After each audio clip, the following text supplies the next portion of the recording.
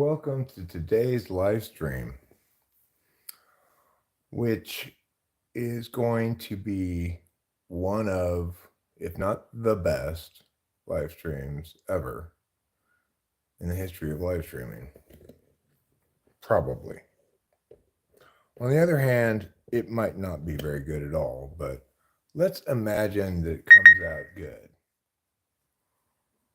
Hello, Mean Bird. For somebody named Mean Bird, you just don't seem that mean to me.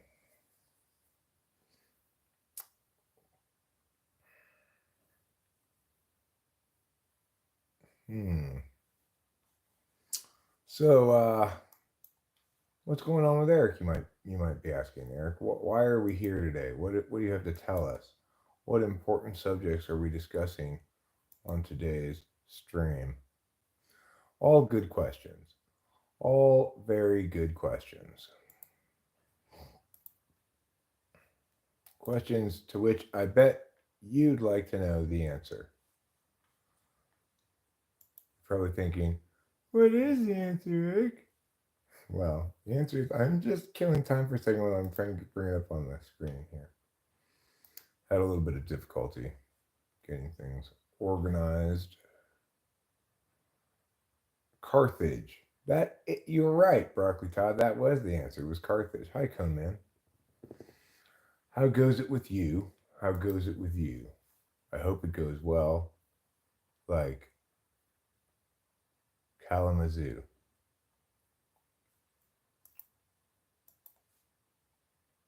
All right, now we're up over here. I can pop out the chat even if I wanted to. And make it like this. And then I could do this like yeah.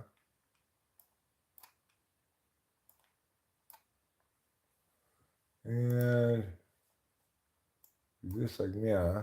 There we go. You're still asking questions. Good. Good. I'm glad you're asking questions. I'm happy to answer any questions you might ask me if I have the answers to the question. I don't know everything about everything, obviously. There are some things you can ask questions about that I'm probably a very bad person to ask questions about too. Like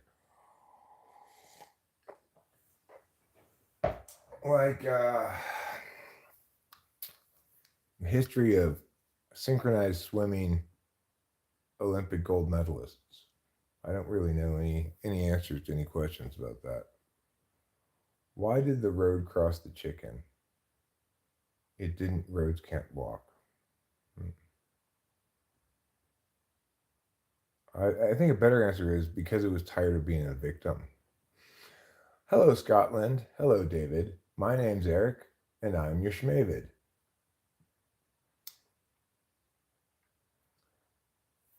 Nostalgia Comedy Collection. That is very nostalgic of you because I've heard that about 100 million times. Thing is, anytime you want to do comedy, you want to do something original, surprising. Without any surprise, there is no comedy.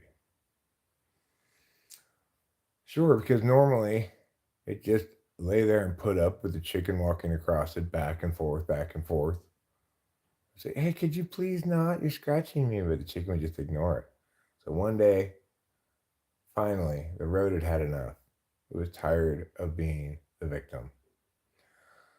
And so it got up and walked all over the chicken, killing the chicken in the process. How could an INFJ get an ESTP girlfriend? Probably pretty straightforward. INFJ is going to be to just naturally hit it off with and get along really well with ESTP. If you're saying you're the INFJ, though, Jeremiah Fix, I would explore the possibility that that's not the case, because I've heard you identify as many different types, and I don't know what you are, but I don't think you should have confidence in any of your conclusions.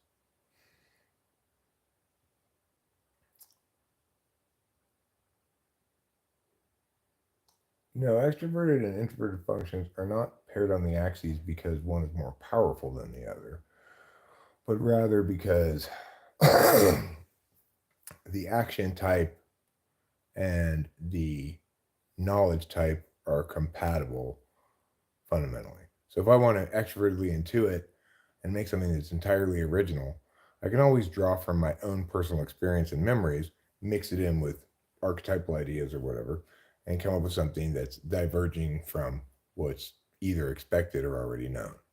So that's why NE and SI go together. NI and SE go together because, um, as I explained yesterday when I was talking with Iago, uh, introverted sensing and extroverted sensing, introverted sensing and introverted intuition, don't mistake them for being about the past and future, respectively. That's not the case. Like, yes, introverted sensing is a learning function and it keeps track of your experience and what you've learned and stuff. But it's also the case that you can intuitively know about something in the past. If it's, say, if you're provided a set of facts about what happened, um, you might know what they mean, even though what happened is in the past. Uh, Also, you can anticipate the future with intuition. For example, you might you might see somebody walking, talking to their friend who's talking to them, and them not noticing that they're going to run into this pole, and you go like, "Oh shit, they're going to run into that pole." That's your intuition telling you the future, right? But here's the thing: the key difference between the two is that introverted intuition is the kind of knowledge you need for making decisions about when to pull the trigger regarding developing moments. So, if you think about our favorite hunter gatherers, or even just a bow hunter in contemporary times, and they're sitting out in the wilderness waiting for the deers to pass by, right? They see the deer coming. They have to know exactly when is the right time to let it go. Is the deer still coming towards them? Maybe wait till it gets closer. Does it look like that's as close as it's going to get? Is it close enough? At what exact moment do you let loose the arrow, right? That's what NI is needed to tell you in order for SE to do the thing. So that's the reason why they're on the axes. You don't need to know about yourself, your physical state of being, ex- consciously, to know about how to take action in the external world. And concurrently, you don't need to know, you don't need to look at the external world to make up shit if you've got plenty of your own experiences to reference and combine.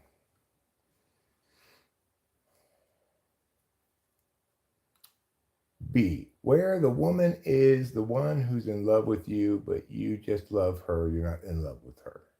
Question of the day: which relationship would you rather be in? A, where you as the man are the one who is in love with her, but she just loves you. She's not in love with you. Where the woman is B, where the woman is the one who's in love with you, but you just love her. I don't want to be in either of those relationships at all. No, NI is not the focus of SE, right? Knowledge and action work together in the way I described. So your introverted intuition will inform you about, whether to commit to this course or not, like this course of action, because it'll know about this is the most relevant thing that I can do, or the thing that's most likely to have the right kind of impact. It'll know, um, you know, when to do it, so you don't shoot the arrow too soon. No, Cone Man, no. So the thing about subjective and objective, which we've talked about before, is that they really only apply to two functions, TI and FI. TI is objective, FI is subjective. When it comes to knowing, though, okay, you can know intuitively about the external world and about the identity of things, including, I guess, yourself, but mostly the identity of things other than yourself. Or you can know about the world from your experience, extrapolating from past experiences into future outcomes, triggering associative triggers, triggering memories, etc. Right?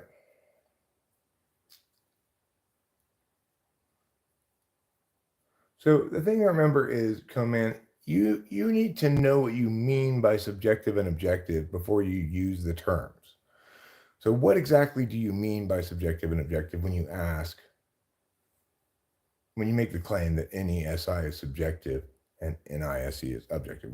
How can I use what you mean by the term? How can I use the term to make a distinction? No, both of those things are cognitive functions, right? So it's like people pay attention either by knowing or by acting. Do you get what the difference is? For example, if I ask you, what year did Columbus sail the open ocean blue? And you'd say 1492. You knew the answer. Knowing is different than action. Now, when you answer out loud and you say 1492, that's a form of action. Okay, that's talking action. Okay, well, what do you mean when you use it, though? Do you mean something specific or not?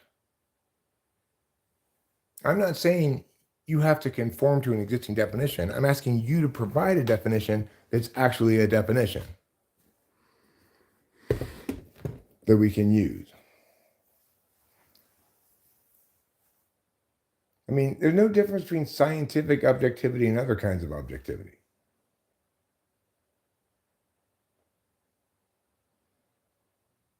No, I'm not in ENTP mode. I'm in correcting wrongness mode, okay? So I don't really want to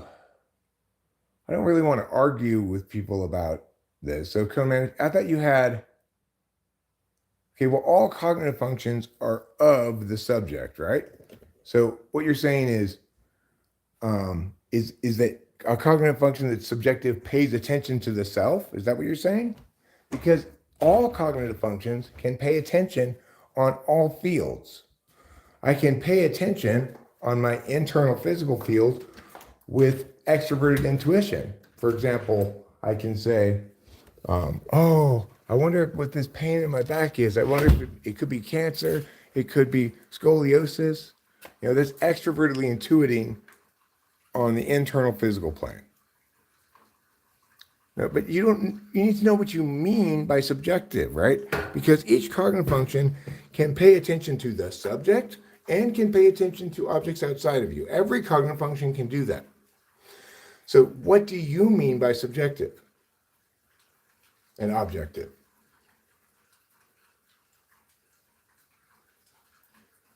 No, it's not. That's not correct either, Winston's mom.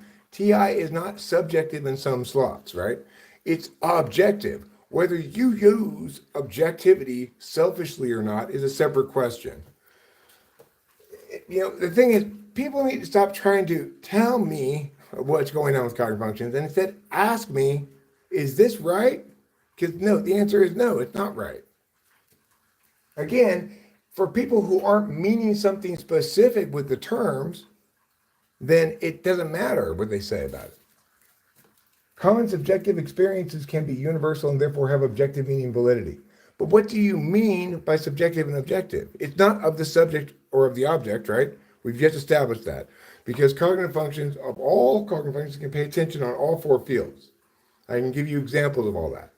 So, if you want to continue on this line of conversation, you need to come up with an actual definition of subjectivity and objectivity that works to make a distinction within cognitive functions, right? If you don't have that definition, then stop thinking you know anything about when you say those words, because it doesn't mean anything then.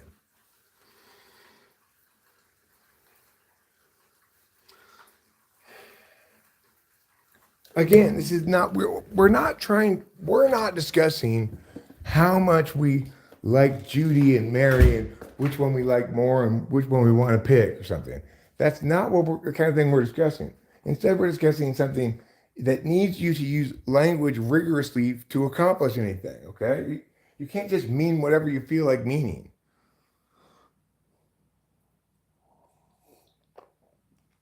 Okay, the thing is, you paying attention to your sadness is using a subjective deliberation function. Okay. So the thing is, what does deliberating with that function do? Well, it lets you determine like when and where your boundaries are crossed, and whether you're being too sensitive or not. You know how much what this is really about. Whether it's really about the thing you appear to be sad about or think you're sad about, or whether it's about something else. All those kind of things are determined by your feelings. Basically, it's a determination of what's most precious to you and least precious to you, and not of any interest to you, right? And that's important to use that kind of subjective deliberation when we are calculating certain kinds of things that are specific to us, that are personal things, you know? No thanks, player. Okay, so subjectivity is in people is using an interested calculus. That is to say, making decisions upon what's important to you and helps you or hurts you. Okay. Objectivity is making a disinterested calculus, using the same standard for multiple people and applying it fairly without considering your own interests. A person can be disinterested because they actually don't have any interest, but the habit of paying attention with the disinterested calculus is TI. The habit of paying attention with an interested calculus is FI. And TI is objective, FI is subjective.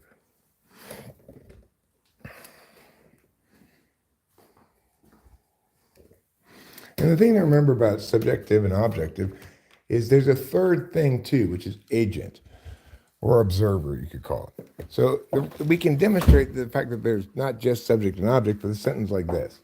I watched the squirrel climb the tree. So really the subject in that sentence is squirrel. It's the one thing climbing the tree.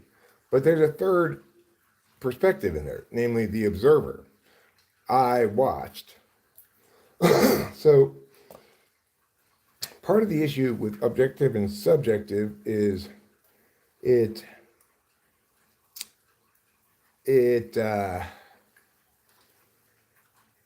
only accounts for 2/3 of the perspectives we can understand things through. Although it is also the case that, it's not necessarily particularly revelatory about, say, a receiving function to say that it's observational. But like that would be correct. So your receiving functions, SI and NI, both, I guess, would be observational rather than deliberative. And accordingly, you have TI is objective, FI is subjective, SI and NI are observational from a subjective perspective, I guess you could say, like from an but really from an experiential perspective or from an intuitive perspective. So you've got your epistemic functions, which are both your deliberation functions and your knowledge functions, comprise those three frames of reference: subject, object, and observation. The other functions, well, your action functions are like agent, right? And I guess really so are your interface functions. They're ways of actively engaging with other people or systems, depending.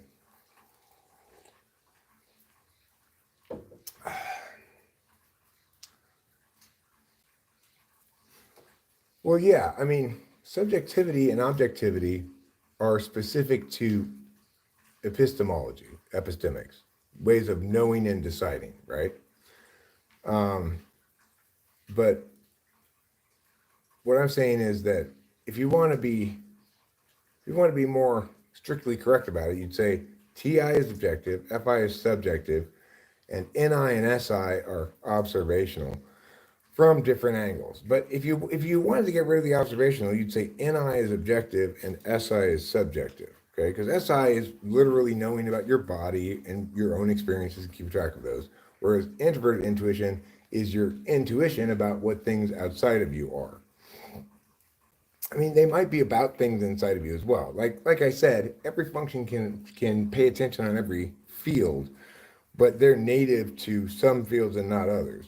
So NI is native to external fields, both metaphysical and physical, whereas SI is native to internal fields, both um, metaphysical and physical, even though they can pay attention on all fields.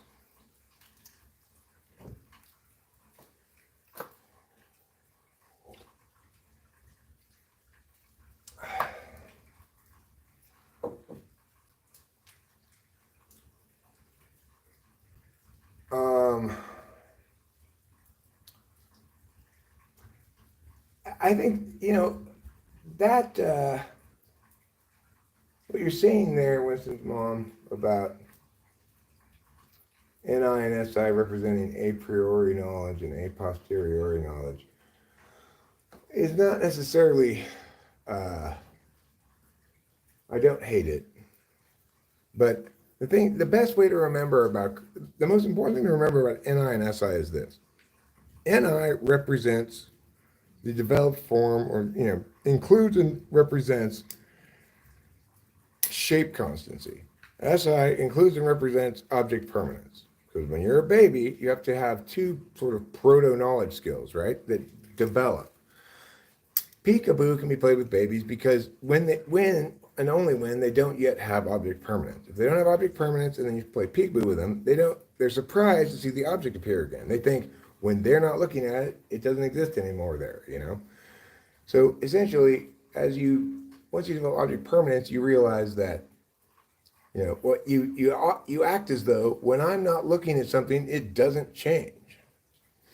Ergo, my thing is where I left it. In reality, somebody might have moved it from that place, right? So SI in that regard is subjective. It assumes that things don't change between when last you did something and when this time you did something. In contrast, NI assumes that things don't change no matter how you're looking at them. So SI, you'd say things don't change because I'm not looking at them. NI is things don't change even though I'm looking at them from different angles, right? And what we want to try to avoid doing is using a bunch of metaphorical language when talking about this. So we want to get rid of the idea that saying things like NI is subjective or objective if we don't mean something specific, okay? The thing is, and what's really important to remember is both NI and SI can be right or wrong. Like, I've intuited the wrong thing plenty of times. I might, you might walk around the corner and see two people apparently getting very angry at each other and wanting to go and intervene. And then as you intervene, somebody says, cut, cut, cut, get out of our shot, because you didn't realize they were acting or something. That would be your intuition leading you astray. Or on a simpler explanation or simpler example, if I'm driving down the street late at night and I see some trash cans off in the distance and I don't see very well what's going on there, I might think I see a group of people huddling over there. But when I get closer, I realize, oh, it's just trash cans. That's another example of your intuition being wrong. So just because something's objective doesn't mean it's correct.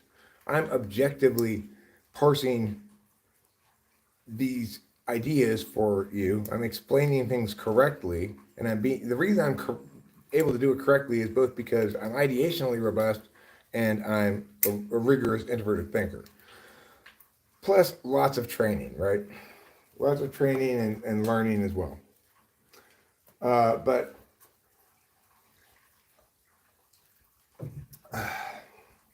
let's say I'm watching a football game, and this happened, I think, during the USC game. Actually, the USC player made the catch. It was called touchdown, but in real time, I was like, I don't think he caught it though. I think he dropped it. He was bobbling it when he went out of bounds, I think. That was my objective analysis of it. In other words, that's what my intuition said was correct. And my TI frame of reference means I prioritize what I actually think is correct over what I'd like to be correct in making the determination about what happened, right?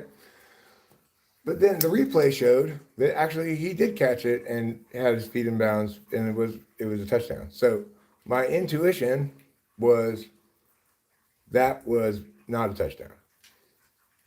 Upon seeing the replay and being able to see it from a different angle, I realized, oh, it was a touchdown, right? Because at that point, my intuition didn't need to do very much work. I could see it in slow motion. I could see it from the other angle, etc. So when you're talking about objectivity and subjectivity, then you might call SI subjective because, after all, it knows the things inside your body that you feel, aches and pains, that you have to go pee, you're tired or whatever. It also knows your own personal memories as opposed to, you might share some of those memories with others. Like, for example, you might know where you were on 9/11 and so might other people, but you probably weren't at the same place. So in that regard,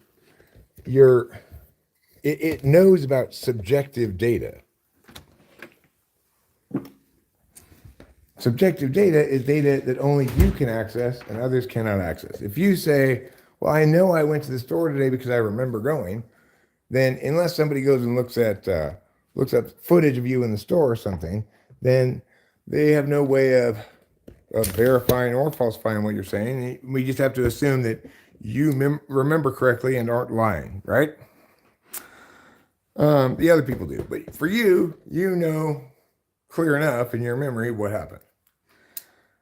In contrast, NI knows about objective data. So, for example, I might say, that song is an excellent song and this song is terrible. That's my intuition knowing what's good and what's not because I've got a refined intuitive grasp of aesthetics, okay? Which is to be expected from an intuition, though. The thing is, while someone's SI doesn't get challenged, even though it is subjectively knowing about your subjective data, that is to say,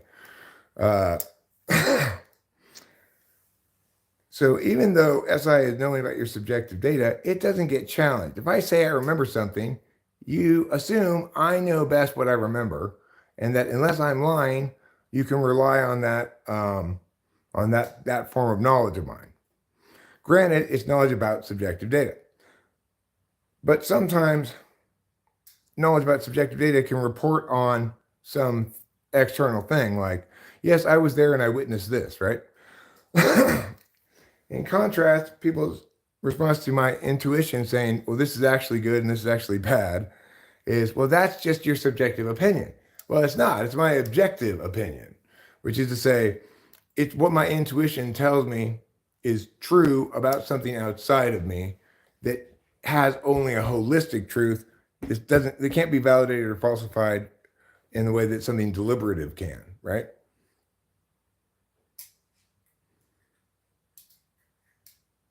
Hi, Predator22. Hi, William. Hi, Jeremiah Fakes. Hi, Goblin. Hi, Winston's mom. Hi, William. Hi, Jeremiah Fakes. Hi, David. Hi, Winston's mom. So that's the thing about those questions, right? Objective and subjective have two specific meanings, and in other contexts don't mean anything really. The two specific meanings, it can either refer to data, which is either data that only you can access is subjective, data that everyone can access is objective, or they can refer to your calculations, like your calculus. Is it disinterested or interested? And that's it. Again, remember, SI is knowing about subjective data. It's not having an interested calculus about anything, though. So you know about subjective data with SI. You know about objective data with NI. But neither of them are calculi, right? You're not using an interested or disinterested calculus in either case because you know it instantaneously. There's no deliberation involved.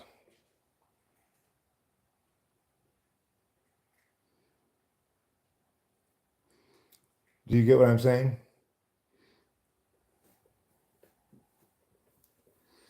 The thing is, Coleman, historically, uh, you've not really wanted to define things, and you think that my defining of things is a problem rather than a necessary but insufficient condition to understanding, which it is, right? It's you're when you think that it's fine to not mean anything specific and that you still mean something, you are wrong.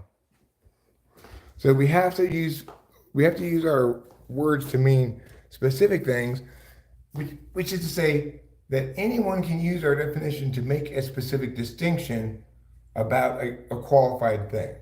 Like let's say I wanted to define cat, uh, and I had a population of just dogs and cats. So I wanted to try to figure out which one is a cat with definition. Then I might say something like, well, that's actually a hard one. Let's say a cat or a fish, okay? Um, I might say my definition of cat is among a population of just cats and fish, if it breathes outside of the water, it's a cat. So now we have operationalized our definition. We can determine whether something's a cat or a fish among a population of cats and fish. We can't determine whether something's a cat or a fish just on a population of anything because we've only set one criterion in this instance, right? But we want our definitions to do that.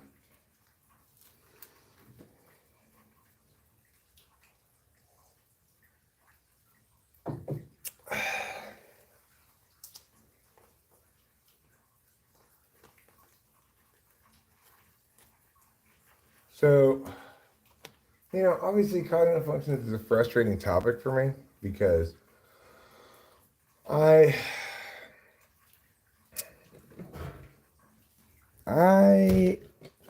think it's an important thing to understand and accordingly important to get right. And I don't feel like I can do either of two things about cognitive functions. Right. Subjective doesn't mean true or false. Subjective means making a disinterested calculus or an interested calculus. So as a referee might make the best effort they can to accurately call the play, but the replay might show they still got it wrong. They were still being objective, but they still got it wrong. Now, on the other hand, a referee might have been bribed ahead of time and purposely call a penalty wrong against a given team, in that case, they were being subjective.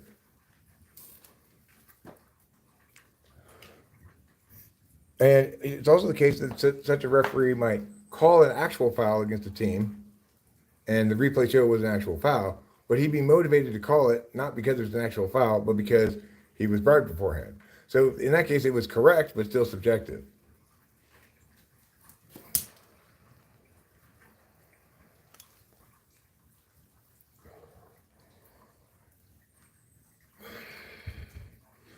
Yeah, I'm not on any mushrooms today.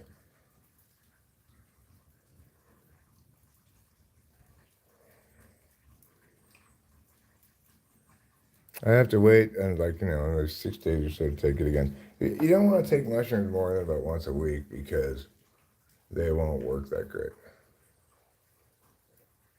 It's been kind of drizzling all day here today.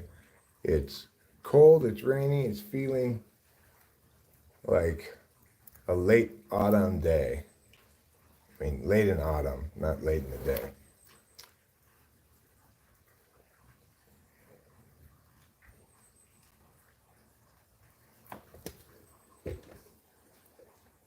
And the great thing about cognitive functions is it does let us successfully account for all attention, provided we remember that any expression of attention is going to be an expression of knowledge, deliberation, action, or interface.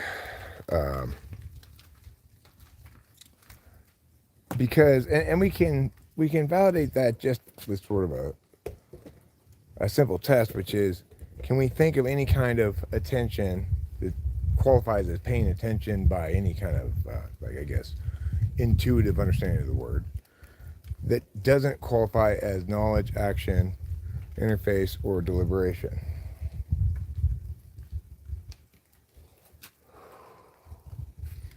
And the answer is not that I can think of. If anybody can think of one, that would be great. But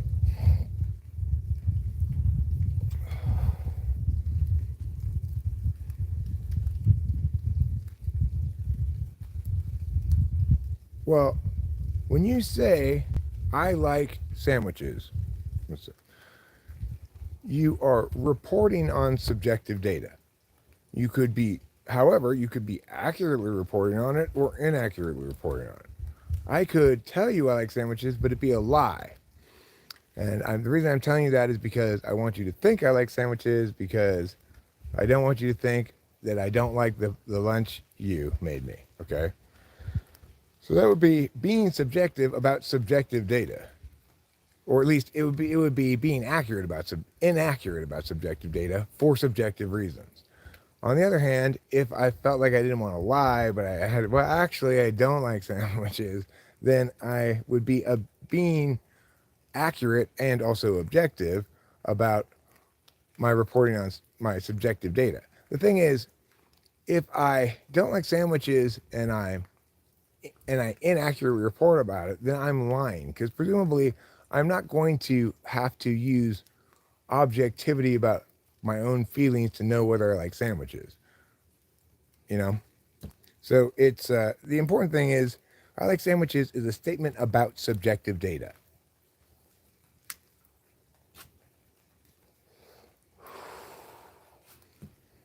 In making the determination of whether you like sandwiches, you may or may not have, you probably didn't use introverted feeling, right? Like, the data you used is probably introverted sensing data. But I guess you could have introverted feeling associated with it, like, for example, this would be kind of like a mix of SI, FI, of like, ever since I ate that sandwich on the battlefield and was sure I was going to die, every time I eat a sandwich, it makes me cry. That would be like involving FI and SI data and reporting about your experience and your emotions. Oh yeah, you played Oregon Trail with my wife? Cool. Did you make it all the way to Oregon in one piece? If I had been leading that expedition, I try to, I'm not going to lie, I kind of try to kill off my passengers. May only the strong survive. So you can see the wetness of rain.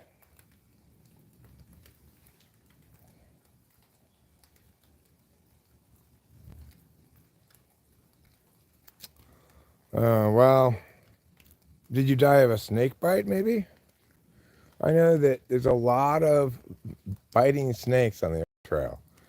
People get bitten by snakes, they break their arms, they get a fever.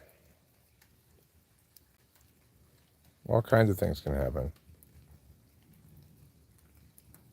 It would be nice if you could, like, get killed by Indians. Like old-fashioned westerns. They're just, the Indians are the bad guys, you know. Grown man, you subject the object by implying what is or isn't necessarily true. What? Okay.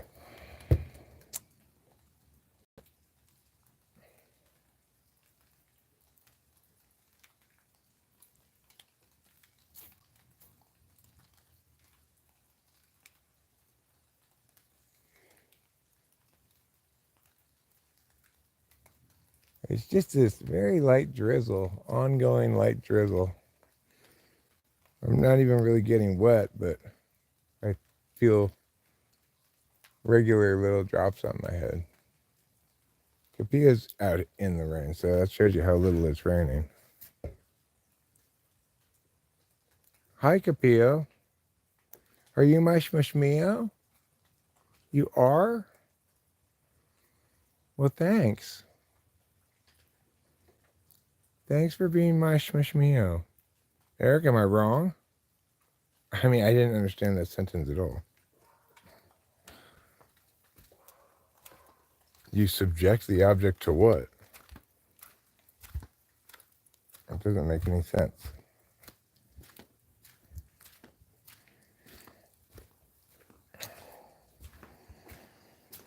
Non-Paul? Non-Paul? If you use subject as a verb, it needs to have a prepositional phrase. You know, subject Bob to extreme temperatures, for example.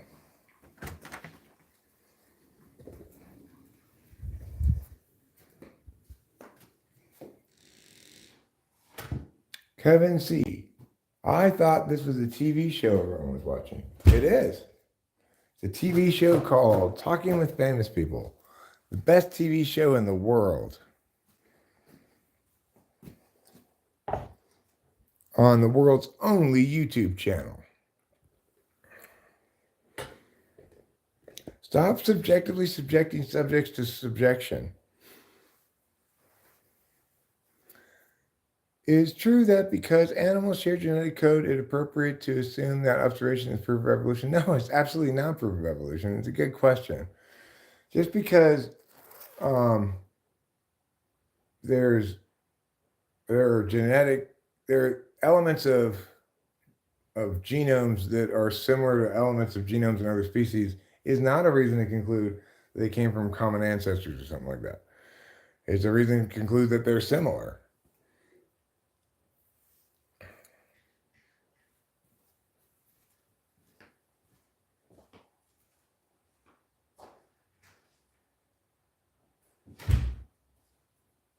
Well, Cone Man, you're right that subject as a verb is an operation you do onto something else, whereas subject is the word subject is actually usually an object, right? Like Joe is the subject of this. Yeah. In that case, it would be a predicate now. But and then subjective is a way of calculating or description of data. So if we keep those in mind. Well, I've said it many times, Gun Man. There are two ways those terms are used. One is to describe data, and one is to describe a calculus. A calculus is either objective if it's disinterested or subjective if it's interested. And data is objective if everyone can reference it, and subjective if only you can reference it. That's what you need to remember about those things. Those are the operationalized definitions of them. Those are definitions that actually mean something.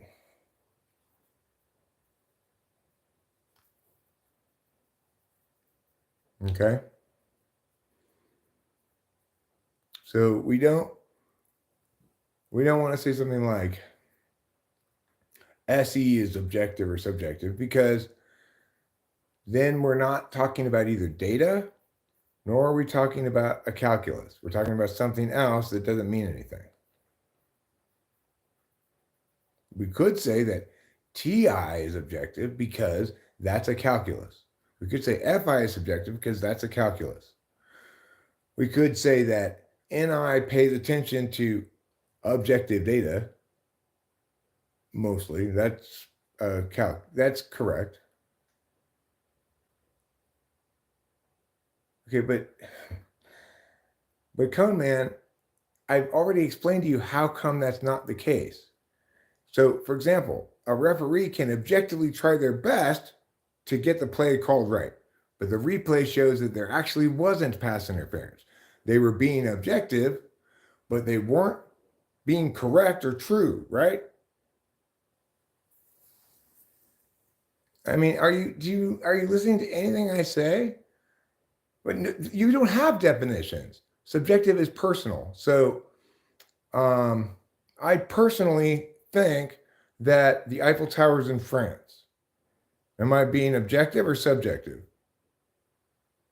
You need your definitions to be able to make distinctions, like I said, right? If your definition doesn't make distinctions, then it's not a real definition. I need to be able to use your definition to find out if something qualifies as objective or subjective.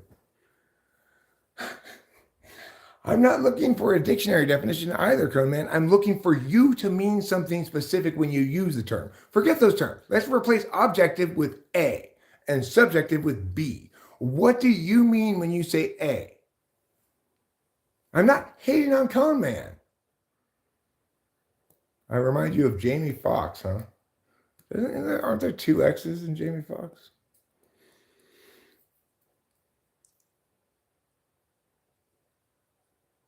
No, obviously I don't support Palestine. I've got my own problems. Palestine can worry about itself. It doesn't matter what definition you're using, right? I'm asking you to mean something specific when you use it, right? So don't tell me like, well, here's the dictionary definition of the word subjective, because you all have already said, this is subjective, subjective is this, objective is this. But I'm asking you, what do you mean? Like, how do you determine whether something's true or real? Because if you're just saying objective is true or real, there's no way for you to determine whether something's objective. For example, you might disagree with me about something, and so now how do we determine if it's true or real? You've already said you don't think that being subjective means you're wrong. Oh, God. Okay, but determining objectivity is, if you're just saying objective is a synonym for true, then it doesn't mean anything.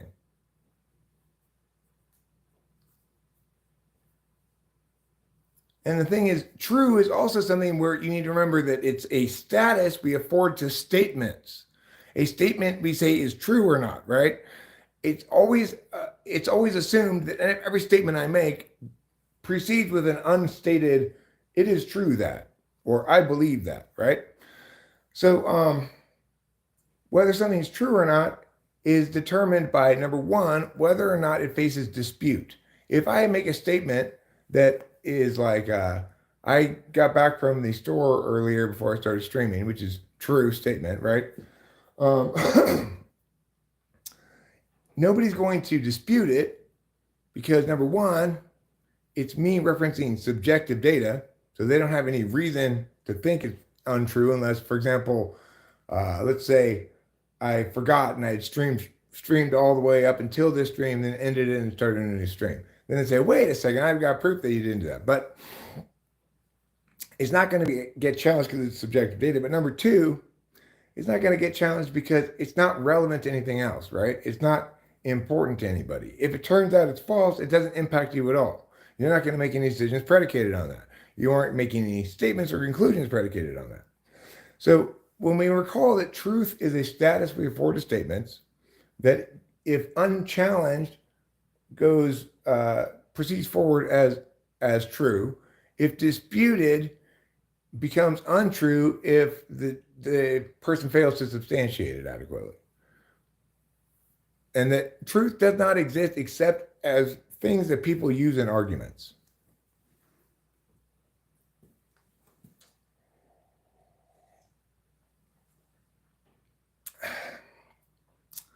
No, truth is a claim that you're making about something, Cone Man.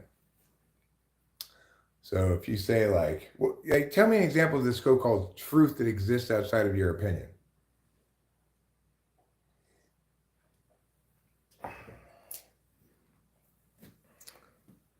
No, it's not. Okay.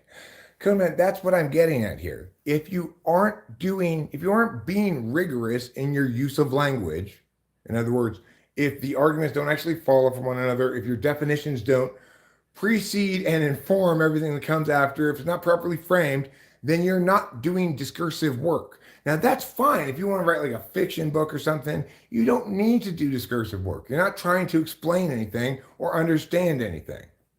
But what you're talking about is discursive, something that does require discursive work to be done rigorously if you want to either understand anything or be able to apply it in any meaningful way or be correct at all. And because it's not like writing fiction, because it's one of those things that is either correct or incorrect.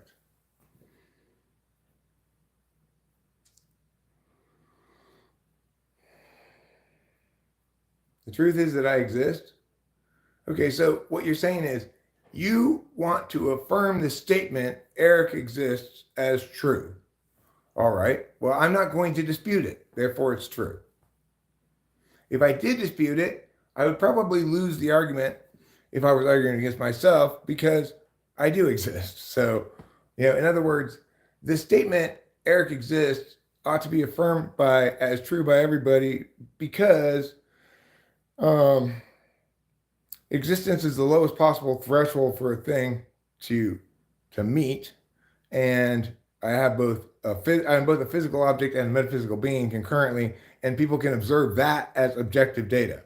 Ergo, definitionally, that which you can observe as objective data exists in at least some sense. Therefore, I exist. Definitionally, right? No, it's not. Okay. It is not the case that if you win a debate, it's truth. It is the case that if you make a claim and it is disputed, but you then substantiate that claim, then it continues on as truth. Until disputed again, okay? If it goes undisputed, then it continues on as truth until disputed. Well, your body does, your corpse does for a while anyway. No, and it's not the case that if the majority agrees that's truth, because in that case, you are linking what is true to what is popular. And that just isn't the case, because truth is one of those things that we have a system by which we can validate it, namely substantiation, dispute, agreement.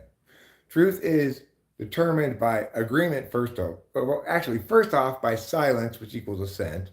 Second, by agreement, if you want more than just silent assent, or third, by the statement withstanding scrutiny in dispute. So those are the three ways we determine if something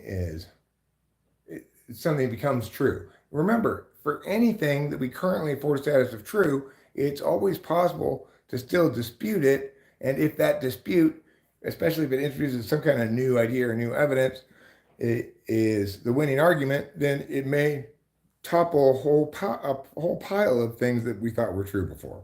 And that has happened plenty of times in history. Do you exist if you're deaf? Nothing, man. That band is feminine. I'm not saying that.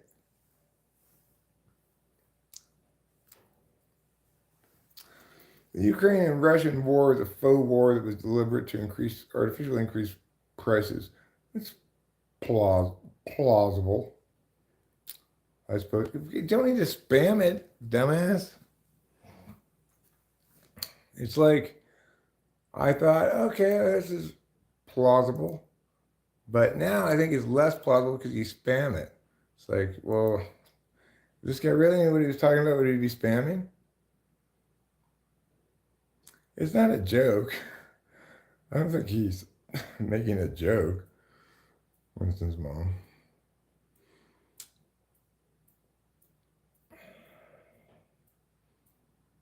Schizo here. Are you talking about me or you, STFU guy? I'm assuming that STFU stands for Sunday to French Uganda. You keep blinking your eyes. Does that make blinking less plausible? I don't think so. I spam because I care. Well, thanks, STFU guy. Disinterested is not objective. Okay. Well, then, you see, the thing is, man, that is a way that people use the term objective. That is actually a way people use it. Like, the reason you're not agreeing that that was a foul is because you're being subjective, which means you're choosing what's best for your team rather than what actually happened, right? You're not being disinterested in calculating what actually happened. So that is a way that people use the word, for sure. And it actually means something specific. Did gravity exist before it was discovered? Well, no. Gravity didn't. People people stood on the earth and didn't float away. The thing is, gravity is an explanation of a phenomenon. Explanations don't exist before they exist. So it's it's not the case that you can say that relativity existed before Einstein explained it, because relativity is an explanation, not a phenomenon.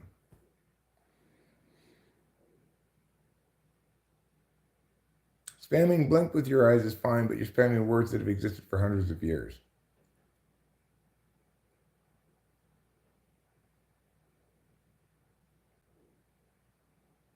I'm not using debate terms. I'm explaining things properly, right? I literally haven't used any debate terms here. It is frustrating, come man. I guess I'm just banging my head against the wall. Why even? I'm rich. I'm the best. I'm the greatest.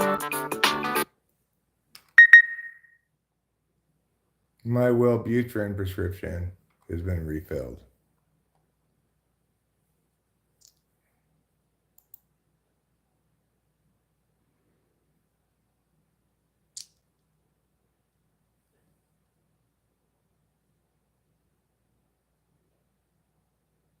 No, Zach, see, because not everybody believed those COVID vaccines were effective.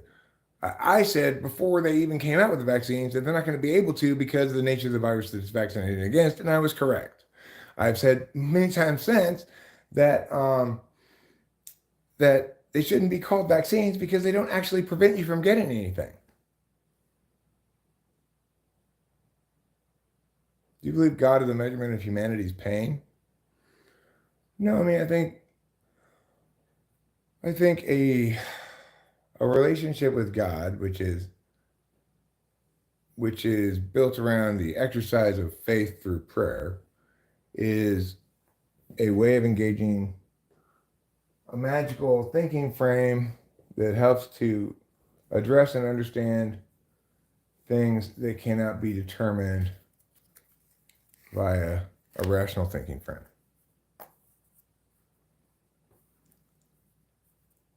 Well, the thing is, it wasn't true if you use the test I said, right? To be true, something must both make the claim, be disputed, and withstand scrutiny. So evolution is not true because it's not withstood scrutiny. I've successfully negated it already.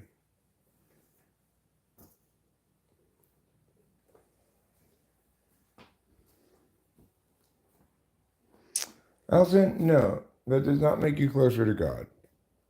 That makes you trying to convert emotional pain into physical pain. But I get that emotional pain sucks ass. I've actually I've been up and down lately in terms of my overall mental well-being, I guess. I started taking this antidepressant Wellbutrin a couple months ago.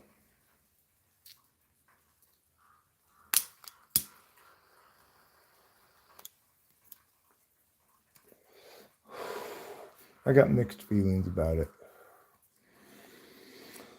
I didn't take one today. I didn't take one yesterday. And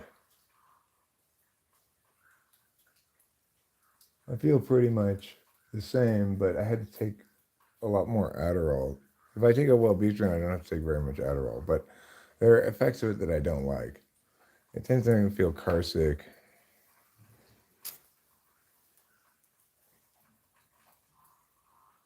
negating evolution is not wild. It's something that this is the benefit of being able to do discourse rigorously, to be able to parse things, to know what something must attain in order to successfully affirm, right, to meet its burden. So, because I approach the question of evolution by keeping in mind the frame, what is evolution trying to do? It's trying to explain something. What is it trying to explain? Then it becomes very easy to note the ways in which it's deficient in making its case. For example, evolutionists at this point don't even want to define species, but if we keep in mind the frame, they're trying to explain species differentiation.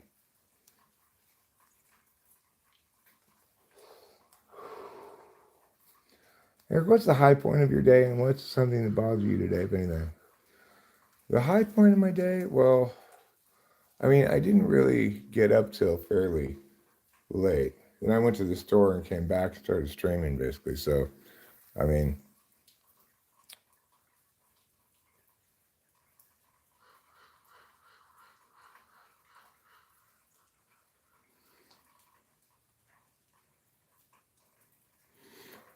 I haven't really had any high points particularly, but it's not been a bad day.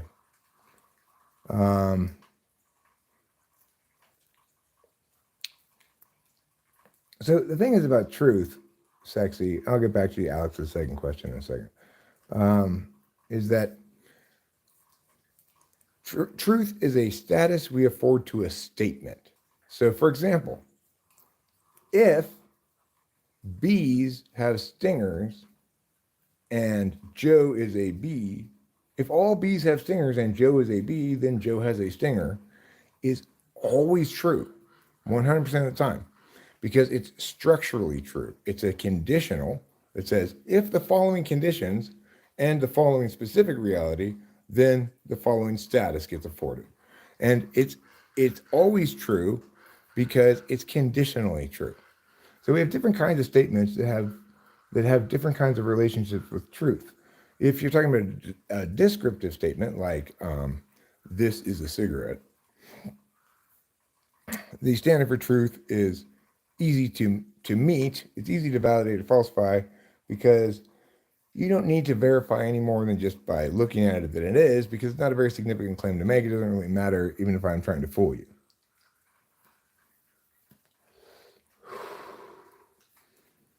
No, that's wrong, Winston's mom. That, what you put there is called affirming the consequent. That's a fallacy.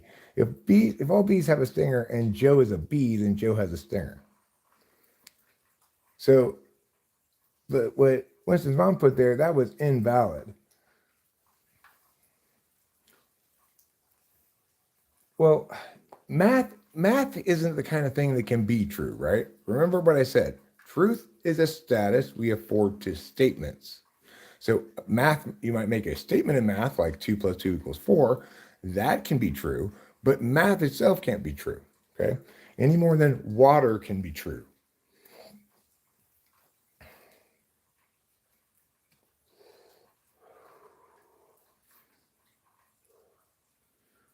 Well, our ways can't be true either. You know, you might be true to yourself, which means that you behave in accordance with your principles. But ways can't be true because ways aren't what? What are the things that can be true? Remember this. The only things that can be true are statements, okay? Statements we can afford a truth value of true, false, or no truth value to them.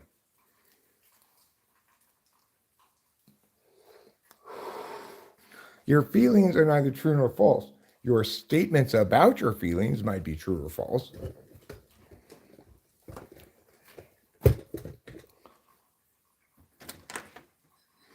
You might authentically feel your feelings, but they're not true or false because they're not statements. We have different words for correctness in other ways. Like you might say water is pure or dirty, but you wouldn't say it's true because truth means something specific again.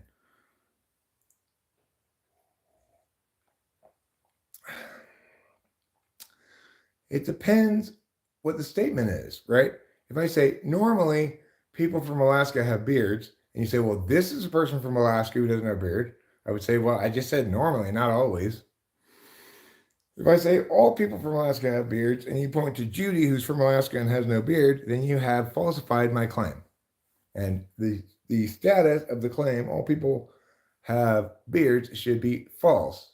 All people from Alaska have beards should be false because you've proven it false with a single counterexample because I said all. Let me see the other part of Alex's thing. No, Cone Man, again, what are the two things that can be objective? Data or people?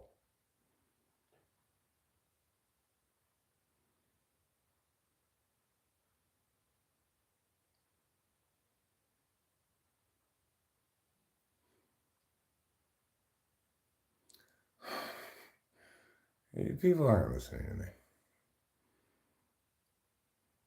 I mean, Cone Man never listens to me, or maybe he listens, but what's something that bothered you today, if anything? Oh, getting old bothers me.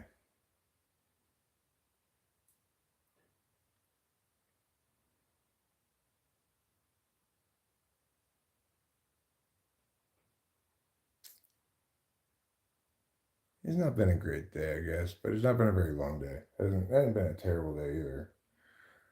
I had a pretty good day yesterday, and I guess it was the night before I took mushrooms. That was great. I enjoyed that a lot, and that actually really kind of gave me a bit of a spiritual hot shower. I felt like I had a lot of insight while I was on mushrooms, and also that I kind of washed away some of my negative thinking habits.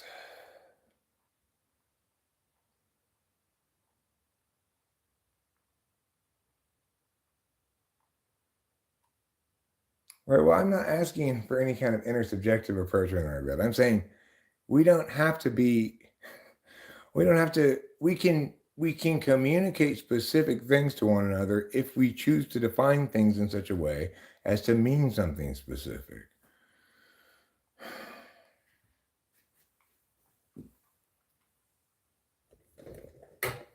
No, I don't talk about truth as only what we think is true. As I said, there are different kinds of statements have different expectations as far as substantiation. If I'm making a descriptive statement about the world, like this mouse is black on top, then you can verify the truth of the statement by simply looking at the thing being talked about, right? Because it's a statement about data that's in the world, objective data. Remember, the two things can be objective: people and data.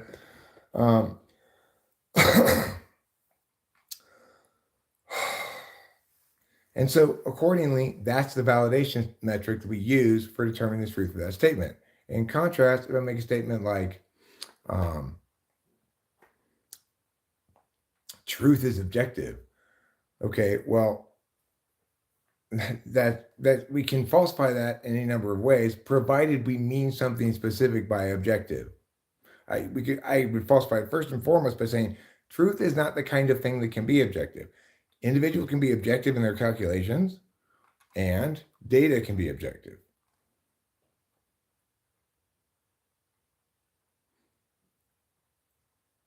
So the thing is, I'm not asking you to have the same definition of objective as me.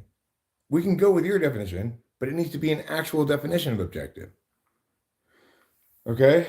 And if you just say it means true, no, I'm saying if a statement is not invalidated, in other words, because nobody disagrees with it or because nobody successfully negates it, then all parties should afford it the status of true until it's negated, provided it undergoes sufficient scrutiny, right? So, like, if I say we should go to McDonald's now because it closes in 45 minutes, then you can either trust that statement that I'm correct about McDonald's closing in 45 minutes, or you can validate it or falsify it by checking on the internet. Let me see. Eric made the claim that McDonald's is open right now for only 45 more minutes, so we should leave now. I look on the internet, and in fact, it's actually open for another hour and 45 minutes. So I have falsified Eric's claim. Prior to any of us checking, I was making the assertion that the claim was true. Maybe the other people were withholding judgment, or maybe they were agreeing, thinking Eric's probably right, or maybe they were thinking Eric's probably wrong. Let's falsify it. Okay, those are the possibilities. Once they falsified it in a way that's a simple enough metric to falsify it, right, that we all agree is the correct metric for falsification and validation, then we should all agree that my previous statement was false. I should jettison that statement and choose a different statement. Oh, my bad. McDonald's is now open for another hour and 45 minutes. So what was the case? Was my statement true in the first place? No, I was asserting that it was true. Was my statement true in the second place? Again, I was asserting that it was true, but in the second instance, there wasn't any disagreement because it had been validated against the metric that we all agreed should be used to validate it.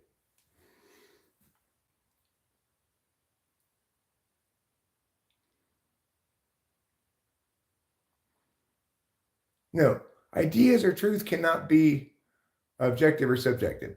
An idea that I express and put out in the world becomes objective data, which means you can reference it and analyze it independently of me. Okay, you don't have to know something inside of me to. You don't have to do an X-ray to figure out to access the data. Okay, but just because something's objective data doesn't mean you're going to be objective about it. So I might make some statements that are correct, but that you disagree with. And you might disagree with them because you're very attached to, let's say, my position is that Joe Smith shouldn't be playing quarterback for the Buffalo Bills because he's doing a terrible job. And you're like, but Joe Smith is my brother, and I think he's great. I think he's the best quarterback in the world. He's the very best, and he should definitely play. And I'm really mad at you for saying that. It would be you dealing subjectively with the external data that I put, the objective data I put out, saying my opinion about this quarterback. Yes, it's my opinion, but the data is objective because there are words outside of me now that you can either read or hear and analyze yourself without having to access any subjective data from me. Well, do you see, Saxy, whether or not you need to go pee as objective data? How about this? Is your level of enthusiasm for taking out the trash objective data? What makes it subjective data is that I can't access it and verify it independently. If you say you have to pee, I could say, okay, we'll prove it by going pee. But even if you couldn't go pee in front of me, you could just say you're pee shy, right? The point is, I can't access the data. I have to assume you're telling the truth about the fact that you have to go pee because I can't feel your bladder feeling and determine whether it's correct or not.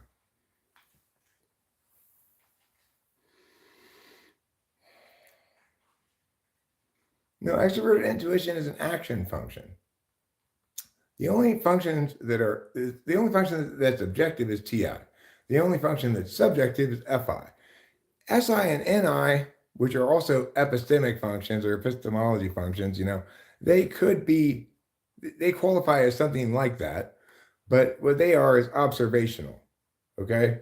Now, action functions are action functions. They're agential, okay, as are interface functions, but they're just agential again with different kinds of systems. SI gives you subjective data about your body, right? But FI is also a subjective way of paying attention. And in fact, you'll feel body things with certain emotions. So if you're getting really upset, your heart will start beating fast, you'll start breathing hard, etc. And if you feel like if you're about to cry, you'll feel a lump in your throat. These are examples of how FI is a physical as well as a metaphysical kind of subjective information. Well, both TE and FE are forms of action, but they're forms of action that are optimized to interfacing systems rather than turn-based systems. So, like, in what we're doing here is turn-based kind of interaction mostly, but there's also some dynamic kind of interface stuff. Like, I'm trying to be likable while also being correct, while also dealing with things that annoy me, right? Um, so in that regard, those considerations are the interface considerations, but the action considerations. I'm reading something that someone says, and then I'm responding in full, and you can't interrupt me because you're not sharing the same audio space. So we get to do turn-based interactions like this. That's what action deliberation is for. That kind of action, whether it's talking or physical action. For example, let's say I plan to plant a plant in the ground tomorrow. So today I need to dig a hole. Well, I'm assuming that after I dig the hole today, that during the night, someone's not going to come and dump a bunch of dirt back in there, or other things that are typical of more dynamic systems, right? I'm assuming that things will remain unchanged until I return to do the next part of the action. So those are the action functions. They do turn-based stuff. The interface functions, they do dynamically responsive or interface stuff. Which fronts do you feel most successful in right now? I mean, I feel very successful in the action deliberation front because I'm correct and everything I'm saying validates in terms of internal consistency. It does the necessary work you need to do to be correct, which is it defines things properly, it frames things properly, etc. So I'm very comfortable and confident with that because not only am I excellent at that kind of thing, but I've done it with this particular topic many, many, many times before, right? So, on the other hand, as far as being likable and stuff, I guess I feel more like I'm failing on FI grounds in some way because I wasn't really looking for an argumentative stream here today. But, there's certain kinds of wrongnesses when thrown in front of me. I either feel responsible to address them or I find it difficult to not address them, like not difficult not to take the bait maybe, and or that sometimes that actually open up an interesting topic that I haven't talked about much or maybe at all or something like that. But in this case, yeah, I believe it is unintentional, come here. It's because you and I have different ways of approaching the issue of cognitive functions. You want to approach it with NI as a knowledge function, but not with really any TI. And I think it ought to be first and foremost TI sound, and that's the only way we're ever going to attain the NI correctness. And I'd point out what Einstein said, that even though there's no particular reason why a single explanation for a given thing should be exclusively correct and all other explanations wrong, but it always seems to turn out that way. And that's what we have here, is there is a single explanation that's correct, and it's the explanation I'm providing. The thing is, I don't know what your relationship with what I'm saying is. I would suspect that you have a lot of difficulty like really internalizing what I'm saying, because what I'm saying essentially is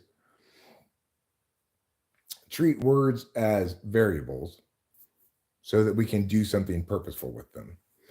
And of course, if you are TI polar, then you're going to have that. That's definitely like, I'm just hitting you in your place of least resistance over and over again. You are unable to consciously attend adequately in that way to actually treat words like that. And in fact, you think it's fundamentally wrong to do so because it invalidates the unique subjectivities of every person, The thing is, What's really unfortunate is, forgetting about cognitive functions even for a second, what's very unfortunate is that people think this issue of what is truth, objectivity, and stuff, that it's an open question that's open for debate. I have answered these questions many, many times, and the answer is the correct answer. It's never been successfully disputed by anybody. Nobody's ever rebutted anything I've said, and it's absolutely correct. It's comprehensive and it articulates the actual explanation of things.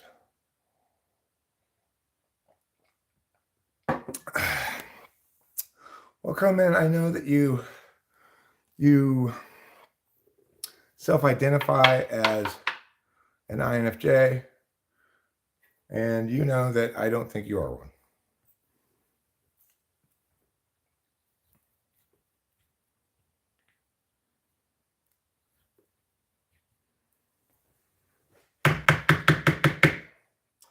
And that's fine. We don't have to agree about that. And even though I'm making the claim that you're not an INFJ, I do not want to substantiate it should you dispute it. So I just have to concede your point for your purposes, you know? I'm not going to behave accordingly, but I'll have to concede that for your own purposes, since I don't want to prove to you you're not an INFJ, because it's just way too much. It's a tough burden to meet when it almost is functionally impossible, but other people don't mean the same thing as you when you're using terms and or don't mean anything in particular.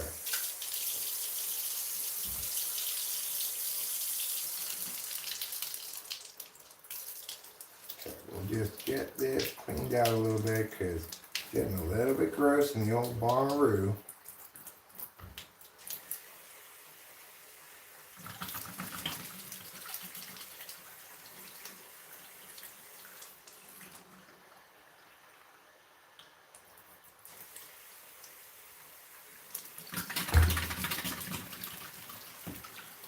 Leo, I don't want you up here.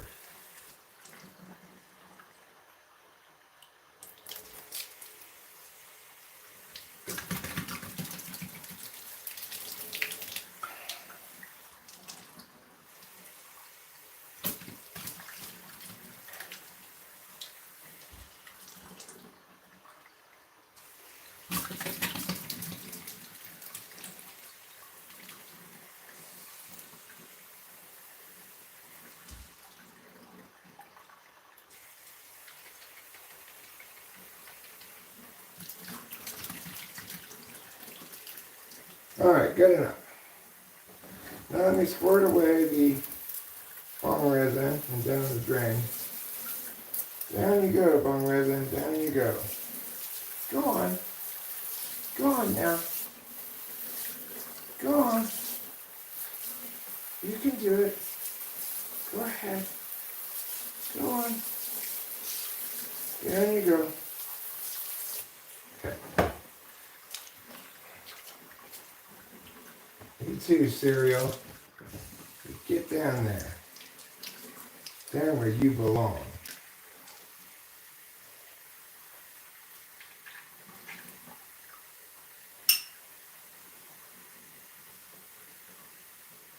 Let's see.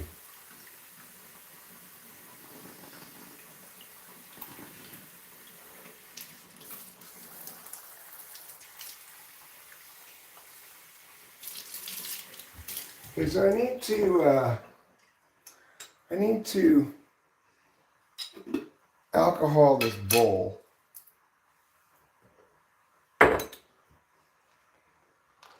No, Capio, get down. Will you just stop, please? No.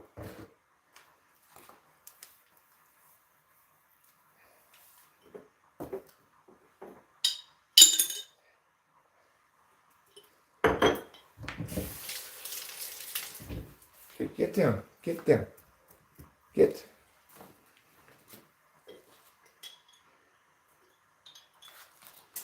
All right, let's get this stick. And hopefully this stick will help me get out all of the resin from in there.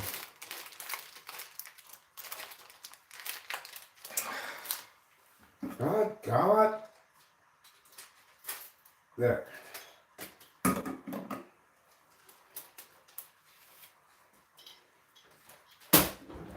Okay. Now,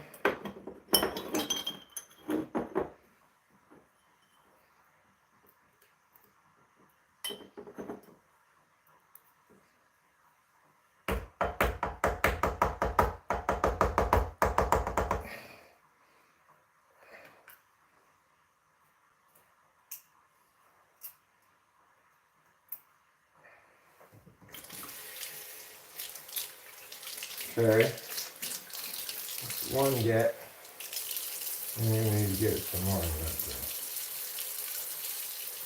So get that stuff off. There we go. Good. Alright, let's put this back in here. Let's wash out this resin.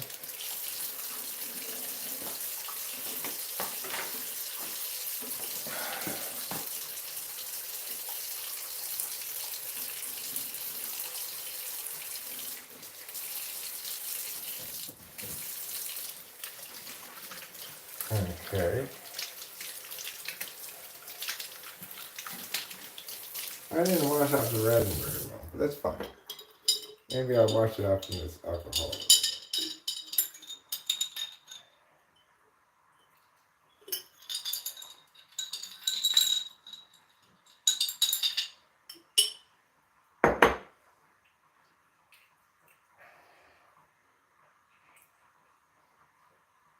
Okay. Want another stick, maybe? Maybe I do.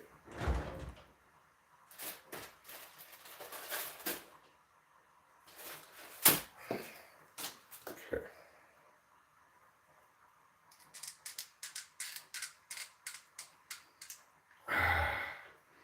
The bowl is kind of frustrating because the hole is just a little bit small. I wonder if I could drill it open a little bit more or something.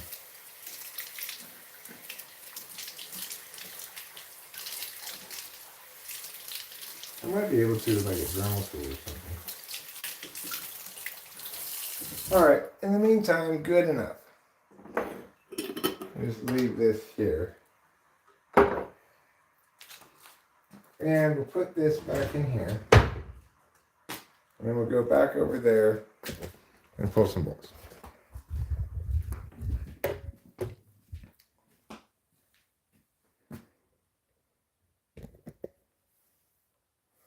Yeah, I mean, typing is a bit of an art, but we're not talking about typing. We're talking about explaining cognitive functions. That's a different thing. And explaining cognitive functions is a science. You know, explaining in general is a science. It's a science that requires rigorous intellectual habits and a careful use of language.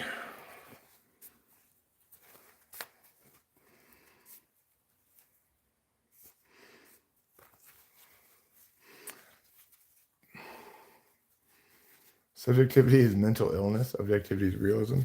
So when you get a stomach ache, is that mental illness?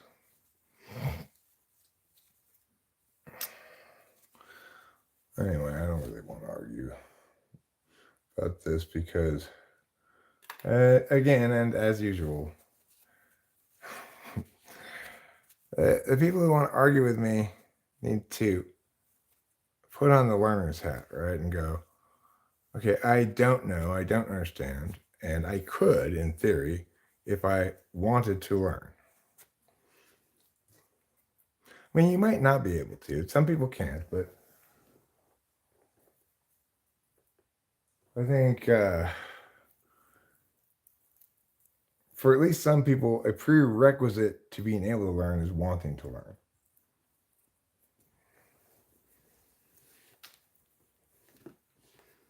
Like you seem to express your thoughts without having to censor your ideas or things you have dealt with. Maybe you disagree. Now I'm curious if you have thoughts on how it is you set up life.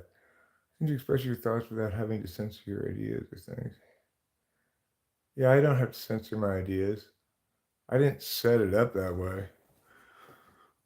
just how things turned up, because I mean, the thing is, my places of least resistance are my subjective epistemics, SI, FI, um,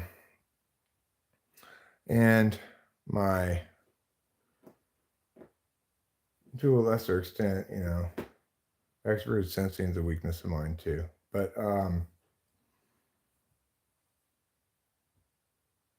But accordingly, I can't be very devious. It just doesn't work for me, and I, I don't feel like I've dealt with something until I've talked about it online. Really,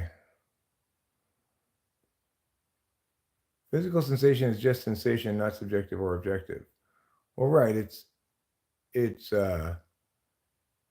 you're not being subjective or objective about it, but it is subjective data.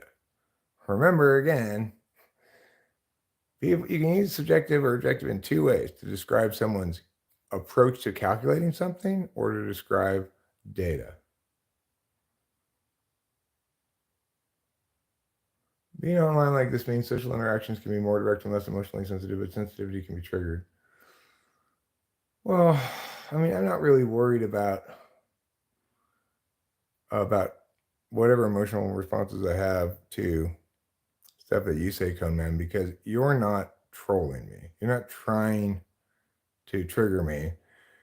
You and I are just talking past each other. But more correctly, you're not able to see that there are two lanes here. You're driving in the middle of the highway, whereas you need to stay over in that lane if you're going to talk like this, and this lane if you're going to talk like this.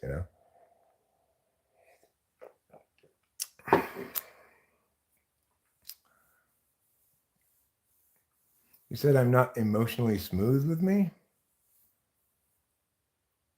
I mean, I may have said such a thing, but I wouldn't keep track of that kind of statement because it doesn't matter, because it's just a statement about whether or not your FE is consistent with INFJ or something. Oh yeah, well you do lack FE. I mean, it's not the. I'm not even saying you lack FE. What I'm saying is yours is not the FE of an INFJ.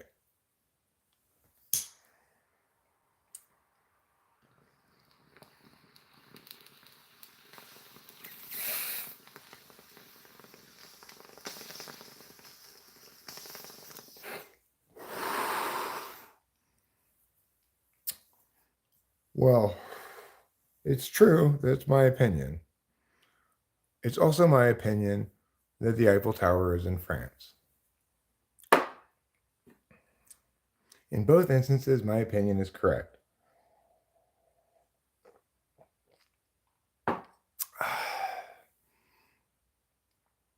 That's true. I don't find you abrasive. I find you not a receiving type. You're much more interested in putting information than you're here to establish what you think and believe and stuff, not to receive information. But you don't act like a receiving type. Receiving type would be looking to, or at least an INFJ would be looking to understand.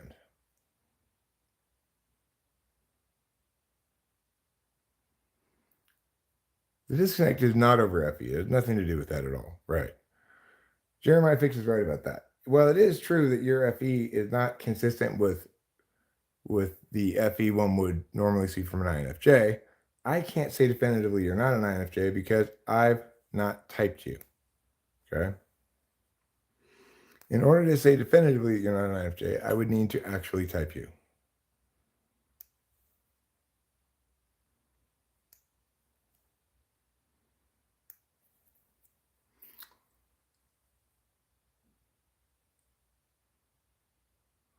Okay, well, you're not hearing any information, huh? I think you're just rejecting the information you hear. I've already explained that objective and subjective mean these specific things can be used in two ways, and you say, no, I mean this when I mean it. and then but you don't even mean anything when you mean that other thing. So it's I mean I don't. Thing is, we can't communicate with each other if you won't mean something specific that such that I can use the word the same as you're using it to accomplish something specific discursively. The thing is, you may know now what I mean about subjective and objective, but you still don't know what you mean. Because while you could eventually understand, come man, I offered before. Remember, you didn't show up.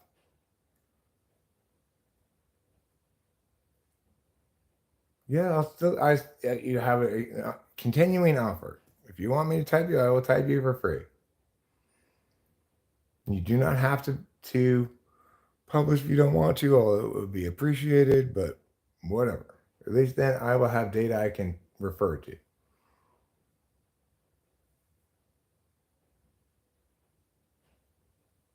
Okay. Well, I mean, I didn't. I mean, the thing is, Conan, you and I really didn't interact between when you said, "Yeah, let's do it," and you didn't show up. There was no interactions between the two of us in that period of time. So I don't know how I could have annoyed you during that period of time.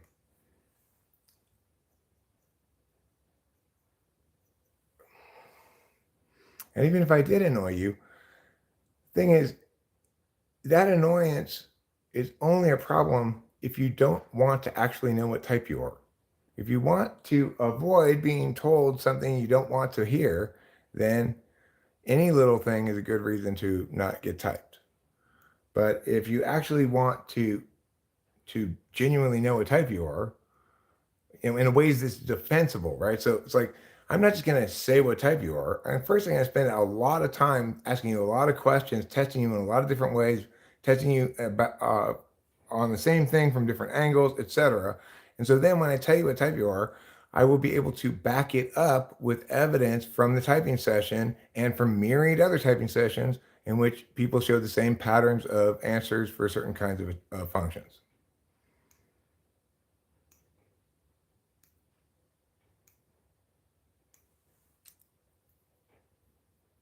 Okay, well, do you want me to type you or not? If you want me to type you, tell me a day or time. I'll put it on the calendar, and hope you show up this time.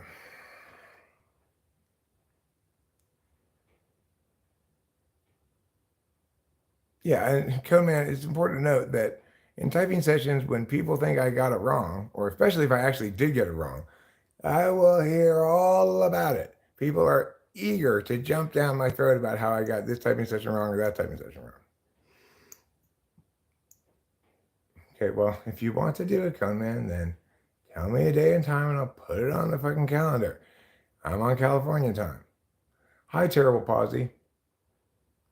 Hi. In this instance, I'm getting a little frustrated with Conan, but I'm not too frustrated. I'm just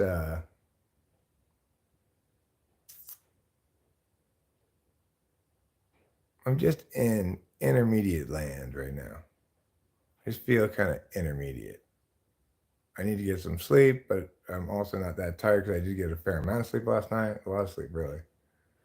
No, I would be surprised, and I'd be actually quite happy if in fact you turned out to be an INFJ. I'd be like thrilled because then I wouldn't have to argue with you about it anymore.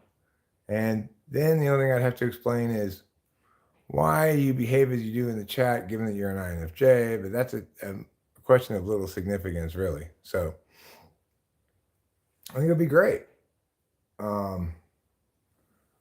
I would feel encouraged to redouble my efforts to explain things to you because I think INFJs generally are well equipped to understand what I'm saying.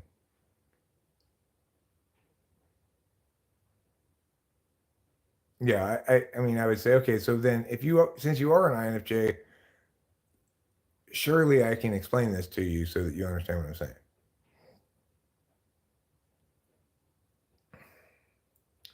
Well, that's the great thing about being typecode, man, is no matter what your experience of my question is in any given instance, it's informative to me. Whether you find it easy to answer, difficult to answer, whether you answer it correctly, incorrectly, if it's that kind of question, whether you give a lot of detail or not very much detail, whether you are concise in what's significant, or whether you include insignificant stuff at the expense of.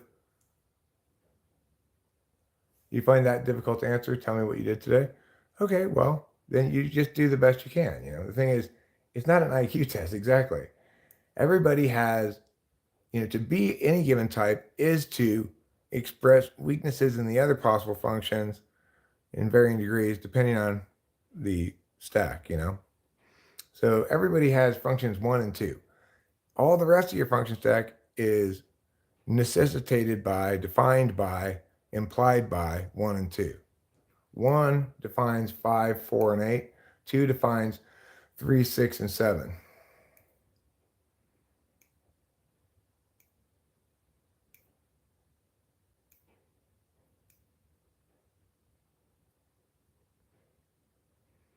What did I do last Monday?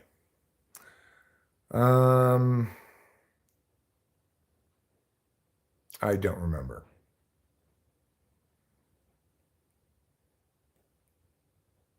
I know I ran the third trash can up to the street when I heard the trash truck, because I'd only taken 2 trash cans up because I wanted to fill up the third one before I took it up, and then I forgot about it. And so I ran up and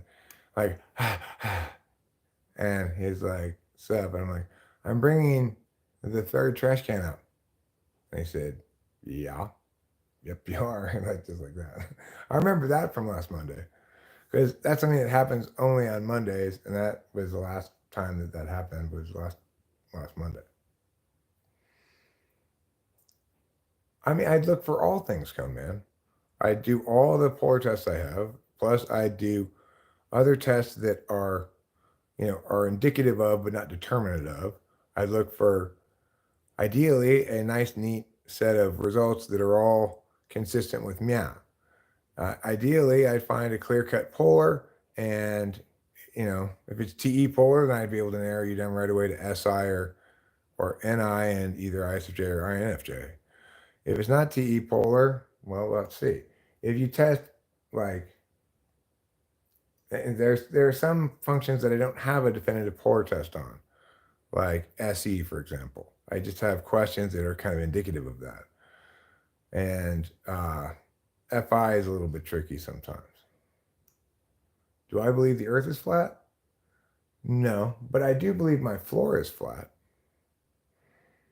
Because before they built the house, they made the ground very flat.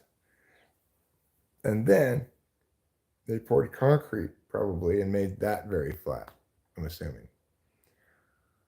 Well, man, the thing is, I have my opinions right now that are necessarily somewhat speculative because I have not typed you. Do I think you're a feeler? Yeah, I do believe you are, but I don't know. And the thing is that whatever I think now will not influence what I type you as at all. I've had plenty of instances before where I ended up typing somebody from the chat eventually and had been wildly wrong about them once I actually typed them. I was like, oh, Jesus. And I've said before, I cannot type people from the chat. Experience has proven this to me. So it wouldn't surprise me that much if I was completely wrong about what your type is. Now, it would surprise me if I was completely wrong after typing you. I'd at least have things narrowed down.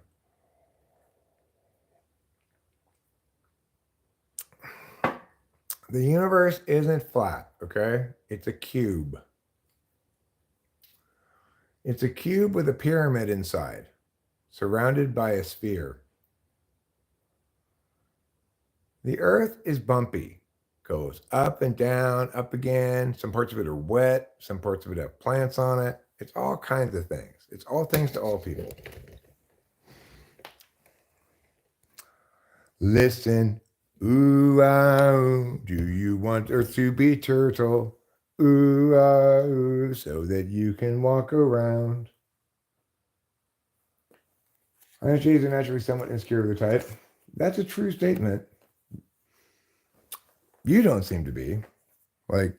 You don't seem to be open to the possibility that it's wrong. That's what insecure about their type means.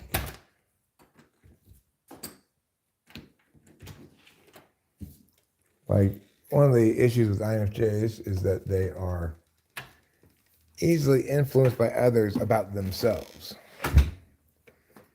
So Rachel will read something on Personality Cafe that says, Rachel, Eric's wife, is an ESFJ. And she'll go, do you think it's possible I'm an ESFJ? That's what it means to be insecure about your type, right? You're not insecure about your type. You are, or maybe you are insecure about your type. But what I mean by that is you're defensive of it, not inadequately confident about it.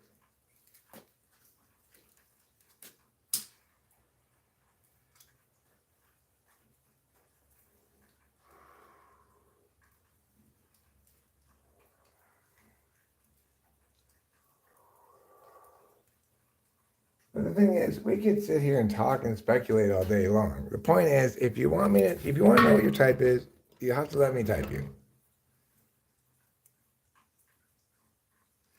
Right, but what you think is correct about INFJ generally is not correct about INFJ. I don't know where you get this information from, but it's just mostly you make a lot of statements about INFJs that are not correct at all. They resonate with you. They're descriptions of yourself, but they're not descriptions of INFJs.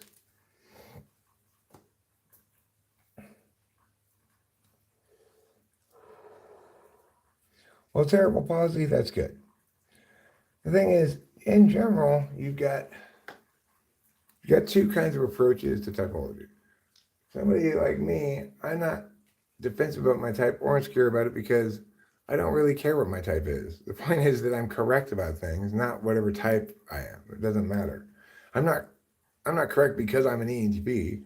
It is true that I'm an ENTP, but if you tell me I'm not, I'll say, okay, well, how's that relevant to me being correct about this other thing that we're talking about here? I never use the claim I'm an ENTP to justify anything. So obviously, I don't care what type you think I am because that's not what you're wrong about. That's not what you're wrong about that I'm correcting you about.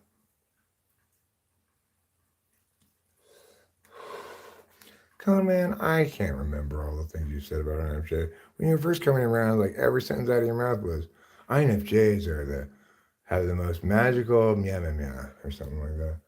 So there were plenty of those things that I corrected. All of those things were wrong. Every statement you've made that I've corrected has been wrong. I don't correct you if you're not wrong.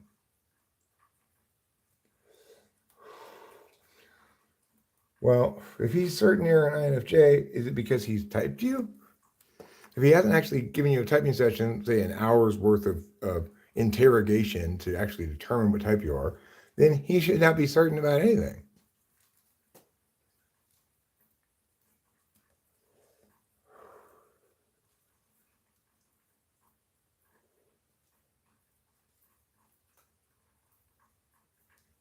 And cerebral palsy makes a good observation here. If I misunderstood what an ENTP was when typing myself, then I'd be fundamentally wrong about other types too. That's true. So in other words, when I say I'm an ENTP, I mean something very specific. And like, let's say you had, instead of 16 types, you had 16 animals, right? Yeah, let's just talk about four of them to start with.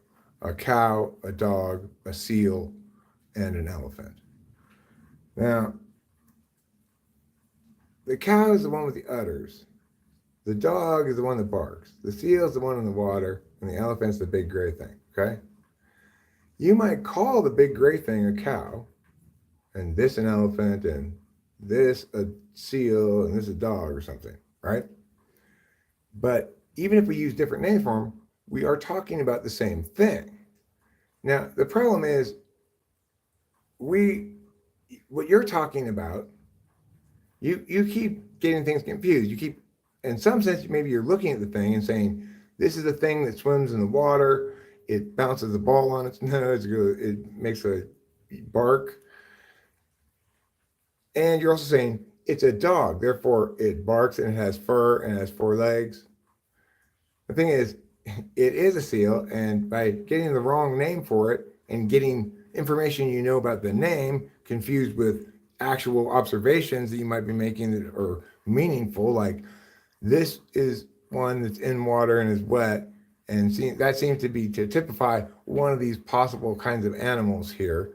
Those observations are worth noting, but if you don't have the names right, then the set of words you have about that creature are going to be all wrong.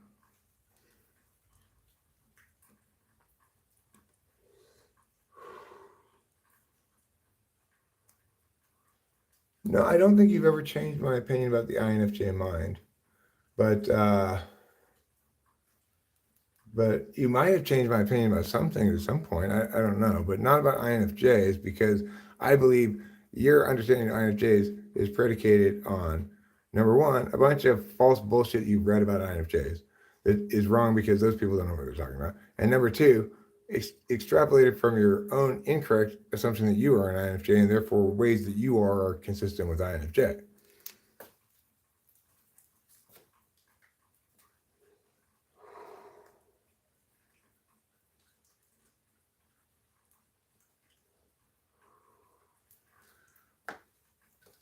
I mean, if you're reading stuff that says like INFJs are smart and insightful, okay, well, you should not read anything like that, because those are not meaningful descriptions of INFJ.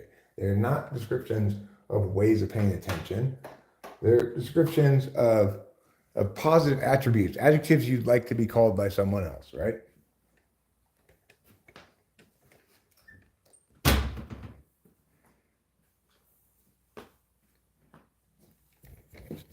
What's an INFJ? An INFJ is a person whose dominant nature is to know intuitively, which is to say to receive information and know about it, and whose secondary way of paying attention is to interface socially. In other words, to be very socially graceful, make sure you're not the target of ire, and that people like you, so that you can utilize human resources in your life to accomplish things. That's an INFJ.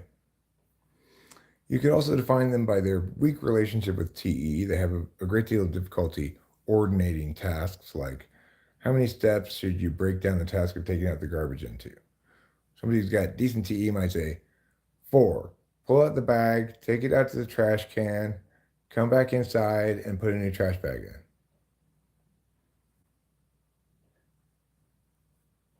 Oh, we wouldn't argue during a typing session at all, man. I'd just be asking you questions. I don't know if you've seen my typing sessions before, but I'm not there to argue with people. I'm there to figure out what type they are, you know?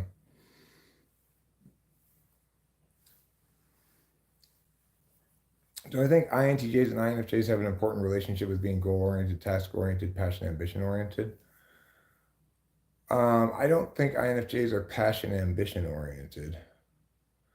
I think INFJs are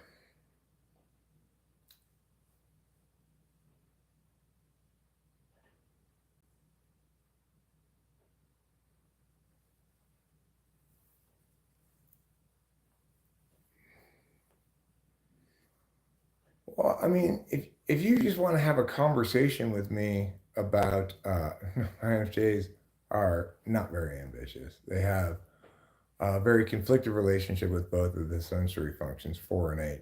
You might call it your insecurity functions, and also your weaker, or the functions that you're going to be flummoxed when a circumstance requires that kind of attention. So that's the S's. Ambition tends to link with SE and TE, you know? It doesn't really pop up in intuition DOMs.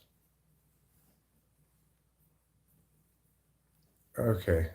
Well, I mean, every INFJ's life experience is different. Some INFJs are enabled and empowered to achieve great things because the right people recognize their genius in the right areas. Like, LCD Sound System, James Murphy, that he's an INFJ almost for sure. And he's obviously been empowered by a very loyal audience, bit of a cult following. He can sell out shows whenever he wants, etc. And accordingly, he's been able to make music at the pace that's appropriate. When he's inspired, he makes a new album, but there might be years between albums and stuff, right? That's very much an example of an INFJ who's empowered by others. Take in contrast my friend Corey, who is in an abusive marriage and has been consistently disempowered by his family situation for decades now, and he never really was able to make anything of himself as an artist, even though he's quite the genius.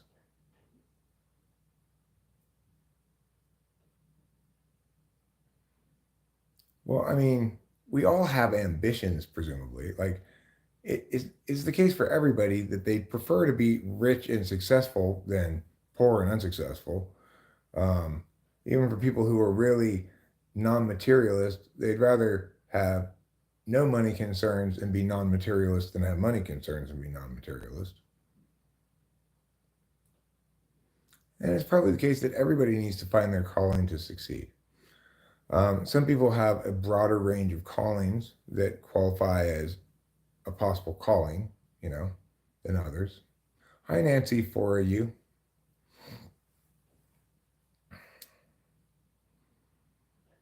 How's it going? I hope you're doing well.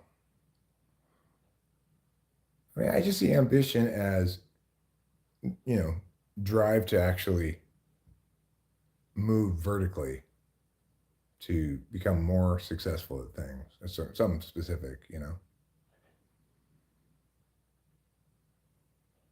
Well, I'm just defining ambition in the most basic way. I'm just saying a drive to improve things, accomplish things, you know, become more successful. That drive is is weak in INFJs. INFJs are likely to do what like Johnny did, who's another artist who I think is an INFJ. He actually got signed to Interscope, I think. He put out this genius album, Never Fair, Always True, and then he was under pressure from the label, I think, to do more stuff, and so he didn't like that pressure. He's like and he severed his ties with the label, and that was it. You know, now he's back to being an independent artist because he just couldn't handle the pressure. That's much more consistent with INFJ.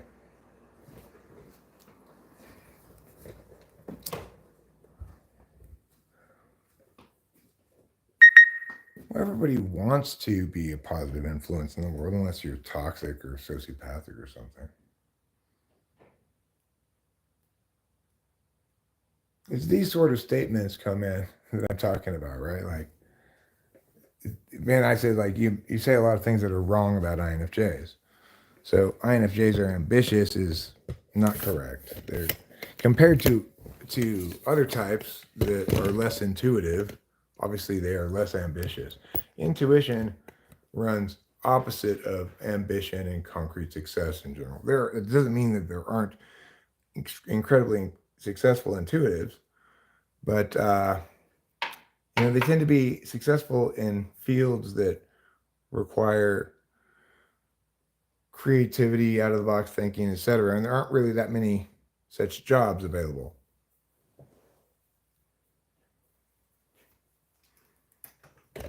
It's not, come man, actually.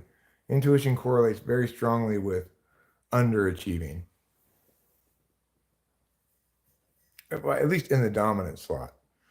NI or NE. INTJs may be relatively high achieving because their NI is colored by the fact that the rest of their functions are experiential, right? TE especially second, FI third. It allows them to know what they want, how to get it, and their NI tends to be framed towards that kind of thing, right? So with their weaker SE is compensated for by TE and FI. But INFJs, ENTPs, especially INTPs, INFPs, have a lot of trouble exercising any kind of ambition. INFJs are a little bit more ambitious than the NTPs or the INFP. ENFP probably also have trouble being ambitious.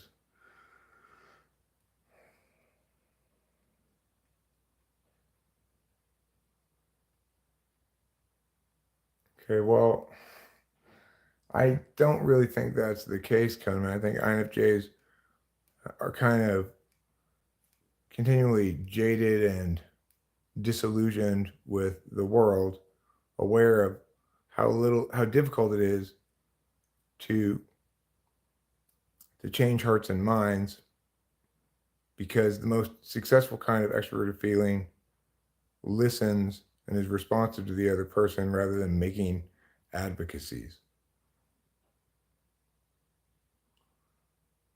Okay, well, I mean, the world opposes everyone, Cone Man, in some sense. The inertia is those at rest remain at rest, those who are stuck in a bad situation financially, it's hard to get out of it, etc. Okay, thank you, architect. Thank you. I appreciate your scolding me.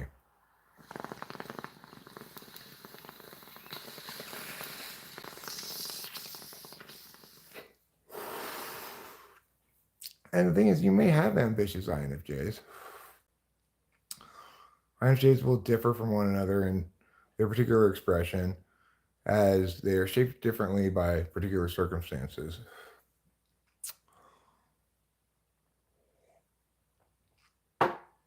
It's not the case that all INFJs are meant to change the world.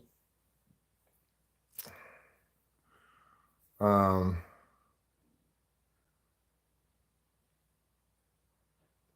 what they mostly are is well liked and very good with abstract concepts. So you won't hear Rachel explain a lot of stuff, but the way I know that she's super good with abstract concepts is even if I'm explaining something very complicated, if some part of it doesn't actually make sense or isn't explained well, she'll ask a question about just that part. And it's pretty impressive. Of course, she's not trying to make statements a lot of times about cognitive functions and typology because she doesn't want to be pressed to defend it. That's one of those things where you put yourself in an FE disadvantage, because now all of a sudden you're in dispute with somebody and you have to defend something that you understand holistically but may not be able to articulate a defensible position about. So INFJ is going to avoid making those kind of statements.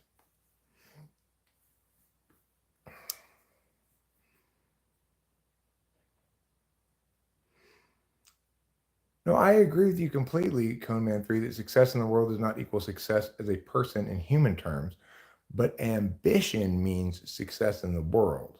That's what's different than personal growth, for example.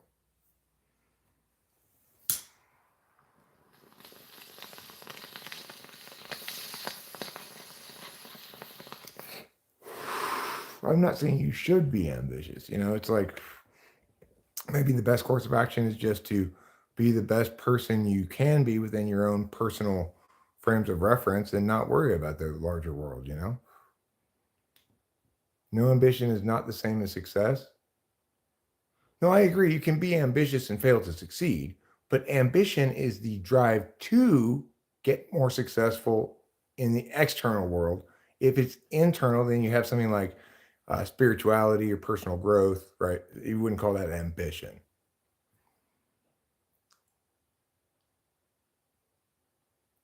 So what you said there, like success in the world does not equal success as a person in human terms. I agree completely. And I'm not saying that you should be ambitious instead of prioritizing spiritual or personal growth. I'm not saying it either way, right?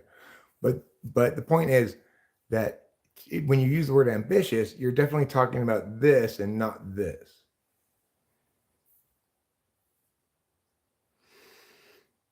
Okay, so it may be the case that you want to do both. You might want to be ambitious in the world and you might want to also have personal growth. Maybe the personal growth will help your ambition even. But that doesn't change the fact that when we talk about somebody being ambitious, we're not talking about personal growth or spiritual growth. We're talking about success in the world. They may not succeed, but they're trying to. Yeah, you can type me anytime. Anyone can type me.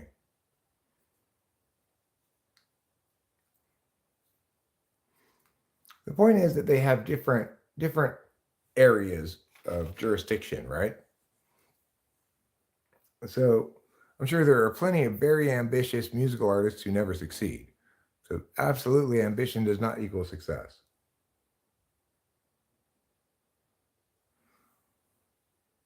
And at the age of 6, I wanted to be a cook. At 7, I wanted to be Napoleon, and my ambition has been growing steadily ever since. Okay. CEO is greater than clerk. I mean, depends what kind of clerk you are. What if you're Clerk Kent, who, when he's not working as a clerk, turns into Superman? You thought about that?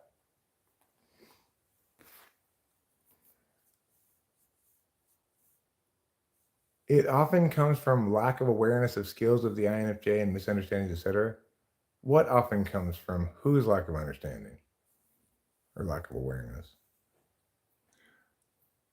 I mean, the thing is, you make claims about these skills all the time, but that's not the same as demonstrating them. Oh, it often comes from a lack of ambition, and INFJs comes from a lack of awareness of their own skills. I mean, it's much more likely to come from the fact that the world doesn't have a lot of jobs that are suited to their unique skills. So there are more INFJs than there are, advisor to the king jobs.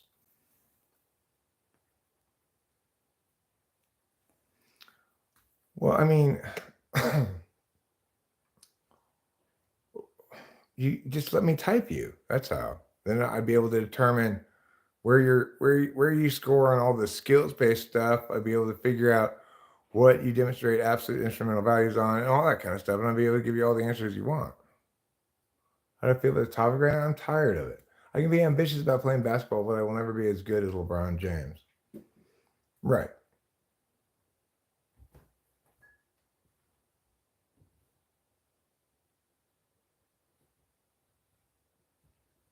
I should be more ambitious about pulling bong rips.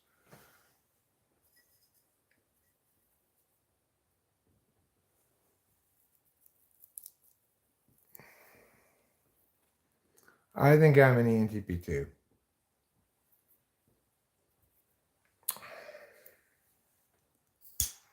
Hashtag me too.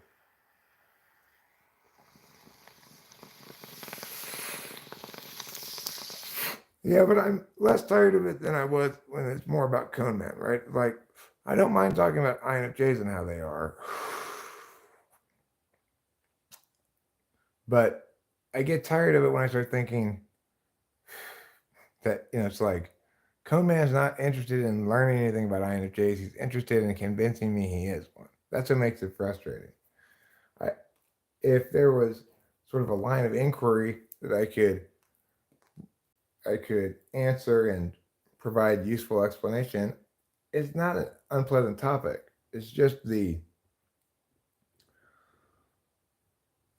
I get continual pushback, as I explain.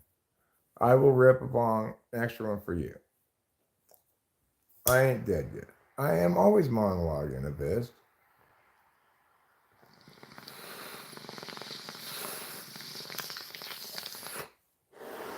It's not negating behavior, comment. I'm negating the claims you make.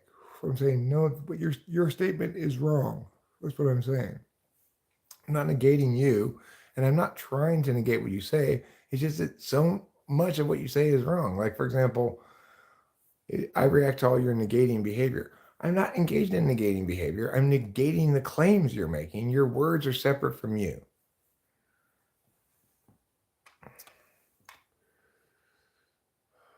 Now it says it's for me. Okay, this one's for you. Well, I'm not making assumptions. I'm saying that regardless of whether you are an INFJ, the statements you make about INFJs are wrong. I suspect that's because, in part, you're not an INFJ. But regardless of that, the reason you're wrong has nothing to do with what type you are. It's because the statements you're making are wrong. Chuck Woolery is dead. And He will be missed. What about that other guy who was a game show host who also did the Tournament of Roses parade? What was that guy? No, when I say the statements you're making are, at least the ones I'm negating, are wrong about INFJs. That's not just my opinion. That's correct. Eric, what kind of weeks do you tend to have, and are they the kind of weeks you hope to have? No, they're not the kind of weeks I hope to have, because, there's a variety of things I need to get on that I've been dragging my feet about. Bad SC. So when I think about what kind of week I hope to have, it's generally like what things do I hope to get done this week, and I tend to get not all of them, sometimes none of them done.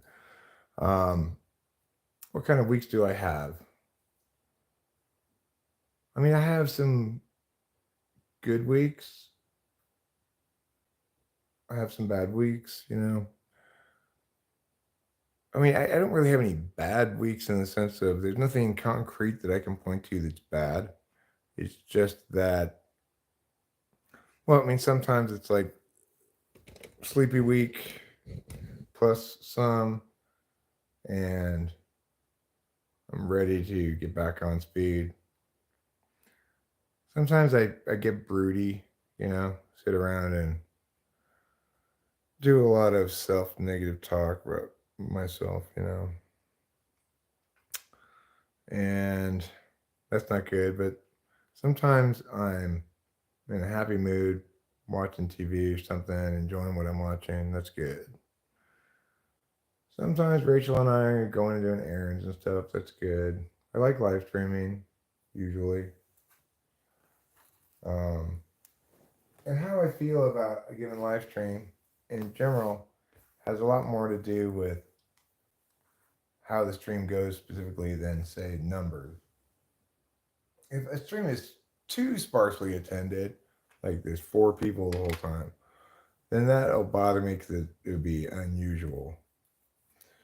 But if the stream is engaging me in ways that are interesting and or pleasant or something, then I generally feel pretty good about streaming. May I ask why? I'm very new. I mean, why do I engage in this negative self-talk stuff? It's because I would say, short answer, PTSD.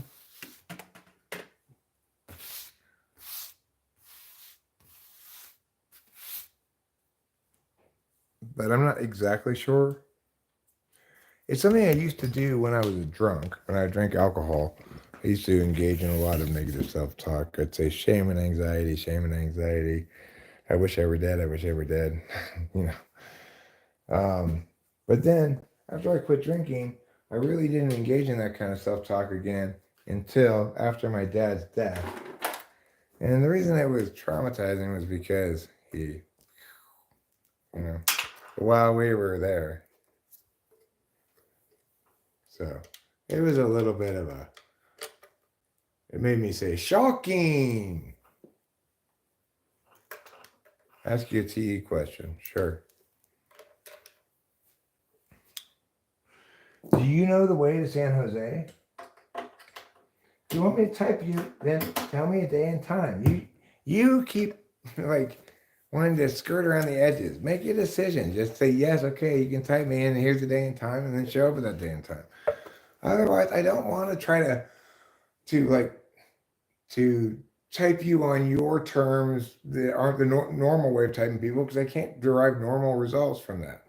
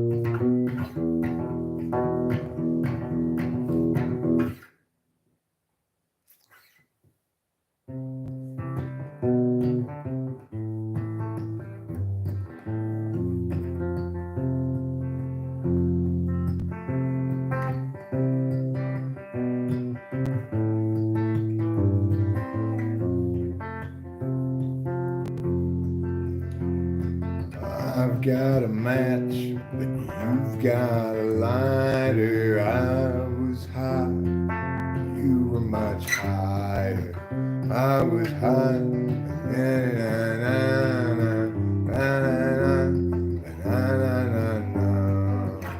Oh, baby. Oh, baby. I was bound for Mexico. Oh, baby, I was bound to let you go. Oh, oh, oh, oh.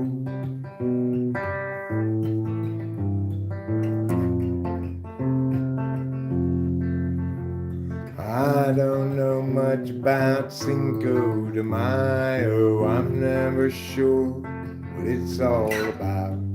You say you love me, but you don't believe me. I say I love you, but you got your doubts. Oh, baby, I was down Mexico. Oh, baby, I went down to let you go. Oh, oh, oh, oh, oh, oh.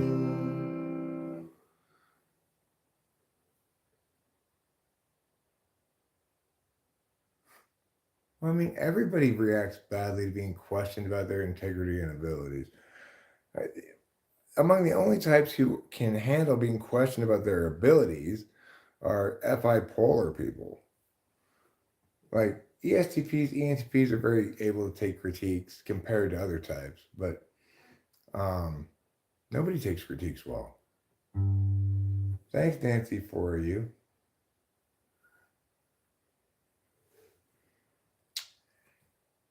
Let's see. Every life lived reaches a time when the road splits in two.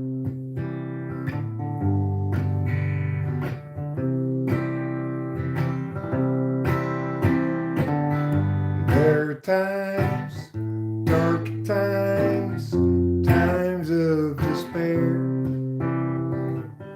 times when it's hard to feel blue. That's when I look for my sack full of solvency and that satchel of helpful goods.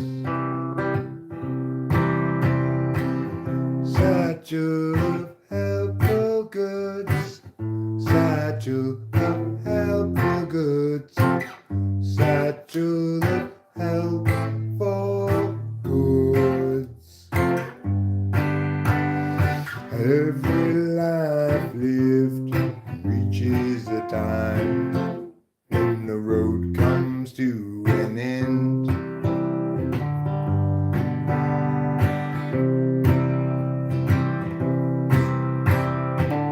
When I'm there, will there be anybody else around? Or will I travel all alone?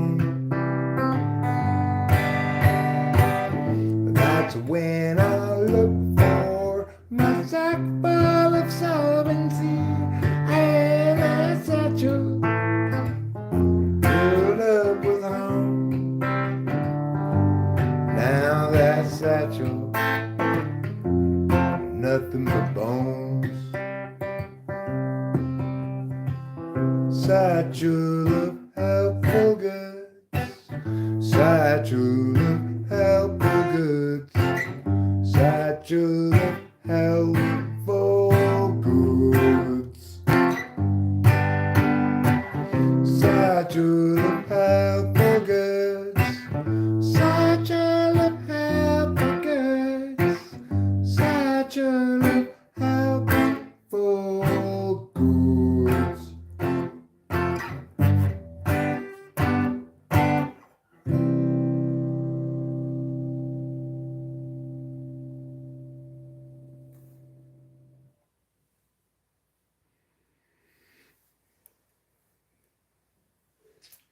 I mean, I could do a better job of not responding to things that I don't think are correct, I guess, but I don't know, it's just not really the kind of place this is.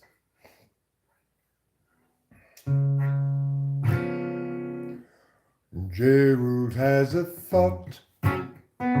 Gerald has a lot. Gerald has a plot to get to Marjorie's tater tots. He's got a good idea for a name-changing business. Thinking now about what to call Christmas when they hire his firm to change that name. Gerald always thought there'd be chance enough to return to the work after up. He'd get back to it eventually, but his visions piled up and his plans would interrupt all the work that started off so hopefully. Now his mind is back on his business, thinking of changing factless to listless. So how all the people will shout his name.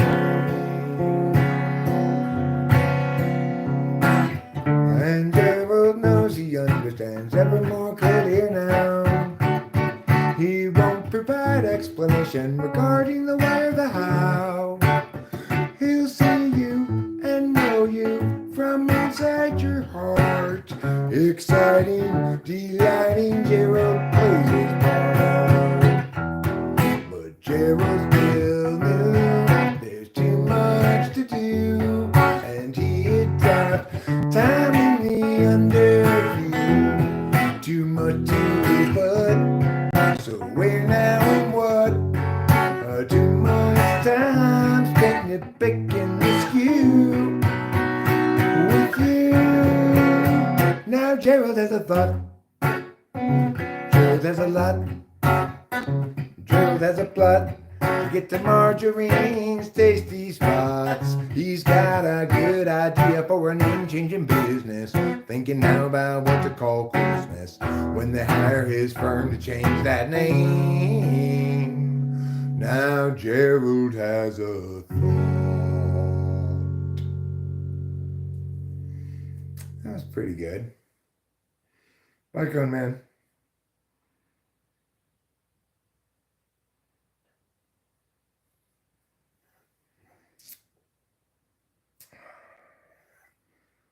Let's see. What do I want to play? I know what I want to play. I have to pull that one up, though.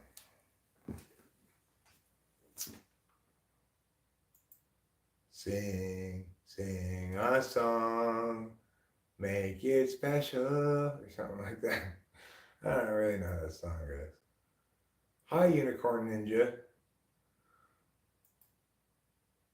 Even though you're all white, you wear nothing but black. Is that how it works with a Unicorn Ninja?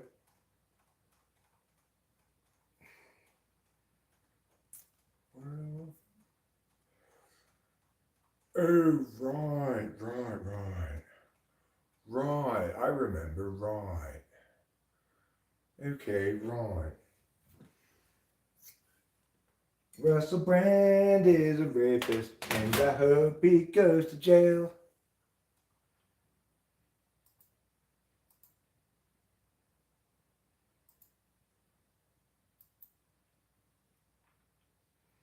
All right, here we go.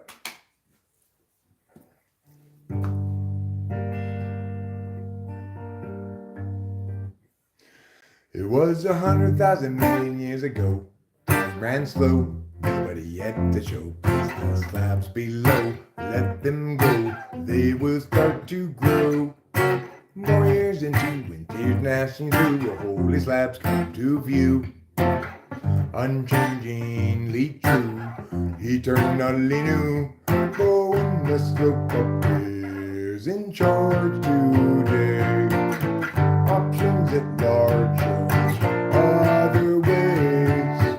Take a chance now, just once to check, but don't get caught standing on deck. The slope presents a fork. It's not easy stepping short, too far along to turn around.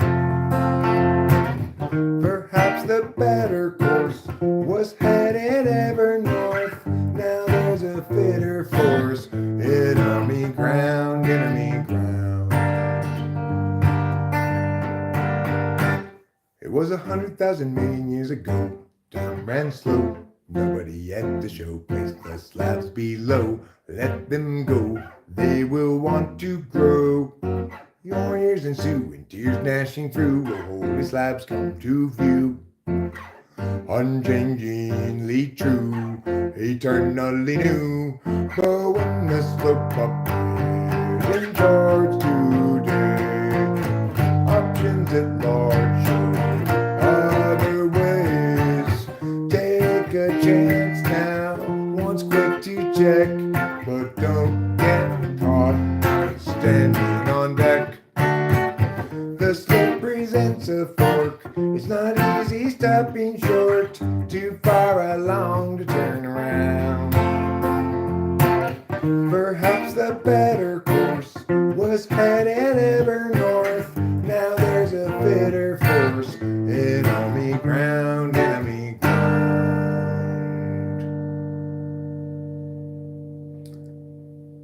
Well, that was good. I'm pleased with the way I played that. I hope you enjoyed it. What else do I have to play today? Besides a pile of hay.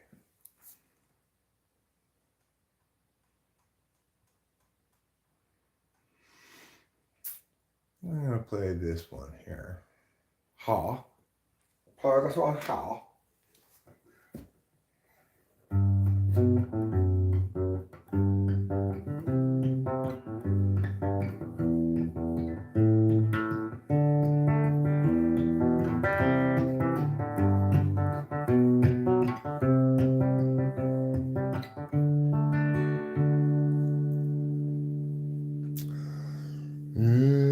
Jesus was people but absent of sin. He must then have struggled with regular men and women, of course, when they too were present. Disciples all warily eyeing the lesson.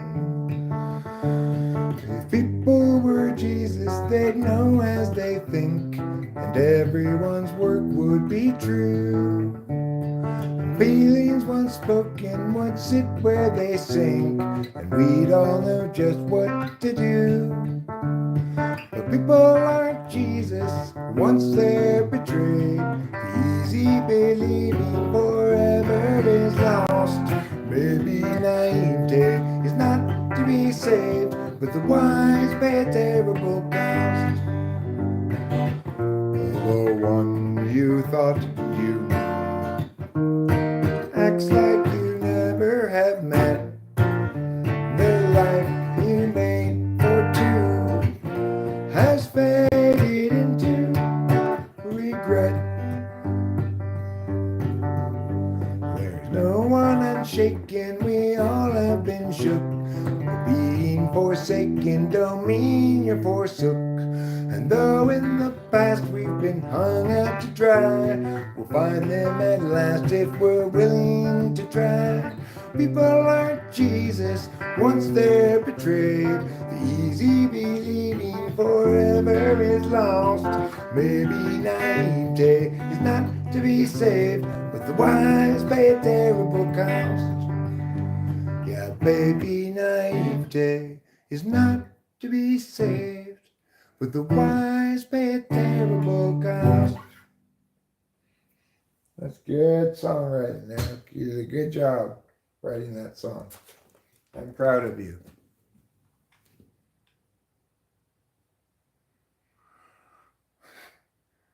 Uh-oh, everybody, Jesus coming back, and it ain't looking too happy now. He sees it all over there fornicating in a meow, man, a money in a meow, in a meow, like that. That was a good idea.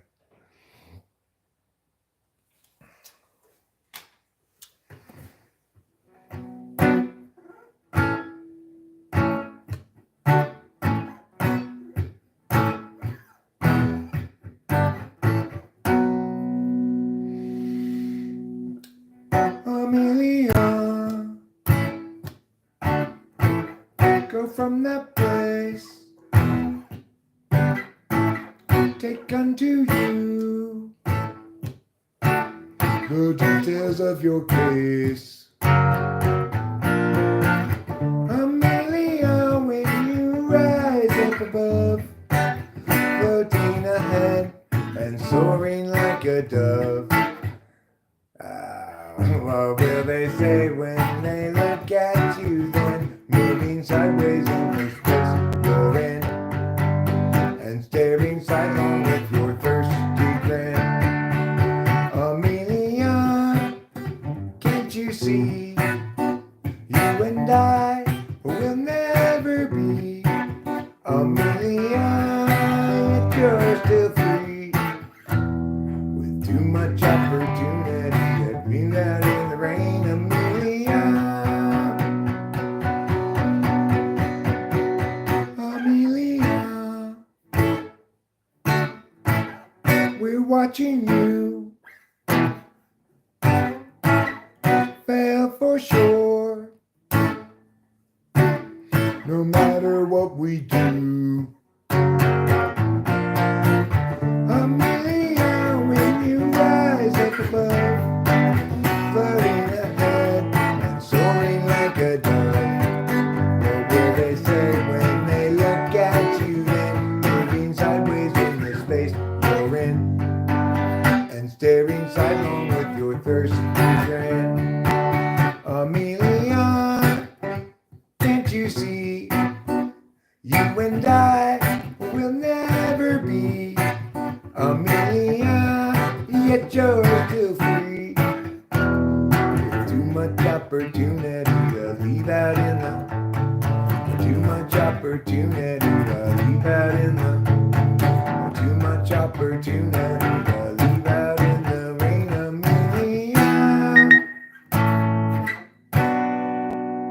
Amelia, isn't that very dramatic? Thank you, darling. Sorry if I woke you up.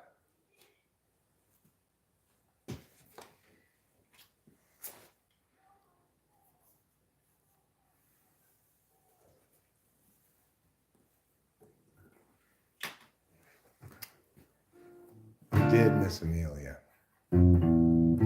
Oh, he came here with her, and what's the big problem that you can't endure? You seem so sure it's not appropriate claiming to blame things on Scott, despite getting caught. He's got you reframing for him, straining for him, going to the gym to make yourself good enough again.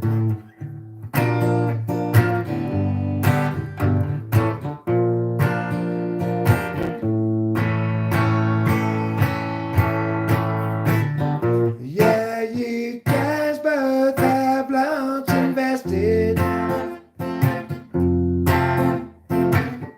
That's not a reason to stay around.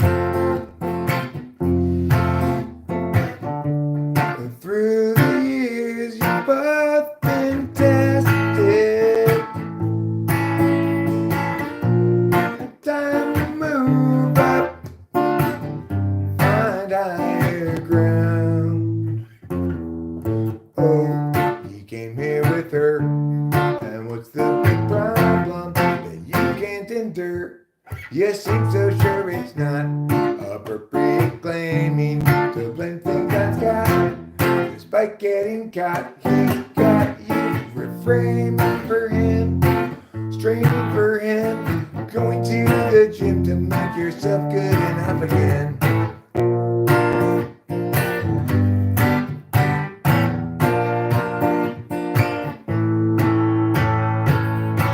Be done with him. That was pretty good. Thank you, darling. I love you too. I think you're a very sexual and sensual lady. You're living on a time frame I will never know. Alienation and humanity's soul. Imagine you a future after the collapse, returning to the urgency of isolated past. Picturing community free of metaphysics. You're hunting buffalo while you pick the red delicious. Knowledge of the seasons, wisdoms of old. Fires blazing in the night to keep away the cold. Hostility is kept at bay by what you think is in the way of life as children of the land with an agave weatherman. Oh, imagining a history that never could have been. You lecture at the college, advancement is a sin. You're lamenting disconnection in every corporate act, asserting all your feelings and ignoring all the facts. Hostility is kept at bay by what you think is in the way of life as children of the land with an agave weatherman. You find modernity just so banal. Wish you had been born any time but now, and your experience won't run afoul of exceptions you might allow. You visualize nobility sipping on some port, tribes of peaceful savages and beautiful comport. But few of people's history ever thusly did cavort, 'cause life was solitary, nasty, brutish, poor, and short. Hostility is kept at bay. Hostility is kept at bay by what you think is in the way. What you think is in the way of life as children of the land with an agave weatherman. With an agave weatherman.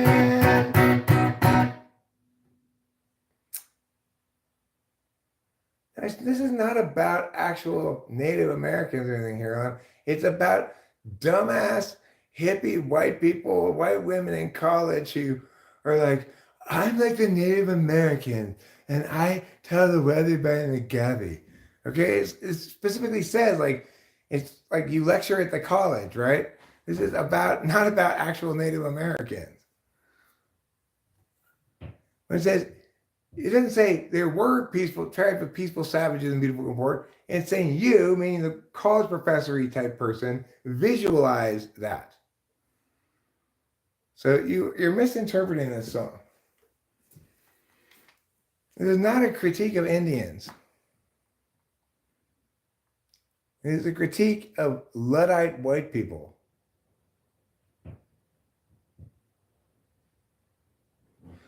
Well, that other person was right, here I am. I do have a house, I just look homeless.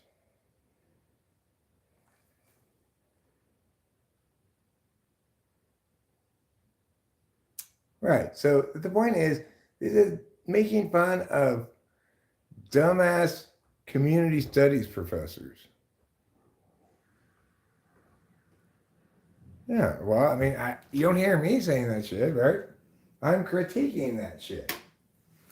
Romanticizing a bunch of stuff that nobody has any connection to anymore, anyway. You know?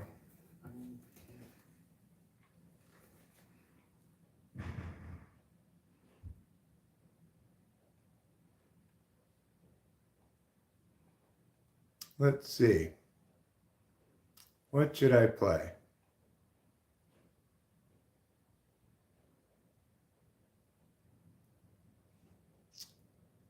I guess I could play that.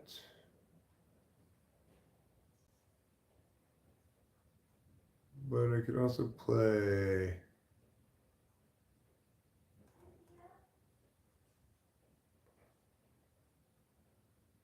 I played that in the wrong key. I could play 30,000 Days, I guess. I'd rather play that maybe. Or maybe I'd rather play this, actually. Alright, I'm going to play this. Probably my last song for a while.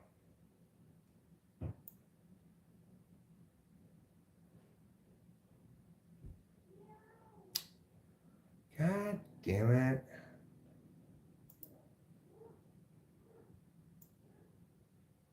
There. There we go.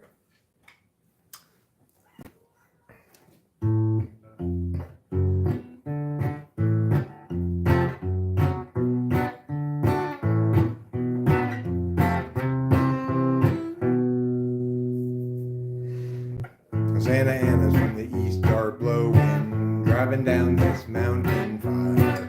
Grand Atlanta had best be going. They had cut it down to the wire. Everywhere apocalypse hung heavy, and the truck was piled with ash. Atlanta got the dogs in the Chevy, and Grant counted out their petty cash. If times are ending, then time is bending. Flames rain down from the sky. While the dogs knock out with Grant exhausted, Atlanta stays awake to cry. 120 up at Labor Day, and that means cooking meat outdoors. I got distracted and fire got away. Now from Bradford to Arcadia they curse his name. Fire chased them down the incline until they reached the foothills below. They found a room cheap for the night online. At least now they had someplace to go. Tomorrow they'd evaluate their options now that their life had burned away. Atlanta's sister has a place in Longland. There wasn't really any more to say. If times are ending, then time is bending. Flames rain down from the sky.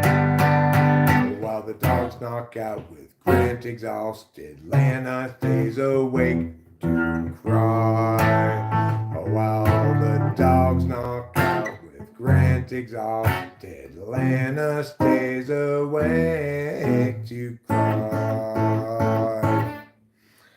It's a pretty good song, you know? It really is a pretty good song.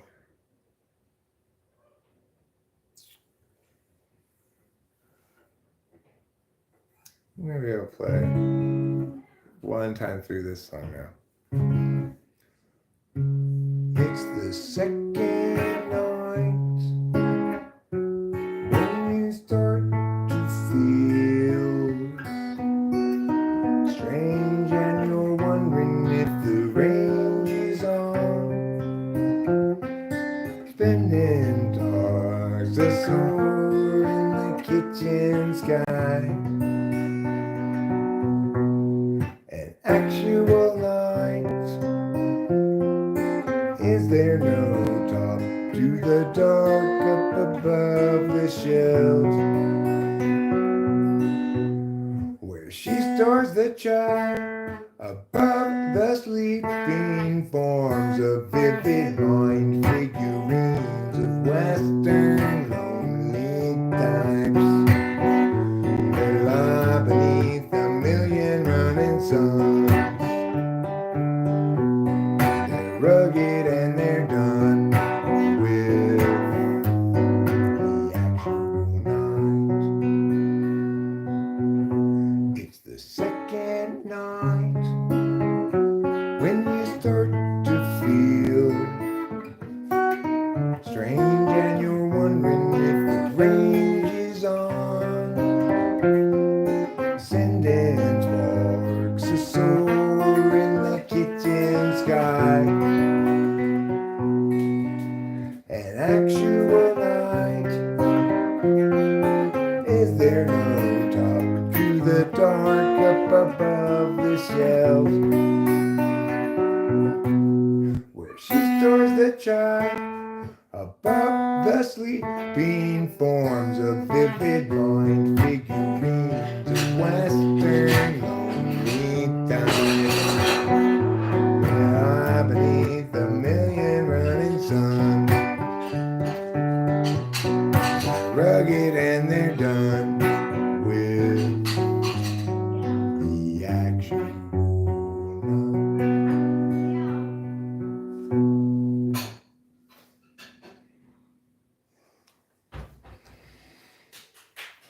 Thanks, darling. Well, you might call me a rambling man, 'cause I do a lot of drumming and a kicking game, but it won't do an answer good to call me names. My daddy wasn't Willie Woodrow, I wasn't born and raised in no ghetto, just a wild boy looking for a place to do my thing. I'm gonna find me a wealthy woman and a line of work that don't take no diploma, 'cause I ain't got much to lose, little lost the game. You might call me a good time fella, but I ain't black and I ain't yellow, just a wild boy looking for a place to do my thing. I don't want no handout living, don't want any part of anything they giving. I'm proud and white and got a song to sing. Well, I said a few things and I admit it. If you wanna get ahead, you gotta hump and get it. Just a wild boy looking for a place to do my thing. I'm a small town boy, been around a little, and I like guitar and I like the fiddle, 'cause that's the kind of song that fan my fang. I'm a blue-eyed Billy, feared and ready. I got to work just to be somebody. Just a wild boy looking for a place to do my thing. I don't want no handout living, don't want any part of anything they give. I'm proud and white and got a song to sing. Well, I said a few things and I admit it. If you wanna get it, you gotta hump and get it. Just a wild boy looking for a place to do my thing. Well, I said a few things and I admit it. If you wanna get ahead, you gotta hump and get it. Just a wild boy looking for a place to do my thing. Well, I said a few things and I'll admit it. If you wanna get ahead, you gotta hump and get it. A wild boy looking for a place to do my thing.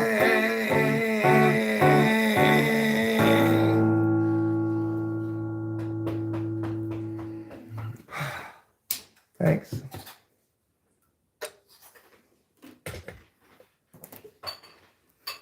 Thank you, thank you. Thank you, everybody. Thank you. Thank you, everybody. Thank you. That performance was inspired by the musical Cats.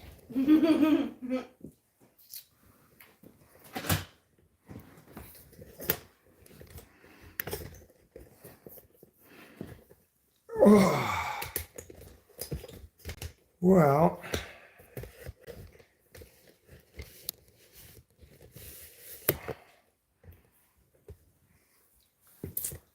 let's see what's going on in Chat Town.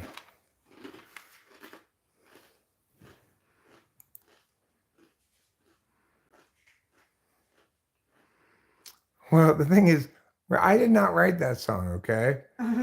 That the only reason I play a song is that it's a rollicking song, you know?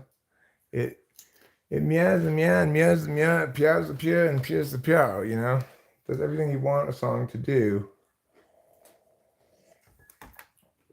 It's not my fault that he wrote racist lyrics any more than it's my fault when I sing along with NWA that they wrote racist lyrics. What is my thing? My thing is, musing aimlessly about the world, spending time with my beloved wife, Rachel, and my beloved friends here on Talking with Famous People. What do I think of the mandolin sound versus guitar? I think mandolins sound fine. It depends on the context. I've never played a mandolin before. The neighbor plays a mandolin. The neighbor plays a mandolin and his wife plays a cello. The neighbor plays a mandolin and his wife plays a cello. Cello as bass, mandolin in your face. So here they play mandolin and cello. They have keyboards there. They got a lot of stuff there. Yeah. Yeah, we don't even know half of it. They got a lot of hot gear.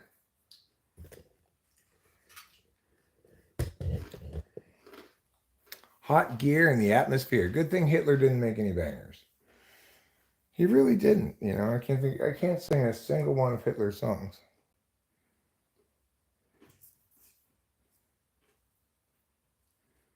Jonathan Carpenter is here. Hello, Jonathan Carpenter. Cool to you too.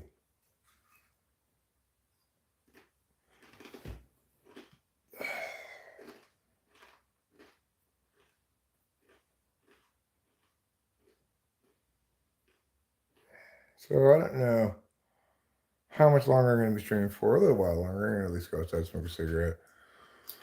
I need to get another beverage. My existing beverage is empty. Rachel has a water there. I'm going to maybe get a copy her and get a water too. Edgar and Chris have a mandolin and cello album together.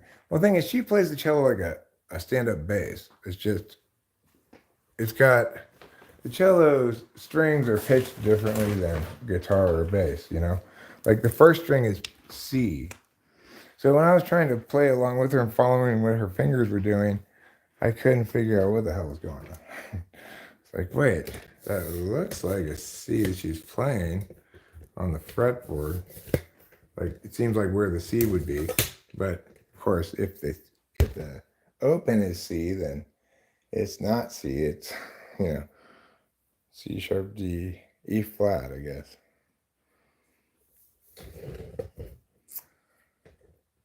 It sounds like it sounded all fairy tale like.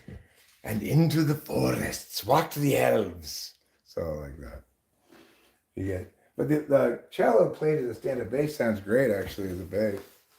She's got it amplified, like she's got a pickup that she puts in the hole of it. And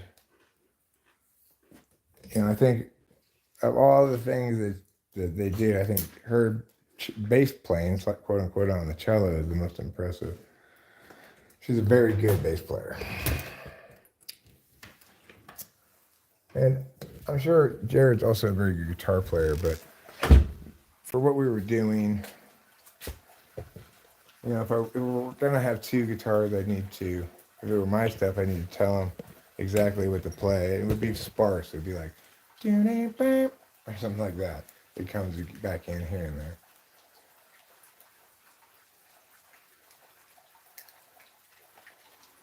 I would like to do that. I think that'd be great. If we could get them to prep a set with us.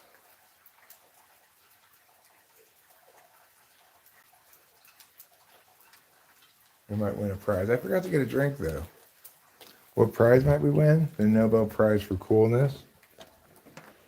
You didn't know they were giving that one out nowadays? They are. I got my vaginal swoosh party. Are you serious? Yeah. Oh. Well, no sex for the wicked, as they say. I mean, no rest for the wicked.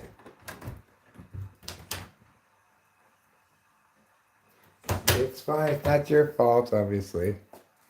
You don't decide when your vagina starts putting up the balloons and the slip and slides for the sploosh splash party. When the clown shows up and the rental picnic tables and chairs. Hi, simple girl. Obviously, we could still play. Thank you, darling. I appreciate it. You're being accommodating. You're a wonderful woman who never leaves me wanting. Red confetti and a piñata brought to you by Pepe. Is the piñata filled with flan? If it's not a real Pepe's Piping Hot Piñata's piñata. Mmm. The only piñata that you should buy if you want a premium piñata experience. I still didn't get a drink. What did I go in there You for? got a drink, you got a water. Oh, but I just didn't take it with me outside. Yeah. I see. Yes. Yes. Excellent. Pepe's Piping Hot Piñatas filled with piping hot flan. If you want a hot piñata, buy Pepe's today. Pepe's is the premium brand of Pepe's Premium Piping Hot Piñatas. Now, try Platinum. Premium Premium Pepe's Piping Hot Pinatas Platinum is the most sophisticated flan-filled pinata in the world. It's both the premium version and the platinum version.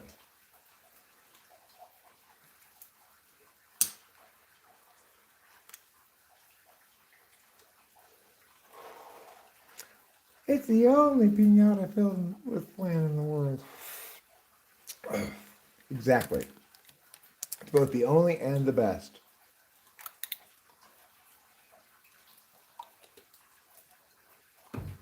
Oh, sure, you could get a regular Pepe's Piping Hot Pinata filled with flan, but it's going to have dramatically fewer rhinestones, sequins, and glitter on it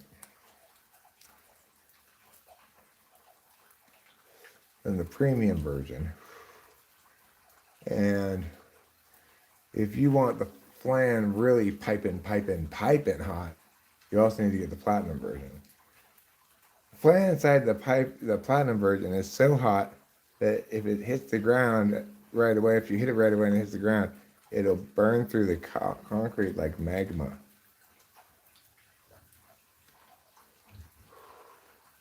It's flan reduced to a plasma state. A plasma flan drive is what the Mexicans recommend for faster than light travel. Some Mexican scientists have been designing it. What we do is we take the flan and we make it, like super spicy with a lot of chili. And the flan goes into a plasma state, and then it puts out a lot of energy. At least 42 Adobe units. We measure energy in Adobe here in Mexico. Or, Pedro, he says the plasma flan drive theoretically could be as powerful as 100,000 chupacabras.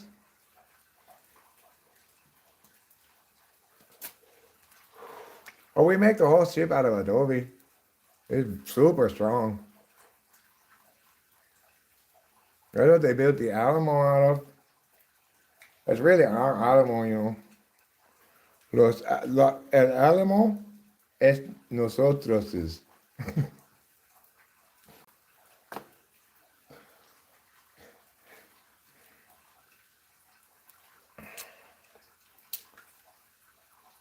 Mexico made news today as it entered low Earth orbit in its plasma flan drive driven Adobe spaceship entitled Spirit of Old Mexico.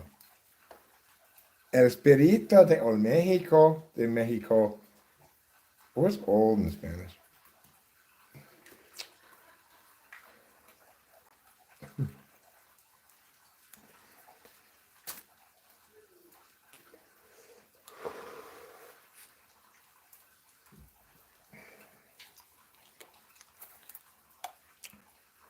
We're going to go look at Jupiter now.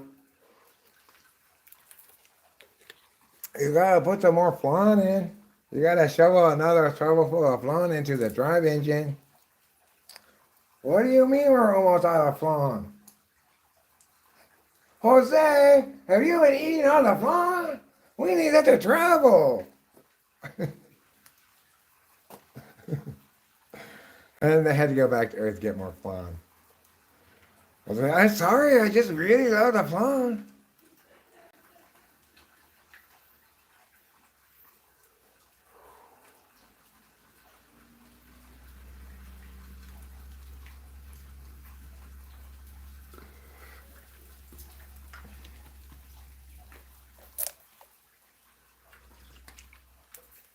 That's India's spaceship, Fly Guy. Don't get him confused.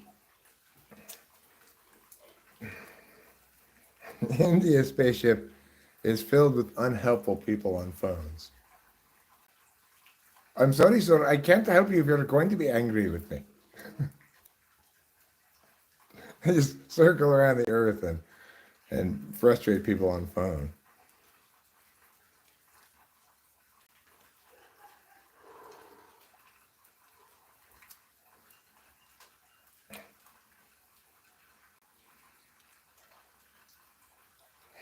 course, on the Indian spaceship, there are just cows walking around the deck, and they have to be polite to them, you know. Well, I can't get into the control room right now. It's filled with cows.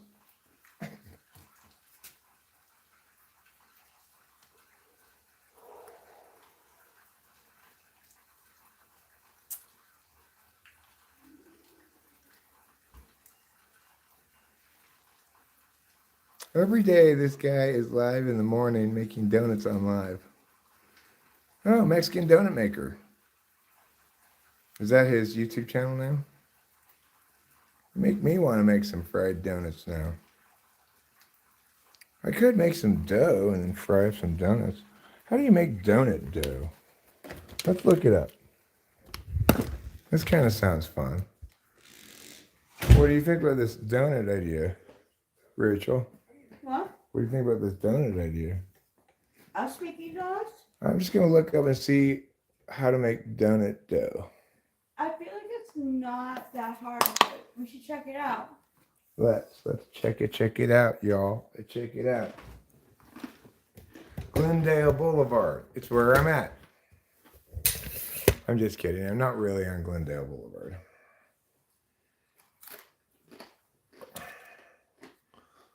I'm watching this degenerate gambler named, I think his name is Bretsky. He's from like Boston. I guess there's casinos in New England. He mostly goes, occasionally go to Vegas, but he's pretty entertaining to watch actually. Let's see. What am I looking for? Oh yeah. Donut dough.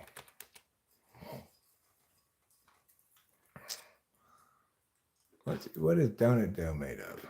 Flour, sugar, salt, milk, shortening, eggs. We don't have any eggs. Do we have shortening? No, but I think shortening is just like, it's just like bacon grease. What's a replacement for shortening? Let me ask that. What's a replacement for shortening? Butter. Okay, so we'll replace it with butter. Now, for an egg.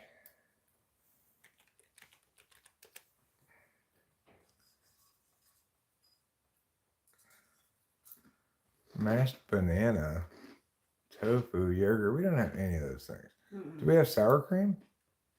Yeah, we do. I'll replace egg with sour cream. We'll see how that works. See how that tastes. It says you can. No, I say I can.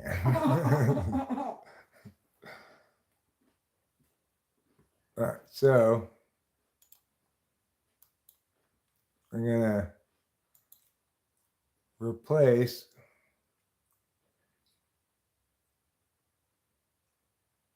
the meow with meow and the meow with meow. So I need yeast, warm water, lukewarm milk. Do we have milk? Yep. Sugar, salt, butter instead of eggs. No, wait, I'm sorry. Butter instead of shortening.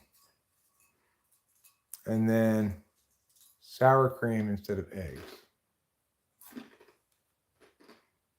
And then we don't have confectioner sugar, but that's fine. We just use regular sugar.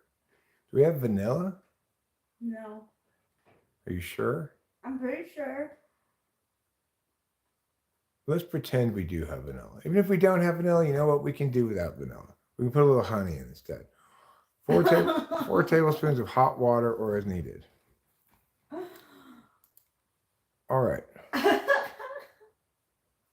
Now. I love that Hero Lamb like inspired you to make donuts.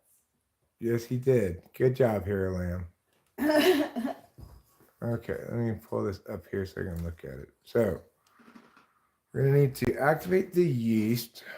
We need to warm up the milk a little bit.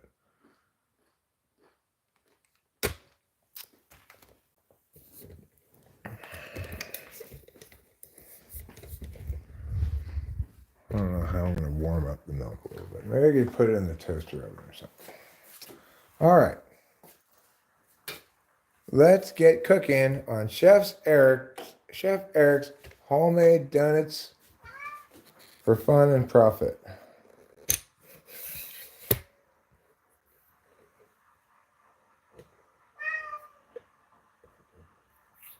Go ahead and eat, Trouble. You don't need me to help you. You're in a safe space. He expects so much from us, and we want something from him. It's like, no. It's just like, just stop already.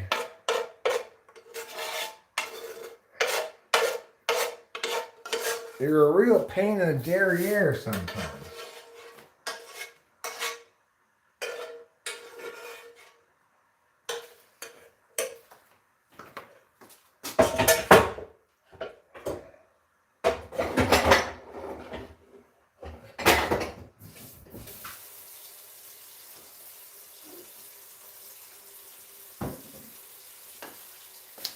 All right.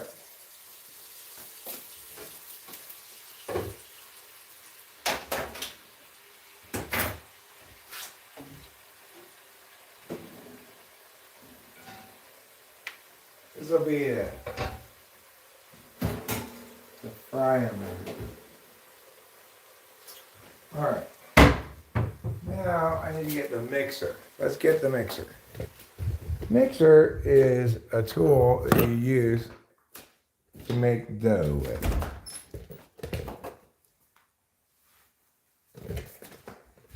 I'll put you over here.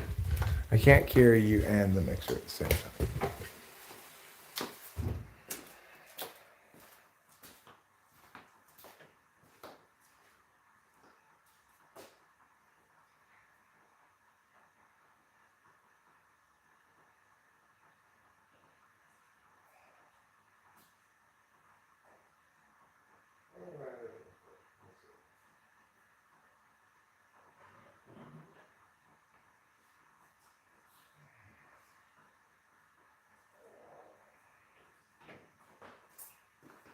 Okay, here's the mixer.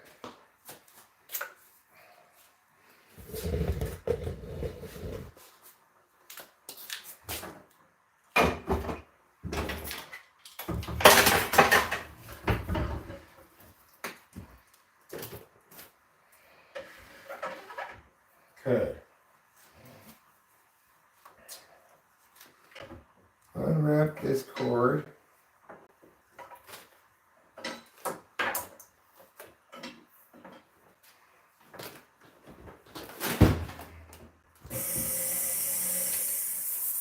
All right, now I get out the yeast.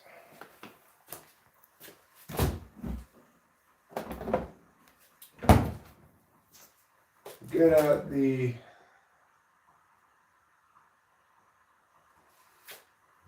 flour. Is this all the flour we have left? Because we're going to need to get more flour. This should be enough for this, hopefully. How many cups of flour does it say on there? 5 cups of flour? Yeah, 5 cups of all-purpose flour. So we're going to have to cut the whole thing in half. Alright, then I'm going to chop this recipe in half because I don't need 5 cups worth of flour worth of donuts. That's crazy.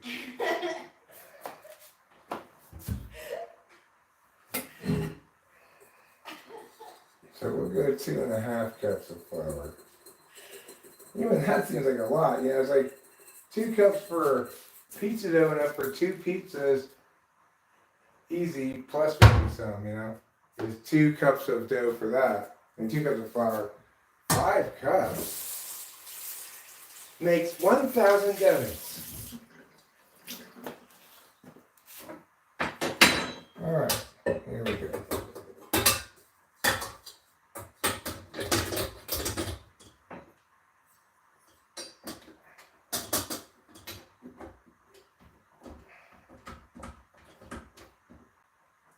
Okay, now we're going to need to get some yeast.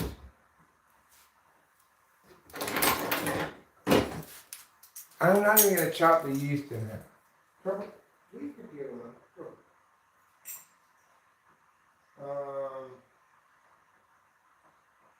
What yeast does it say?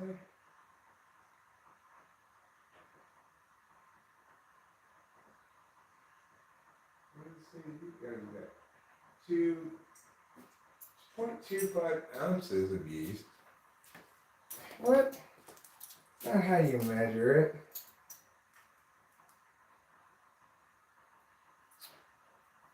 I mean, that's more than half of the yeast in this thing, in this whole bottle of yeast. 2.5 ounces of yeast. This whole thing contains 4 ounces. Like, why do they have so much yeast in this? I'm just gonna put a tablespoon of yeast.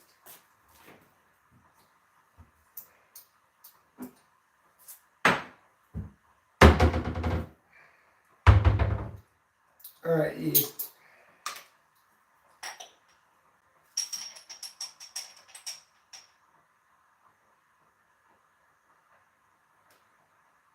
I'll put that much yeast in. That should be fine. Well, maybe I put a little bit more. It's a lot of yeast already. But maybe that's how much yeast it needs.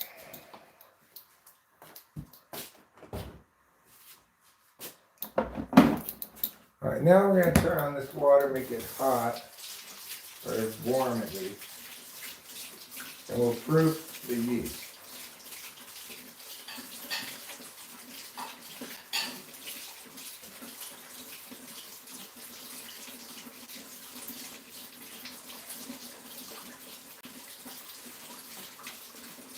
Come on, water, warm up.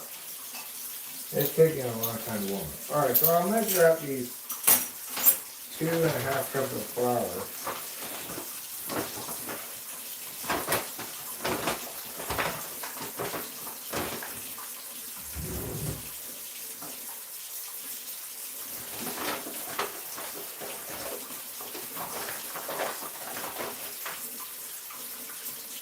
One. And a little bit small.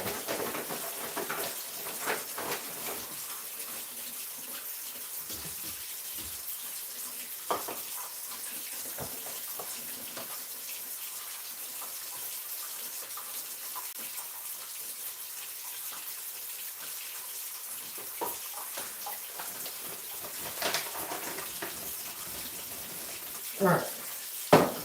That's about perfect. That's about exactly how much flour we have in 2.5 cups. Now this water should be warm. Let me put a little bit of it in here.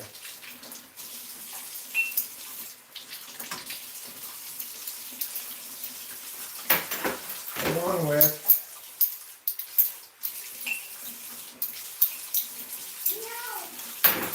a little bit of this honey.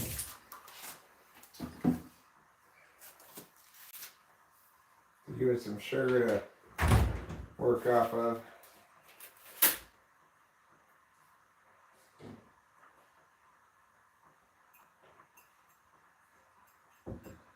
Stir it around a little bit.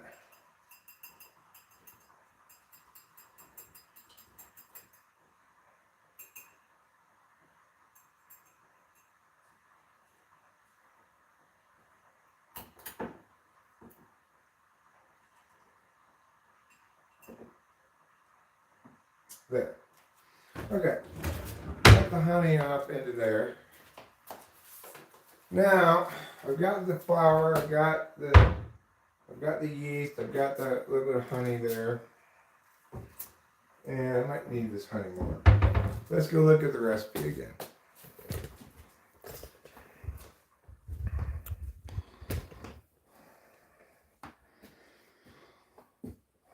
Okay. 1/2 cup white sugar. I'll just do 1/4 cup.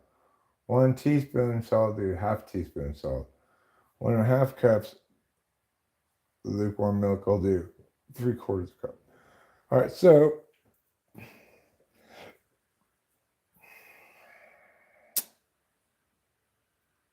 let me get the dry ingredients first. Sugar, 1/4 cup, salt, 1/2 teaspoon. Okay, 1/4 cup of sugar.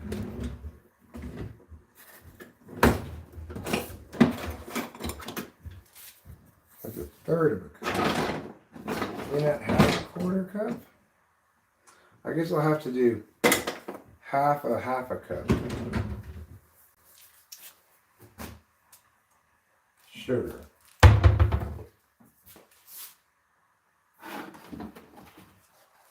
Alright, so here's 1/2 cup. I'm going to pour half a cup in here to make a 1/4 cup.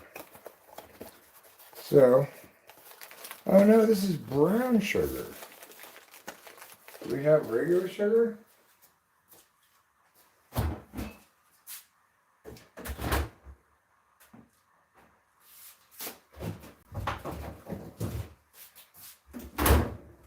Yes, we do have regular sugar. Okay, this is regular sugar. And we'll just put 1/4 cup of this.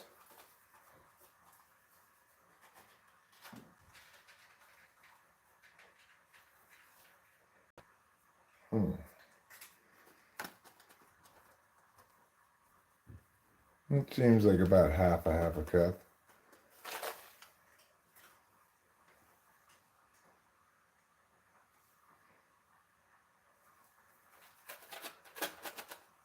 Let me put a little bit more in. Okay, there.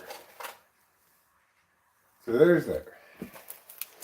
Then we get, was it 1/2 teaspoon or 1/2 tablespoon of salt? Let me look at the salt.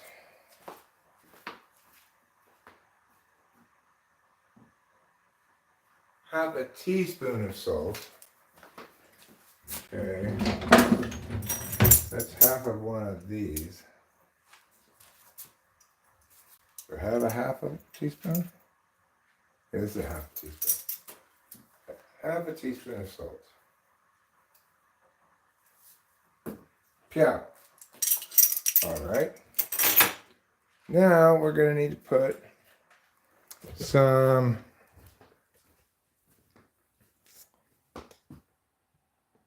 a 1/3 of a cup of butter, 2/3 of a cup of butter.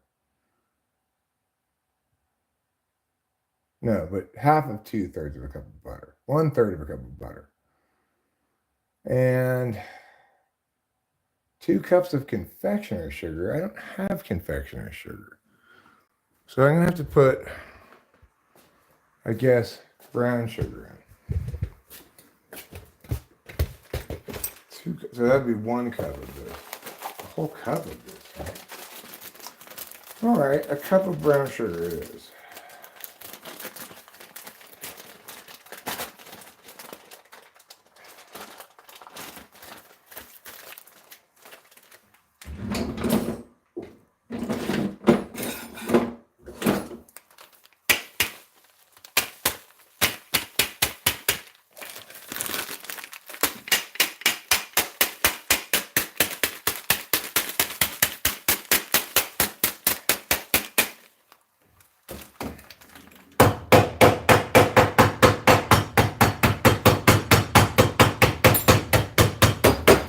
Okay.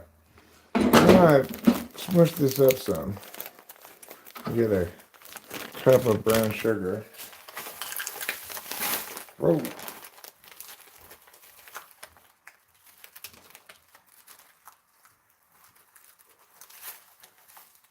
That should be fine. Maybe a little bit more. There. Alright, now we put brown sugar in, regular sugar. Granted, we've had to replace a lot of the ingredients in this recipe with other ingredients. We've had to replace confectioner's sugar with brown sugar. And we're going to replace shortening with butter. 1/3 of a cup of butter.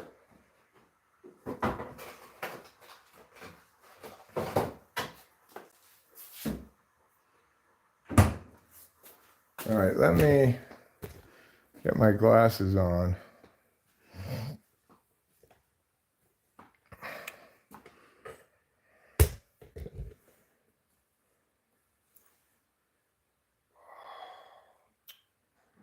Where are they? Oh, they're on my chest. 1/3 of a cup of butter.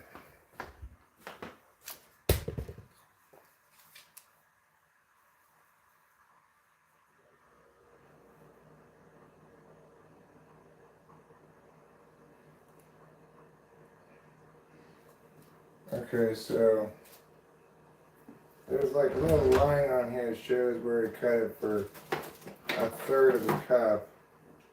Right here.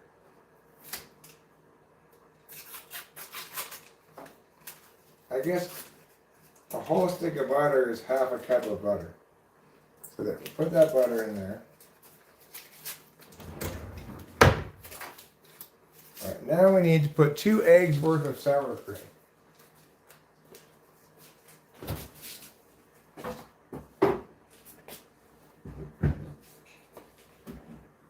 So what makes 2 eggs worth of sour cream? Well, I think that's going to be about 3 tablespoons of sour cream.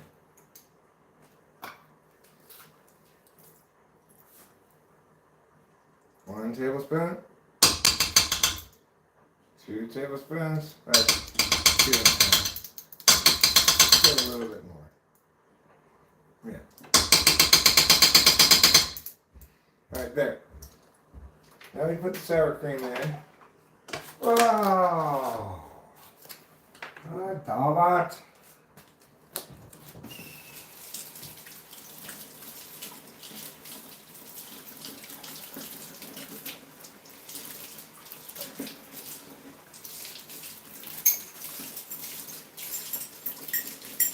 Okay.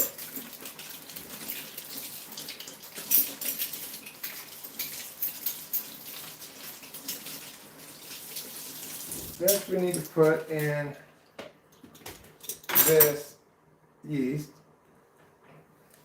along with a little bit more warm water. Okay.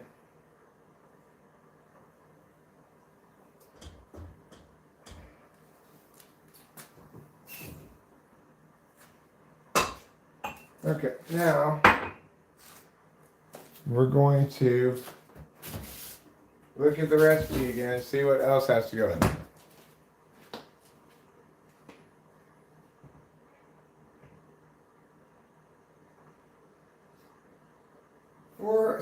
So it needs vanilla too. I don't think we have any vanilla. Oh, we do have vanilla. You do? Yeah, Sorry that it's out of it. that's okay. 1.5 teaspoons of, well, that means 3/4 of a teaspoon cut in half. So 1/2 teaspoon and 1/4 teaspoon.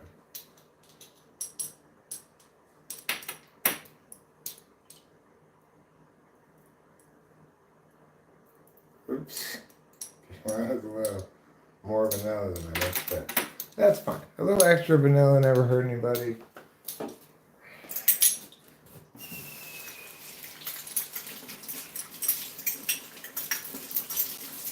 Alright.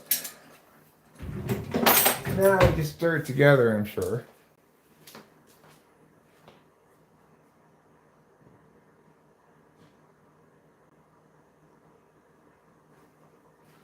Four tablespoons of hot water as needed. Okay, well, we'll add a little more hot water. Don't fly out. No!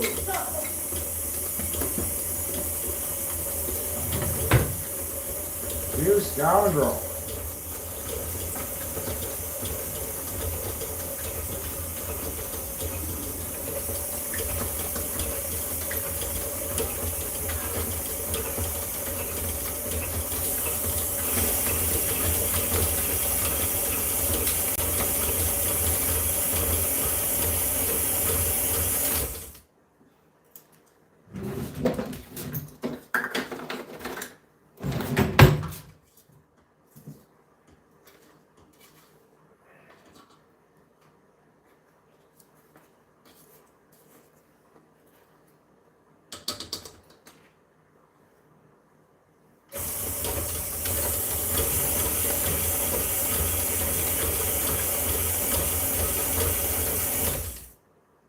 think it's a little dry. I think it needs another splash of water.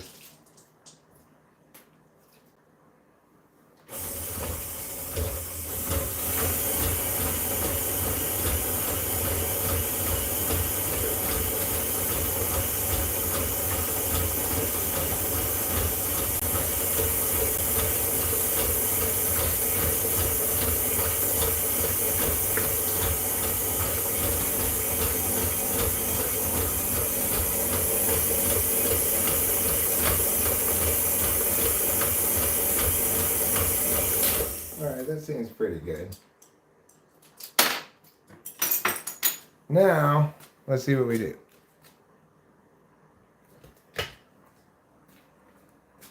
Well, you know, Fly Guy, I have a feeling that I beat it just the right amount. Now, let's see what you're supposed to do.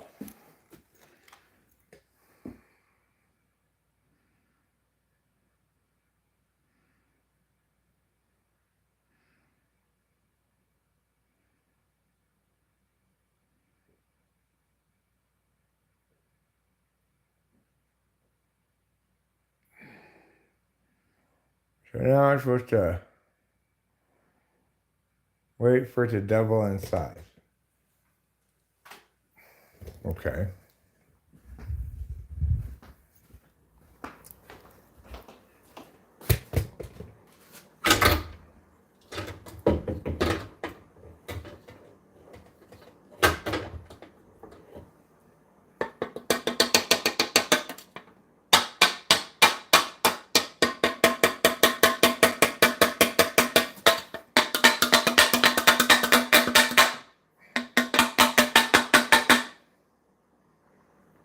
I wonder if that's enough, though. It said beat for 5 minutes. I didn't beat it for 5 minutes.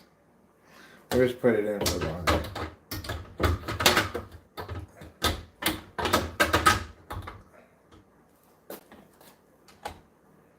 Alright. I just turn it on kind of low. Just gonna let it go for a bit.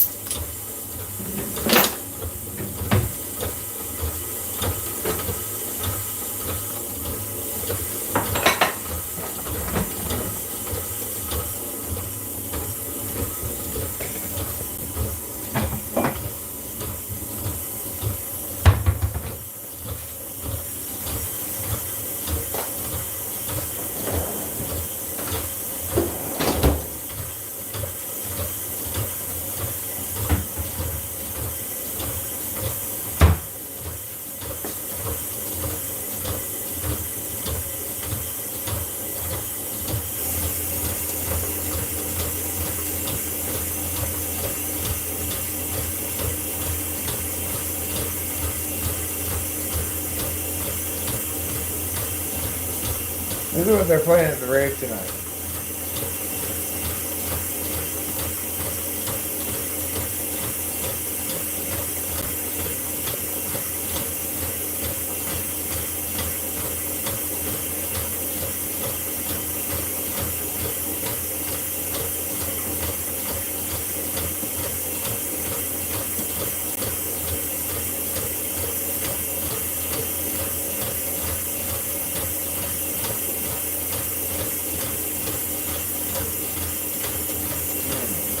Think that's enough? What do you guys think?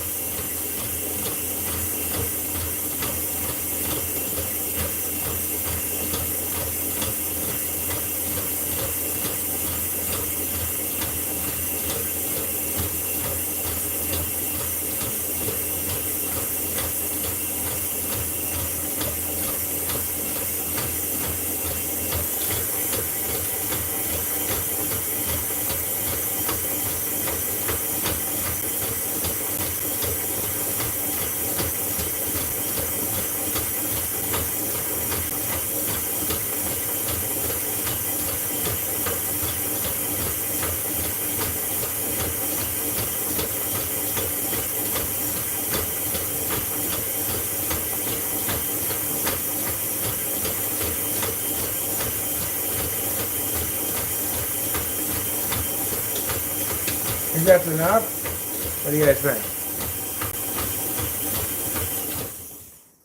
You confused with her. I'm assuming you're joking, Money. I'm assuming you're joking with me.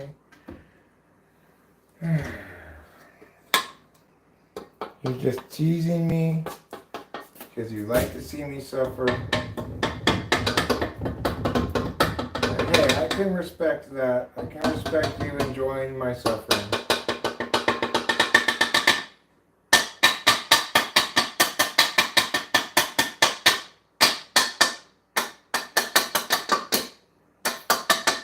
I've noticed, Money, you don't seem to beat your head against the wall very much. Guess that's the difference between you and me. I do. And to beat my head against the wall. Get off of there, you.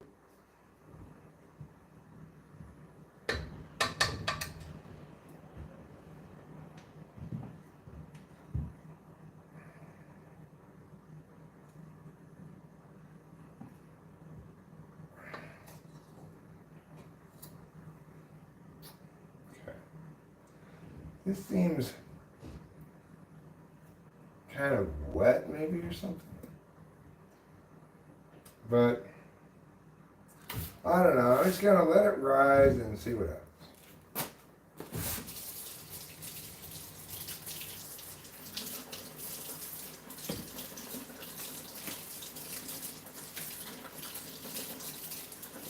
If I had more flour, I'd probably put a little bit more flour in it to make it a little thicker, but that's fine. It kind of seems like a cross between cookie dough and cake batter.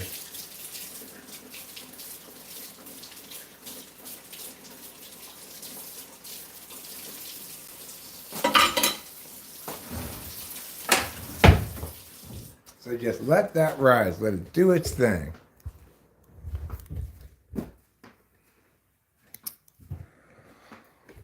Then we're going to need to heat up some oil to fry it in.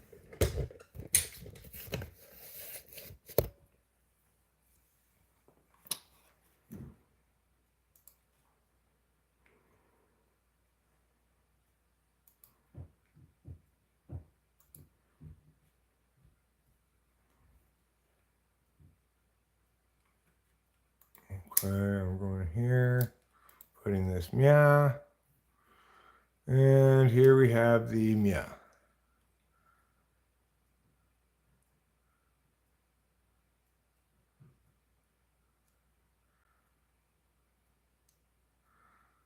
No, it's not the case that all of the ways of attending are self-interested. TI is expressly not self-interested.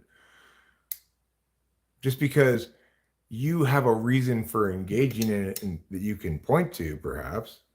The whole point of cognitive functions is that I use TI and objective deliberation function even when I should use the other kind of deliberation, because it's my tool function, so I'm FI polar.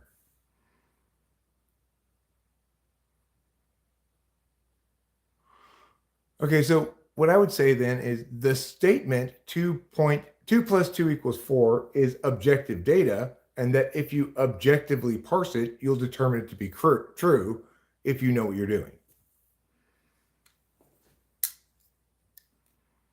So I get that it's tautologically the case. As I was saying before about objectivity and subjectivity, we need to remember that different kinds of statements require different kinds of substantiation. So it's like I might not be able to be objective about who's the best synchronized swimmer in the sense that I don't know enough about it to be correct, but I can still be objective about it in terms of trying to do my best to be fair and evaluate everybody on their synchronized swimming ability and not on anything else, not taking any bribes, etc. So it might be in my interest to take on the job of disinterested judge, but once I'm doing that job, if I'm doing it well, I'm doing it by executing a disinterested calculus, which is, say, an objective calculus. And the way you're using objective there, 2 plus 2 equals 4 is true within its formal system, right? It's tautologically true. that doesn't make it objective. You can say the statement written out here is objective data because you can analyze it separately from me. That's true.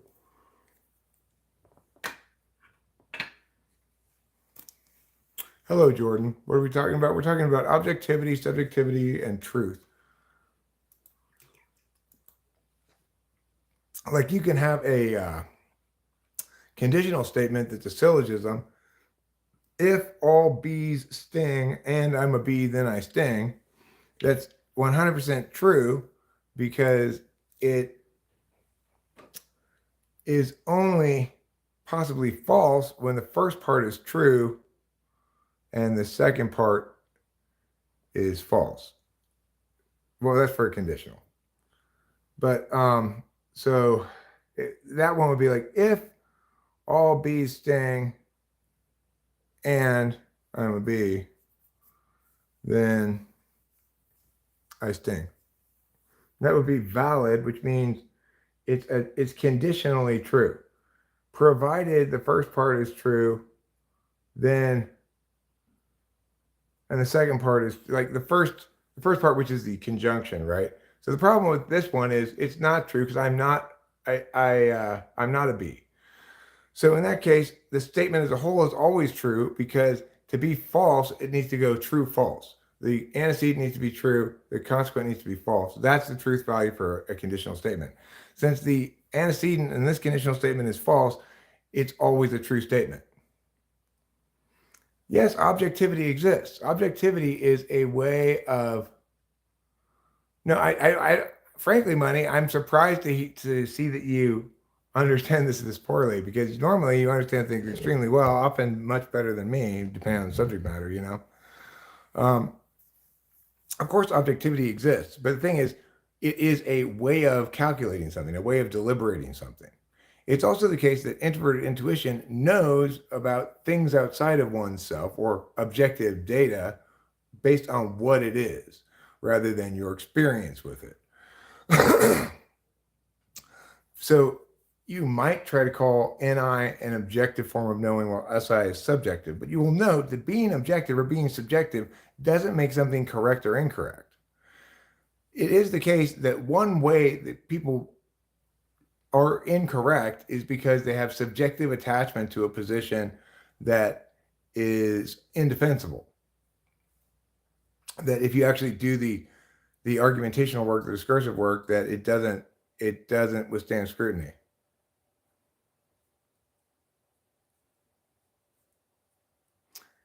As I've indicated many times before, Coneman 3, NI is a way of knowing, okay? Knowing can be one way of understanding, but the thing to remember, Coneman, is that I might intuit from a distance that what appears to be that I see from a distance, it's night, the lights aren't very good over there. I see what appears to be a group of people huddling down over there. I'm like, what the hell's going on? As I get closer, I realize, oh no, that's just a bunch of trash cans. So that's an example of my intuition evaluating objective data, knowing about it, not evaluating it, knowing what it is intuitively, and that intuition being wrong. It's not wrong because I'm subjective. It's wrong because my intuition was wrong, because being objective doesn't make you correct.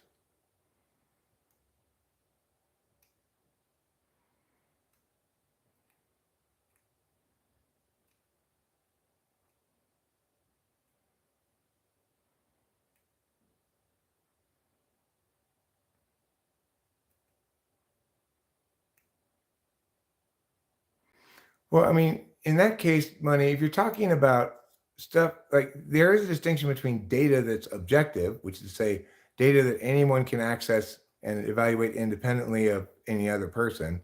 So for example, like these statements that are written here in the chat comprise objective data because we can all read them and draw our own conclusions and evaluate them as we wish, right? Whereas if I say I've got a bit of heartburn, that's subjective data because you can't actually feel inside of my body and see if I do have heartburn. So we can distinguish between kinds of data as subjective and objective. We can say that something, when evaluated objectively within its frame of reference, is valid, or true. But the thing is, to use words true and false, we really should be talking exclusively about statements, whether they be mathematical or language-based statements. Those are the only kind of statements that can have a truth value.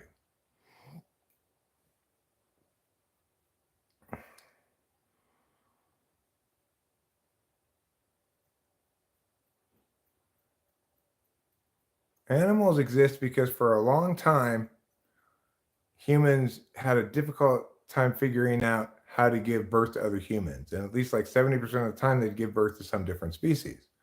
That's where all the different animals came from. Eventually, we got the hang of it, and now we only give birth to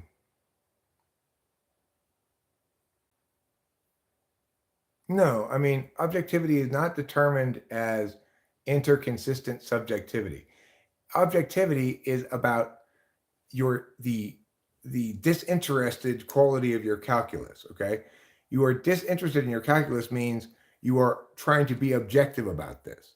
So if we're talking about a sporting event and you might have a fan in the stands who your team commits a blocking foul, but the fan in the stand says charge because he's rooting for the other team, right? You know, he's rooting for the outcome that's good for his team. The referee, on the other hand, needs to evaluate the foul based on whether it's consistent with the rule book, expectations, norms, etc. In other words, whether he needs to be objective about whether it's a foul based on his honest opinion about applying a standard he understands, rather than say calling a foul because somebody bribed him ahead of the game. That would be an interested calculus. So it is the case that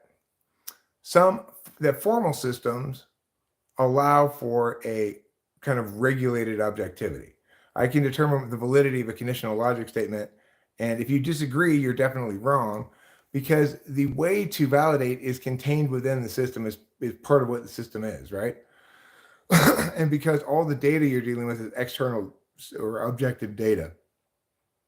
In contrast, regardless though, you can make statements that are false, but that you objectively validate as true because you're wrong. It's also the case that you can be correct, make statements that are true about subjective data, or you could lie about subjective data. And if you are lying about subjective data, it's because you have some interested calculus behind that driving the thing. But regardless, it's important to keep in mind the motivation behind the calculus. Is it to be a judge, evaluate things from a disinterested perspective, or is it to pursue your own agenda or goals? If it's the latter, then it's from an interested perspective. But there's also the case, we have to remember that we know things that we don't deliberate, and we might know those things are true. What we mean by that is we know that we can defend the statement, or that it's generally defended.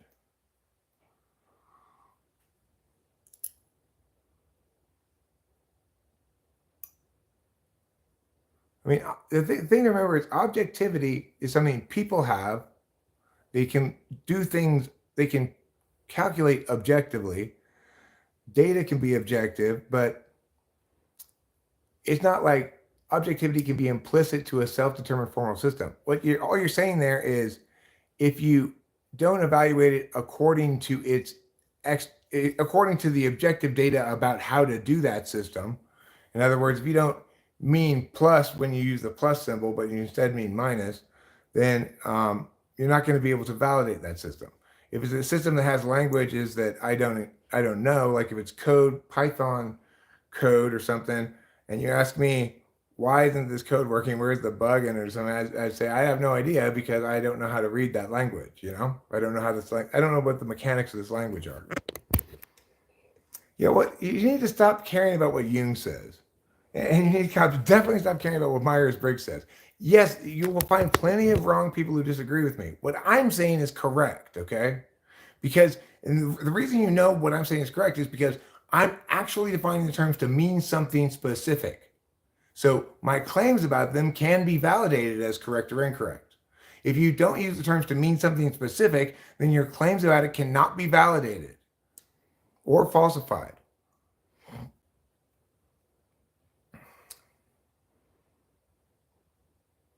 Well, it is the case that if you try to evaluate the validity of something within a formal system subjectively, then you won't agree with other people who validate it according to its rules.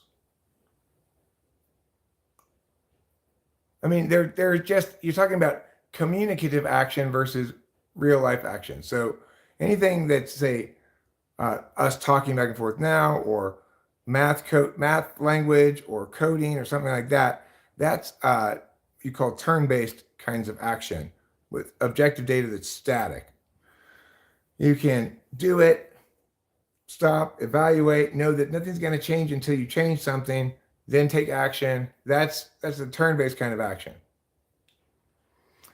I did define NI plenty of times, Cone Man. I've explained that introverted intuition is a way of knowing about objective data, usually.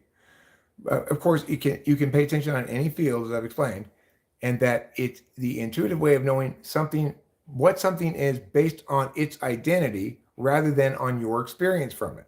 I've explained how introverted intuition emerges from shape constancy, and how introverted sensing emerges from object permanence. And I've given you even a shorthand, nice NI way to think about it, which is that introverted intuition, introverted sensing, because it comes from object permanence, says, when I'm not looking at something, things don't change. If I leave this here and I come back an hour later, it's going to be there where I left it, because things don't change when I'm not looking. Introverted intuition says things don't change despite the fact that I'm looking from different angles at it. This thing doesn't change even though my perspective on it changes as I move around. It gets bigger or smaller as I get closer or further, but its identity doesn't change. So introverted intuition is that which knows the identity of things generally outside of oneself based on what that thing is, rather than on your experience from it. If you want to ask, well, can you give me an example of using introverted intuition? I can give you plenty of examples and have given you plenty of examples. So if you don't understand it by its purposeful definition there, which is to draw distinctions between kind of knowing A and kind of knowing B, if you don't understand the distinction between knowing and other kinds of attention, or if you don't understand the examples that I provided for NI or SI, and you don't understand all of those things, none of those things work for you to help you understand it, then I don't think I can help you understand it. I just don't think you're going to be able to understand it for whatever reason. Because I've done a good job as a teacher of explaining it. And I know whether I have or not, because I spent years as an educator, and some days you do a good job, some days you don't. I was always objective in my self-evaluation and my performance. I'm not too proud to say I did a shitty job explaining something. But over the course of time I've explained this to you, man, I've explained it in myriad different ways. I've used analogies, examples, definitions, explanations, and if you still don't understand what I'm saying, then you don't want to, or you can't.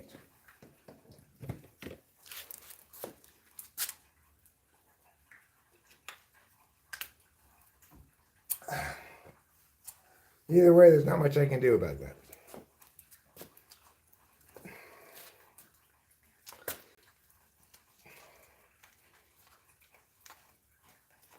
Because the thing is, you have to understand that we define something in order to make it distinct from other ways of paying attention. I'm not defining introverted intuition in order to help us distinguish it from an orange. If I were doing that, I'd simply define it as a way of paying attention, because that's all we'd need to distinguish it from an orange, right? So what I'm saying is, now we first have to understand what ways of paying attention are, and how many different kinds of ways of paying attention, and how every example of paying attention falls into one of those categories. Now, once you understand that, then the question is, well, what kind of way of paying attention is NI? It's a knowing function or it's a receiving function in terms of data directionality. You can put data, you can receive data, you can get data, or you can handshake data. Just like on computers.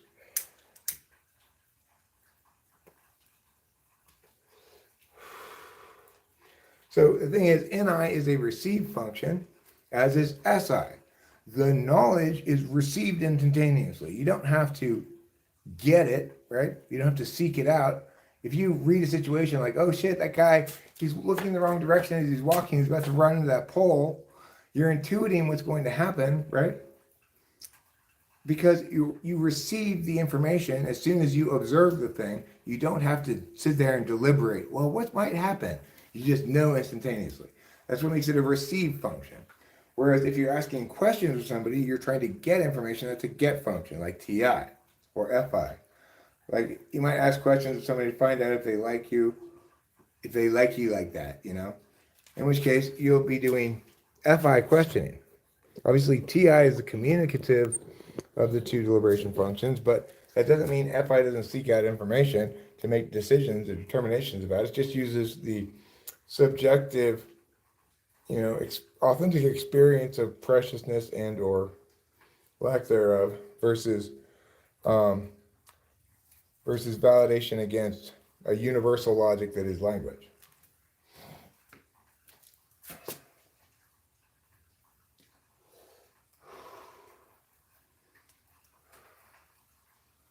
So what doesn't NI get to be? NI doesn't get to be telling the future. NI doesn't get to be deep insight. Because those things are ways of metaphoring away from actually meaning things. It's important also to remember that introverted intuition plays out somewhat differently depending on the slot. So even if you were to say that NI is insightful, well, if you don't have it in the first or second slot, then it's quite uninsightful and wrong. If you're a fourth slot NI person, you're prone to wanting to, especially if you're second slot FI, you're very prone to wanting NI truths to make you feel something. Like I want to feel good about myself, so I'm going to say that this positive generalized truth is true of my personality type. Then I'll feel good about myself. And there's nothing inherently wrong with that, but you should do that with things that aren't accurate and correct explanations of something. Do that with astrology. Do that with numerology. Stuff like that is fine, but don't do it with typology, because typology is actually a real explanation of something real, and it's a significant explanation that upon which vast amounts of actual further understandings of things both related and unrelated are predicated. So you don't want to play fast and loose with this topic, right? Just like you could be as creative as you want in painting class, but not in math class.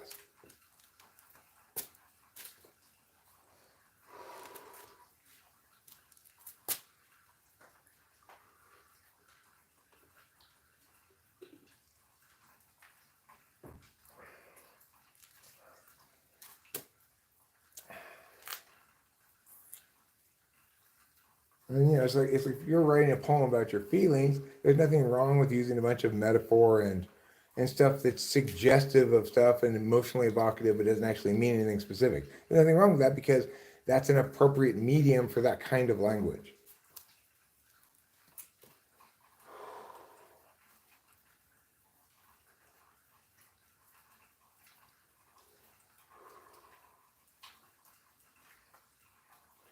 What you don't want to do is pull one of those things that crazy guy did, who was coming out on interviews saying he had his own math that was better, that like 1 × 1 was 2 or something.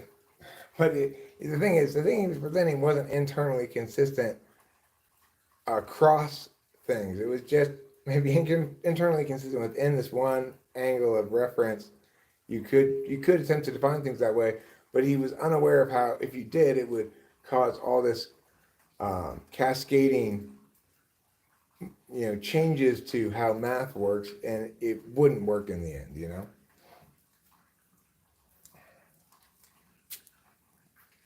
So, yeah, you can go on an interview and explain why you intuit that 1 times 1 must be 1, because you can't multiply something and end up with the same amount. It's sort of an intuitive explanation of why you can't multiply 1 by 1 and end up with 1. But the point is, that's fine if you're writing a poem, you know. In math, they say 1 times 1 is 1. But I've multiplied myself a myriad times, and I am multitude. That's fine. It's a poem, right? It's not supposed to mean anything specific. It's just talking about how you feel, basically, or what your intuition, unconstrained by thinking and stuff.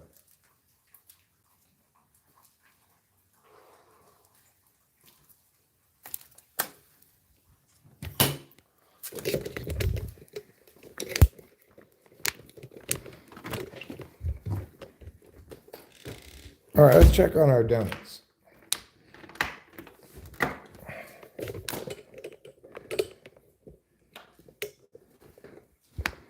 I mean, it's a bad decision in poetry as well, don't get me wrong. It's not a good decision to write that as a poem either, but it's not going to get you in trouble intellectually.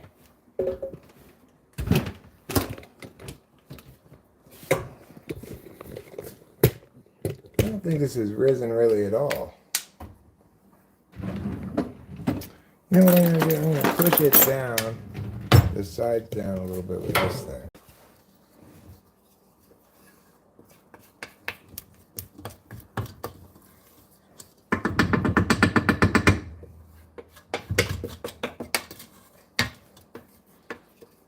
All right, well, I don't know how long it's going to take to rise, but we'll let it sit for a while longer.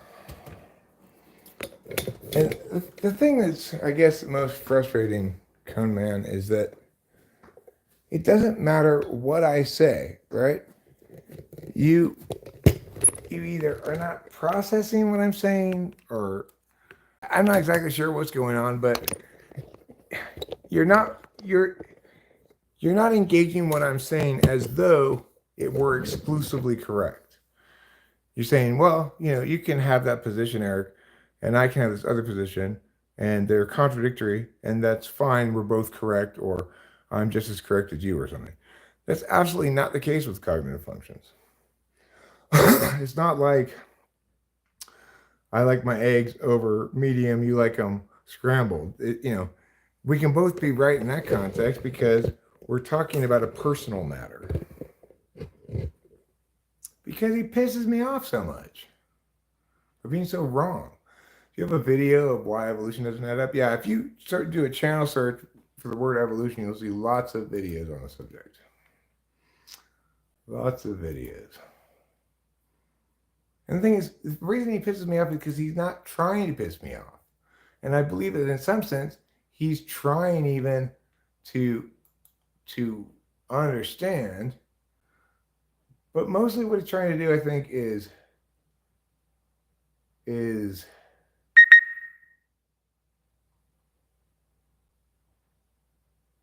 well, whatever. I don't need to be mean or anything.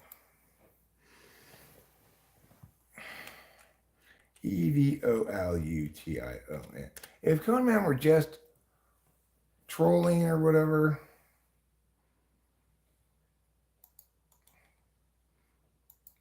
then he wouldn't get this much attention. He has the... I haven't debunked Carl Jung. Carl Jung was the genius who came up with this concept that he articulated sloppily and incorrectly in many points. But there's no doubt that he's the genius. I'm just the after guy cleaning it up so that it actually works all properly. I'm debugging it. He wrote the code. I just debugged it. And that's the thing. People go, well, your system. I don't have a system.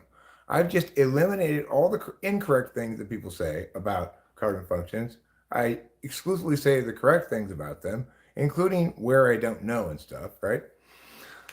Other people disagree with me because they either don't understand or they're clinging to the idea that there can be multiple correct interpretations, or that you can have different systems and they'd be, you know, you could be this in this system and that in this system and stuff like that. Oh, that's bullshit. It's like Einstein said. We're not sure why, but it seems to be the case that when something needs an explanation, there's a single correct explanation to the exclusion of all other explanations. Well, for example, he identified introverted thinking as subjective because he didn't define the word. He didn't know what he means by that. And the idea of extroverted and introverted functions is misleading because it's not the case that you can pay attention with an extroverted function only on extroverted fields. You can introvertedly, you can in your own mind extrovertedly intuit. So it's misleading. I do get that there's something more external about action functions than epistemology functions, but that's really what he should have called them, is action and epistemic functions. So there's other things that Jung got wrong too, but what's most important is that I didn't need to find every wrongness to eliminate it directly. There were plenty of wrongnesses that fell under this umbrella, right? So anything under that's predicated on these wrong ideas is going to be tossed out.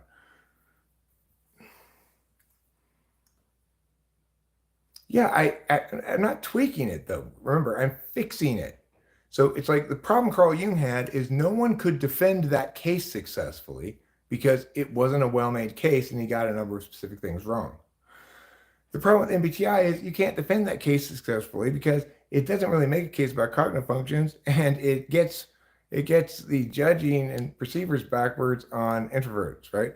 You can't rely on socionics. It gets a number of things wrong because it doesn't know what kind of distinctions it's making under what frame of reference or what would qualify as successfully affirming its case. It's the same problem with everybody. They don't know how to make a case for something.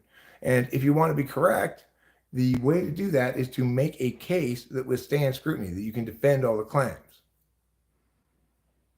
Well, it doesn't necessarily involve improving past theories, Coneman 3. In fact, if you think specifically about relativity, Einstein came up with relativity a long ass time ago, predicted all kinds of shit, made all kinds of explanations, and it was purely based on his intuitive understanding of definitions. That the reason the speed of light is an absolute barrier is because it comprises that which is instant for us, and yet a moving object, that a single photon bouncing back and forth between things, will have to move a greater distance, even while within the spaceship, it doesn't seem to be moving any differently. So intuiting all this, and he made a bunch of predictions that none of which could be empirically tested. Over the years, they've all empirically tested out and proven correct. Einstein's relativity didn't need any correction because it was correct, okay? So what I'm not saying that we've gradually improved from Jung. I'm saying Jung had a genius concept that everybody else has bumblefucked away the correctness from, and has become the worst thing imaginable, which is people treat it as though it's an ideational playground rather than something rigorous, which, because of the genius of the idea, it is that rigorous. And so we need to take the right approach to understanding it and explaining it.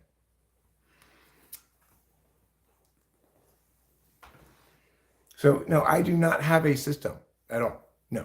What I do is explain Jungian cognitive functions and personality type correctly, defensibly. That's why it's called defensible typology. And what's the difference between what I do and everybody else? What I do is I both can defend what I'm saying and make the claim that it's exclusively correct. If somebody's not making the claim that their position is exclusively correct, then you should place no credence in it at all, because this is the kind of thing that has one correct explanation.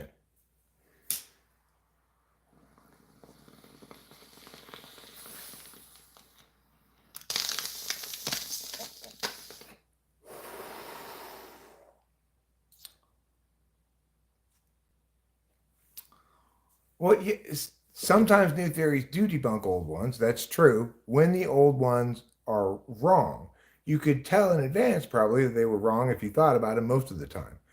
But you'll note that by and large, once an explanation gets debunked and replaced with a different explanation, that explanation stays in place. Maybe not in astrophysics, but if you think about spontaneous generation, they used to wonder, where do maggots come from on meat? And the explanation, which was not an explanation at all, was spontaneous generation. They just appear there for some reason. Maybe They grow out of the meat like seeds grow out of the ground or something. But some scientific experiments prove that, in fact, it's flies laying eggs on the meat, right? So, what happened to the spontaneous generation explanation is it got trashed in favor of what was correct. And the thing is, the explanation for spontaneous generation was not based on any experimental data at all, nor was it based on good intuition, but it was based on intuition. Well, it's not the case that all theories are just theories. Like, for example, relativity is best understood as an explanation. We can kind of stop tossing away these, we can start tossing away these words theory and stuff, right? Something, think about what something does. So, evolution explains where species come from, or claims to. Relativity explains the relationship between time and individual agents and motion, among other things. Right. So the thing is, we can't say for 1,000,000% sure that something is absolutely correct unless it's tautologically correct. So, for example, a conditional statement, if all pigs oink and I'm a pig, then I oink, is definitely true because it's conditional. But for unconditional things like explanations that link to phenomena in the world, observations and stuff, we can determine that they are internally consistent and validate in terms of their use of language and stuff. And then we can check empirics to see if they empirically validate. And so, but the important thing to remember is that once we have a correct explanation for something, it generally doesn't change at all. Why does the earth go, why does it appear the sun goes around the earth? Like what explains the relationship between the sun and the earth and circles? Okay. Well, the correct explanation is the earth goes around the sun, not the other way around. It used to be maybe in debate, right? Like it used to be debated back when Galileo was or something, but eventually everybody agreed because there's plenty of ways to empirically check this idea. And in fact, now there's not any dispute about the fact that the earth goes around the sun, not the other way around, despite what it might appear to be. You'll note that explanation hasn't changed. When you have an explanation that changes, then you should have a lot of doubt about it, right? Like, so evolution has changed its explanation myriad times over the years. We should have very little faith in that at all because it's not even the same thing it originally was, but it keeps the same name.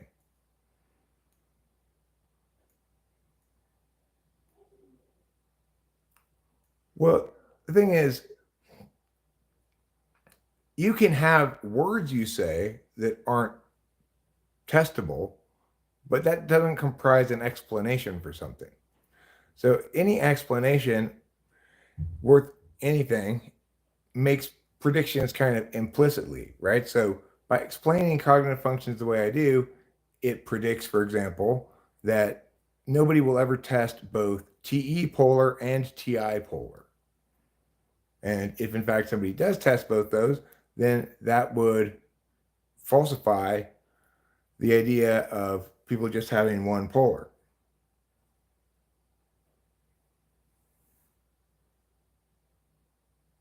Well, no, all theories in physics make predictions, and they may not be, you may not be able to run a test to empirically validate it now, but it's conceivable that you can run a test to empirically validate it as the tech emerges. So that's what's happened with relativity is at first there wasn't really the tech to empirically test the predictions, but over the years, as tech's improved, the ability to test more and more of those predictions has come into being, and they've all validated. It's really quite incredibly impressive. Multiverse theory is not a theory, right? It's not a theory. It's a notion. It's a notion that has no basis in reality. The only reason multiverse theory exists is because humans can imagine traveling between universes such that this room is the same, but now I'm in a different universe. So everything outside is subtly different. A lot of things are subtly different, etc. Multiverse theory, if you're saying it's not testable in theory, then it's not a theory. It's just a notion. Like, for example, you might say, well, can you prove God?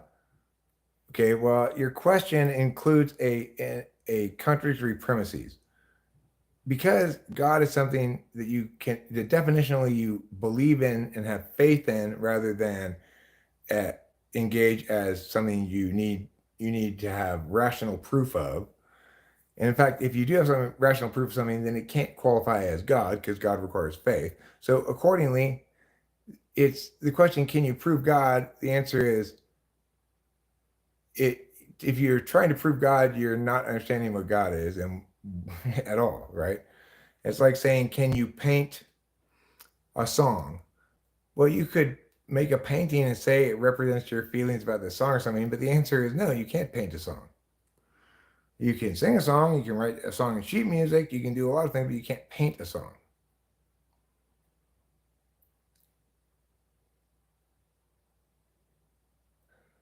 Well, sure, lively cuts. I mean, the thing is, this is why we use conditionality.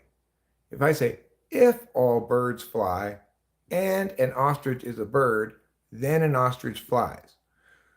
The fact is, it's not the case that all birds fly.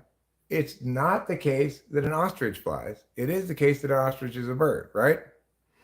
But nevertheless, the statement I made, if all birds fly and an ostrich is a bird, then an ostrich flies, is 100% true, because it's conditionally true.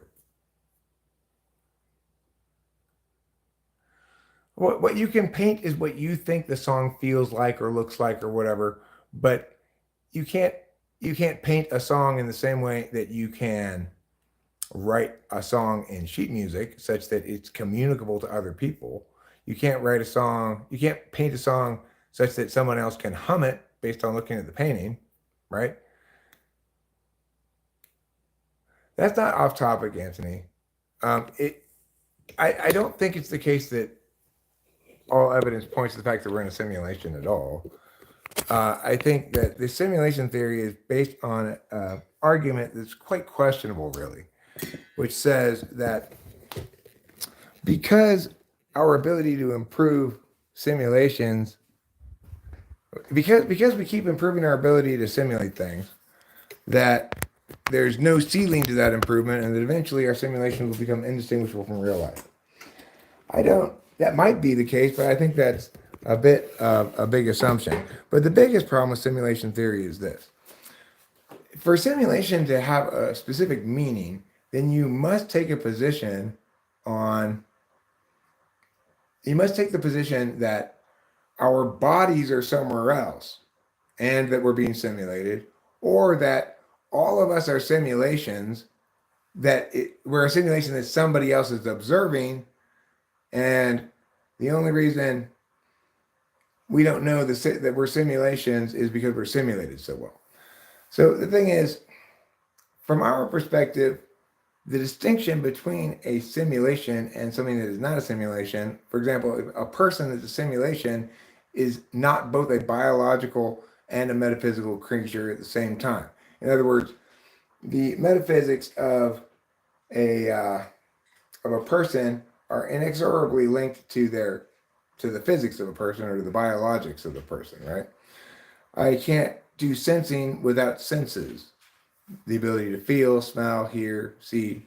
I can't use intuition without language, which requires some way to access words, right? If I'm Helen Keller and that lady doesn't teach me sign language, then I'm unable functionally to pay attention in most of the possible ways that people can pay attention, and I'll never be anything like a fully realized human being.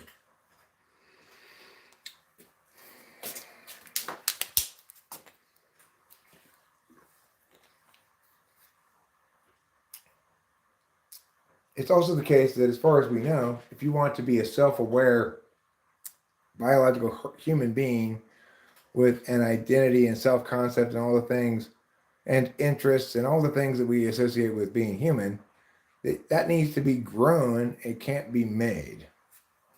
So I personally understand there as being what turns out to be kind of a surprising way that artificial intelligence is played out. It turns out not so much that artificial intelligence can't emulate things that heretofore were thought exclusive to human intelligence, like making up a song or chatting with somebody back and forth, that those things have to be simulated each independently, and that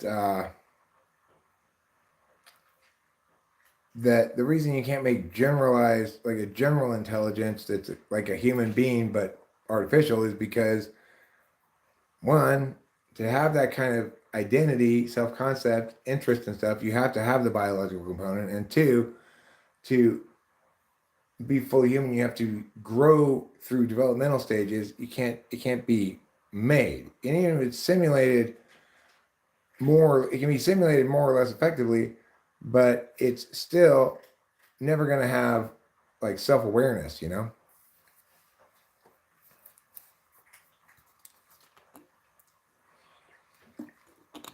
So if you think that it's a simulation because our bodies are somewhere else and we're having it simulated into our brains, then the question becomes, do you think everybody on the earth is simulated, or just some people? And some people are NPCs.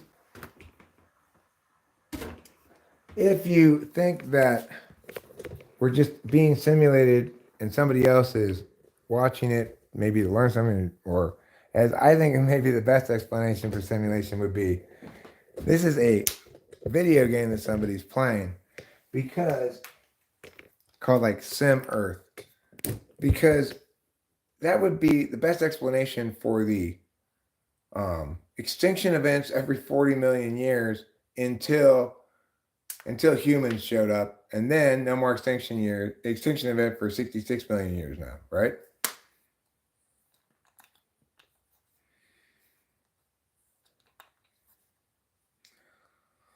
Well, what I'm saying, Anthony, is that your claim that one can simulate biological experience, which involves sensations, pain, etc.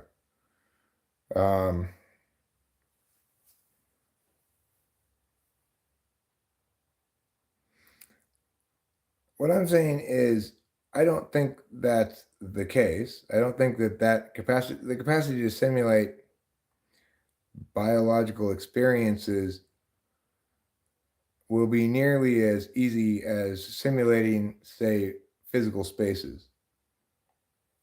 Because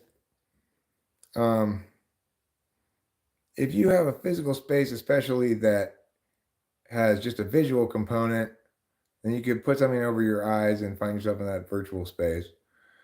If you have something that's got visual and audio components, you can pipe in sound. But to be a real physical space, you need to feel every object you bump into. You need, it's like you have to have consistently rendered objects in space that behave as they do, even if you're not looking at them. But regardless, I don't hate the idea of simulation theory. But I would say that it only really makes sense if we're all being simulated for somebody else to observe. And if that's the case, then we don't really mean anything when we say simulation. Because in the status quo, we understand a simulation as being a running dynamic model of a system. And we understand a model of human consciousness. Like, we can imagine what it would be like to simulate human beings using cognitive functions and stuff, right? Like, if we understand cognitive functions properly, then we already have a way to minimize the scope of things. Like, for example, stuff that's going this direction from here, represents extroverted intuition. Stuff from going this direction from here represents extroverted sensing. Like that kind of stuff, right? So then you can actually simulate the system. Is it actually the case that bits of data represent like distinct objects in a field that the simulated person responds to based on what kind of object it is? No, that's not how the world actually works, because there's almost infinite objects in my field of vision right here. Maybe not infinite, but a lot, depending on what you count as a distinct object. And so when I'm paying attention, like, it doesn't matter that my eyes are looking over here at this whatever, because I'm actually not paying attention to what my eyes are looking at. I'm paying attention to this ongoing thought that I'm trying to explain. So in reality, you cannot reliably assume that a person interacts with a given piece of data at all, let alone by their predicted cognitive function stack. But nevertheless, we have to have a model of something run in real time dynamically, or else it's not a simulation. Religion is simulated? How is it simulated?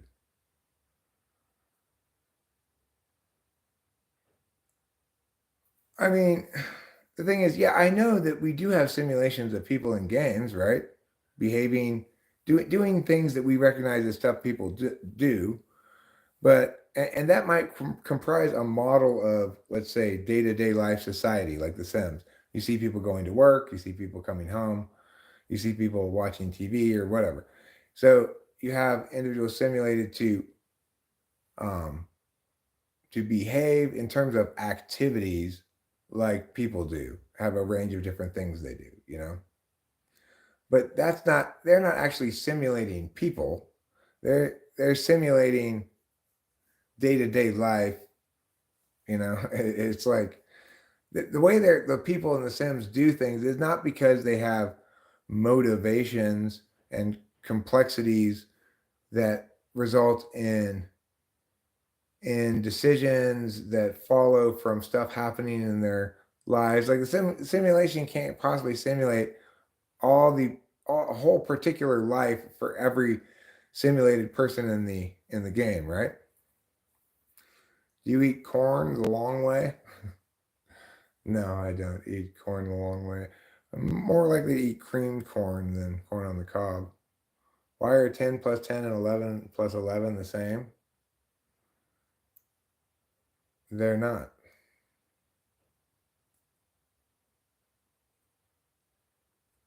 Oh, Fab Ruby doesn't have to be nice. That's fine. He can say go to sleep, Gramps. You realize it's only 7:19 in the evening, though, don't you, Fab Ruby? I mean, even if I were as old and desperate for sleep as you claim, probably 7:19 isn't too late to be awake. I've been booted. Sorry, all. Have a great night. You've been booted? All right, well, see you later. No apologies necessary. You have a great night as well. Well, you must be on the East Coast. I'm in sunny Southern California. No, I'm in Central California, actually. Up near Yosemite in Mariposa County. It's dark here, too, of course. Which I'll admit has been a little confusing for me. Like Saturday night, I took mushrooms. I was tripping. I went outside. I'm like, oh, I went took a shower. Then I went outside. I'm like, oh, I missed the USC game because it's like 3 a.m. And I looked at my watch. It was 7:45. It gets dark so early. It just seems like you're up for a long time. And of course, when you are tripping, those things tend to be a little bit more volatile in their correctness. California, land of the free. California's fine. I mean, I get that conservatives, Republicans, or whatever like to shit on California and use it as an example of how liberal policies are bad and stuff. But the thing is, you can make that argument for the Bay Area for sure. However, most of the rest of the problem in California, well, like California, like pretty much every city on the West Coast has a big homelessness problem. But the Supreme Court recently overturned the Boise decision, so like this county is immediately starts implementing vagrancy ordinances to get those people out of the county. But that's not necessarily the case for San Francisco or Oakland. They tend to be much more short-sighted in their understanding of public policy.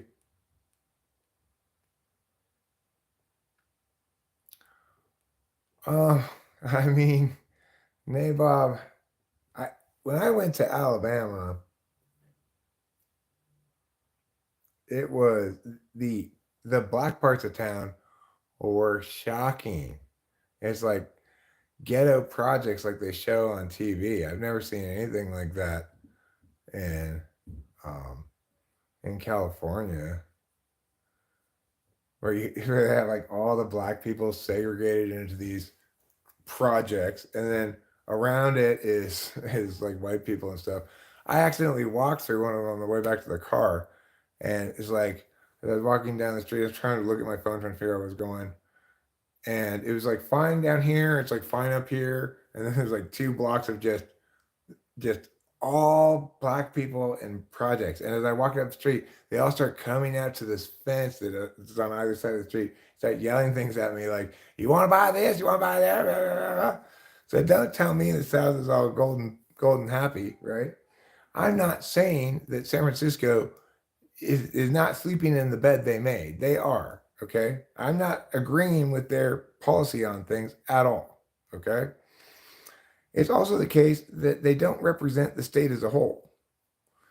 It's the case that because California has like basically 4 major cities in it, San Diego, Los Angeles, Bay Area, and Sacramento, and that urban voters in California tend to be very Democrat / left leaning, that the state consistently goes blue, and also that some of the state policies represent represent left-leaning overreach. But it's also the case that the way the state legislature works, there are plenty of very conservative areas of California, and there's some ability within the state to block some of those agendas, unlike regarding the national elections. Oh, I see. So the segregated ghettos are also the fault of the Democrats. Huh?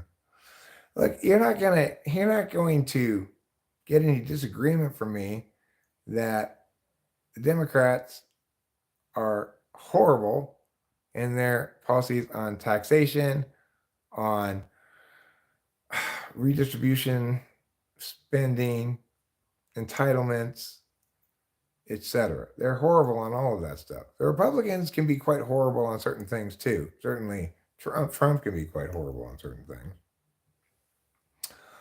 But the point is that California is not this monolithic cesspool of communism that red state people, red people from red states like to make it out to be. It's just you're believing some nonsense that's not really true. California's all right. It's not a good place to do business. You pay a lot of state taxes if you're making money as a business.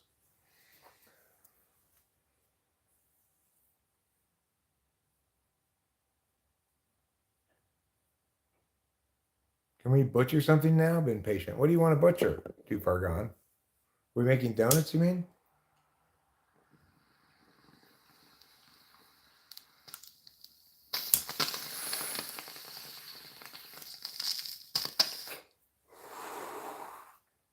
The thing is, if you want to paint any state into Boogeyman X, you can find shitty parts of that state and say, see what Boogeyman X did? Now, granted, there's a much more direct connection in San Francisco Bay Area between the complete trashing of, say, Oakland, which is just a cesspool of post-apocalyptic lawlessness and filth. You know, there's no doubt about that. But I'm just saying, like, the county I live in, very rural, conservative / libertarian in general, and very pro Second Amendment. I'm sure this county went Trump.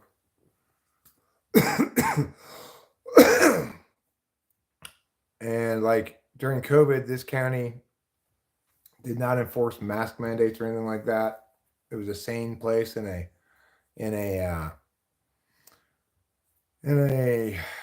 hurricane of alarmist nonsense. So, additionally, I would say that if you're not operating a business and making profits as a business in the state, the tax burden's not, it's not bad for me because I'm not really paying tax on earned income, you know.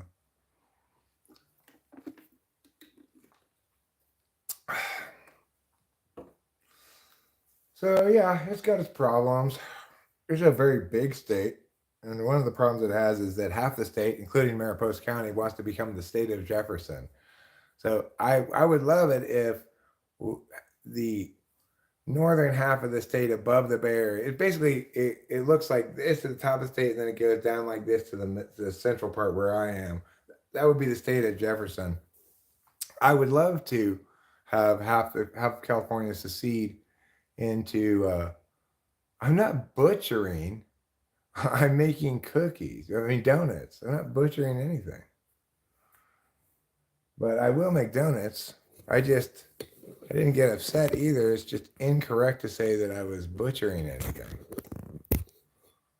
I don't have any animal flanks to butcher. But you did remind me about the donuts. Let's see. I think what I'm going to do, even though it's not maybe risen that much, I think I'm going to just see what happens if I fry up some of these 1 or 2 scoops of it, you know, see how it looks. So I'm going to put some of this pure canola oil. I'm going to put a fair amount. Well, that should be enough, I guess. Okay. Now, hopefully that's enough. If it's not enough, then I could just pour the rest of this in here, actually. I just pour the rest of this in here and I'll get another one of these next time I go to the store. If Rachel's listening, could you put canola oil on the list? Rachel has a list for food. We have to get at the store, you know.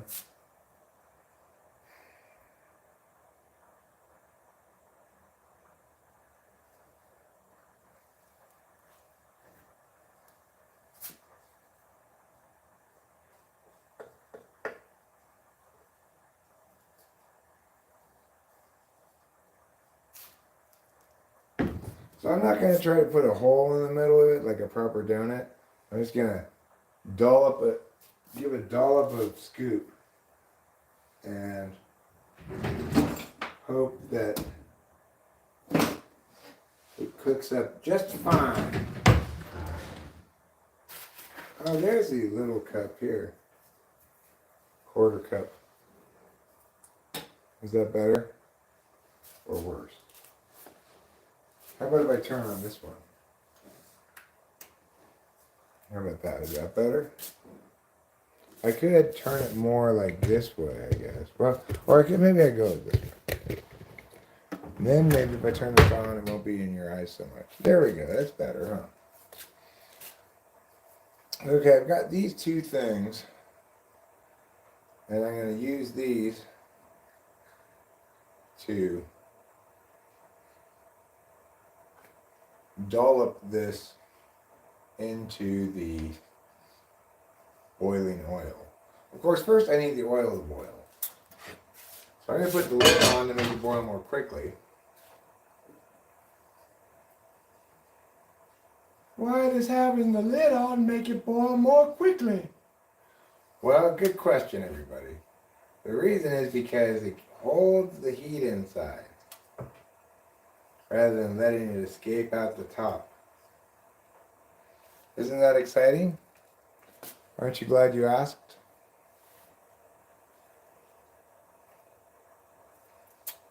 So they say a watched pot never boils. But by having the lid on, I avoid that. Because even though I am watching the pot, I'm not watching the inside of the pot. And actually, even though the saying says a watched pot never boils, it really means if you watch the inside of the pot, it never boils. A lot of people don't know that. But now all of you do know that.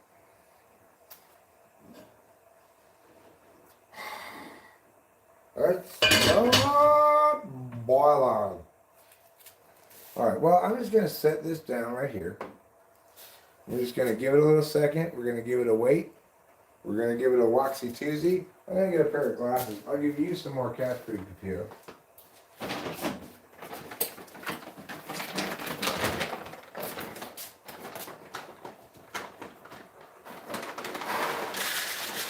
There you go.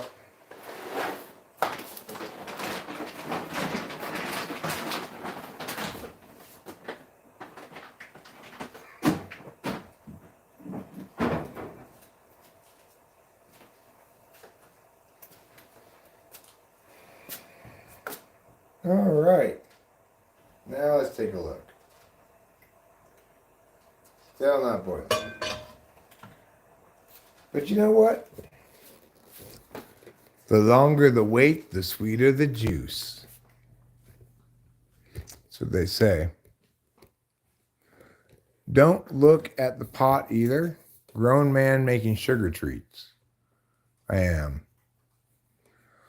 Well, you know, good for Texas, Georgia, and Florida. To the extent that they provide more economically friendly environments, then it makes perfect sense that people would go move there. Hopefully it helps California see the error of its ways.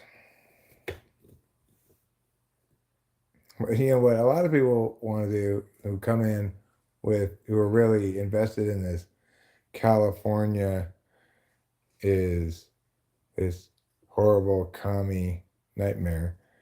They want to come in and be like, you're from California. Oh, California, you're one of those people, huh? I'm all in favor of states reaping the benefits of having better policies, that's why you can move between states without any kind of like passport or anything. I don't think Elon Musk is going to fix the United States, no. I think that we'll get through this 4 years, hopefully incur very few harms. Hopefully there's not any kind of problem with the transition of power after the fact. I feel less worried than I would have felt if Kamala had won, I guess. But, you know, heretofore throughout my life, democracy is trudged on, you know. When a president loses, there's a peaceful transition of power. You might say after Trump there was not as peaceful a transition of power, but still a peaceful transition of power. And there will be again.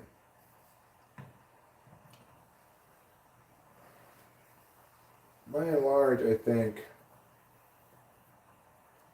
Trump makes pretty good foreign policy decisions.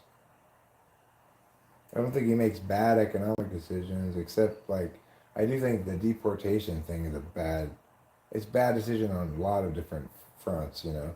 It's a bad economic decision as well as being a bad policy decision, you know, bad on human rights, bad on common decency, bad in a lot of ways.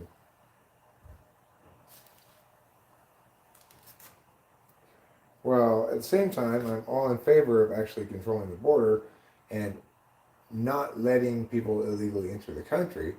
That's very significant, I think. We should definitely do that. Once they're in the country and have settled into a life here, given that it was the federal government's responsibility to prevent them from getting in the country in the first place, I think it's both pointless and unfair and harmful and a lot of other things to actively seek these people out and deport them. Like, the problem is a porous border. It's not Mexicans.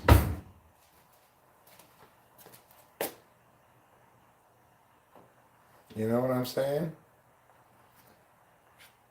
If we don't let Mexicans into the country, how will we be able to take advantage of their plasma flan engine, which may prove to be the future of space travel?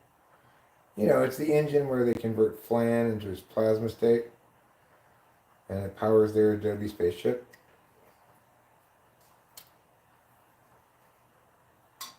Currently, the United States is decades behind Mexico in terms of piñata technology. Are you okay with that? Because if not, maybe we should bring in the best and brightest minds in Mexico to help us improve our own piñatas so that we can become the world's leader in piñatas. Right now, if you say piñata, everyone says Mexico. In 10 years, I want it to be, whenever anyone says piñata, everyone says USA. You are the most slowest boiling oil ever in history. Oh, well. I guess we'll just have to wait a little bit longer. Let's go in here. Did somebody set that oil to slow boil? We're here to deploy a seek and transport back out of the country. We have to deploy? I mean, I don't think that's a good idea. It's not good for the economy. It's just a bad idea. Look, if you want to be opposed to immigration, I'm all for it. But let's make that happen at the border, not on this side of the border. If you're talking about deporting people, you've got people who are here illegally, but who had kids here, and their kids are citizens, right? What you're advocating is, let's take those parents away from those kids and send them back to Mexico. I just don't think that's fair to the citizens, right? The kids, for one thing. It's an example of how actual citizens are very much harmed, dramatically harmed by this. Sometimes you have citizens of the United States of America in the U.S. being forced to either leave the country or have their family torn apart. I don't know about that. If you were, as I said to somebody else the other night, if you were the one who had to go into that house and, lead away the parents to deport them while the kids are clinging to their parents, screaming, "Mommy, Daddy, please don't take my mommy," you wouldn't want to do it. You would not think it was cool. In the abstract, you think it's cool because you like hating Mexicans.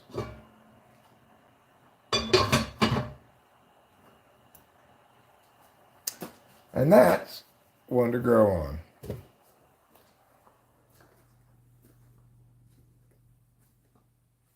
I want my kids deported right now. Okay, well, the children who are citizens of this country didn't take that risk, right? And yet you're definitely punishing them for crimes of the father, which they have already committed and long since gotten away with, beyond any statute of limitations for which you might punish them for illegally entering the country. So you're just trying to punish them for being here without having entered the country legally, which if you could point to actual concrete benefit of it, then at least you might be able to make the utilitarian argument that even though it appalls the conscience in its actual application in many instances, we should still do it. But there's not even any positive impacts from it you can point to, except that the country will be more white. I mean, that's just being down there.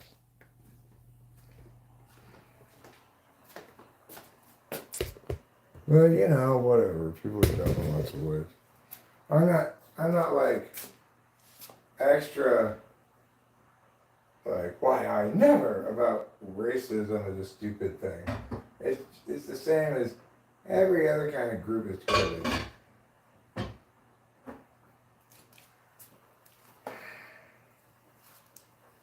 Well, I guess I got oil with a boiling temperature of 1,000,000 degrees. Maybe it's hot enough though. Maybe it won't start sizzling until I put something in there. Let me just see if I can put just a little bit in there.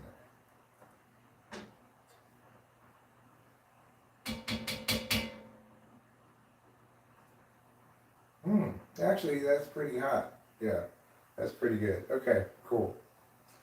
So now we're going to put this donut into your face, put it into the oil like ace.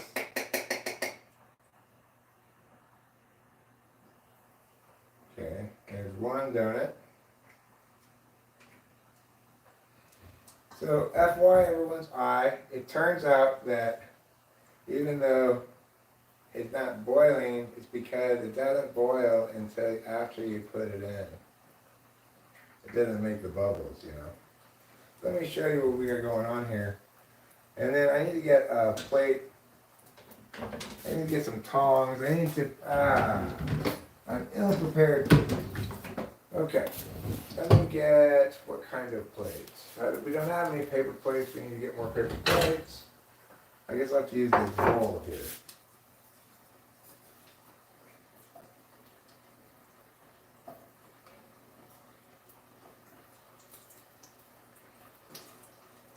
These are good ones to use.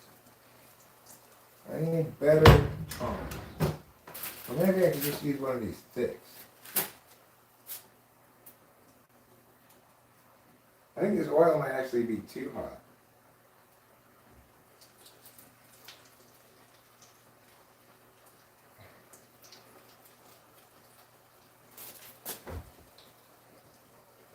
There, I turned it down a little bit.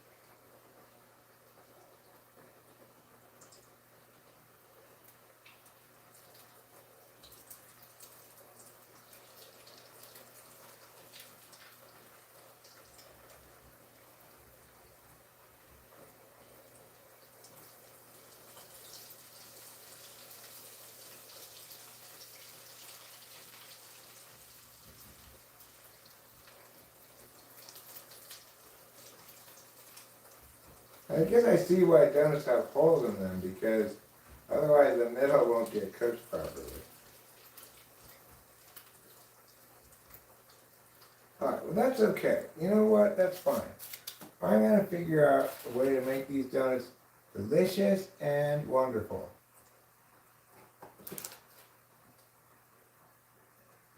Let's just take these ones out. These ones seem a little bit burnt.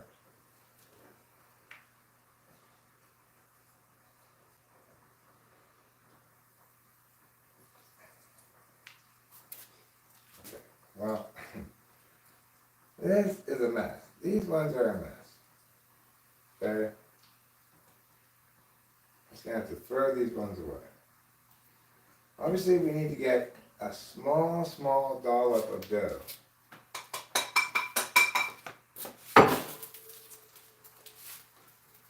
Or maybe this dough is just like too thick or something.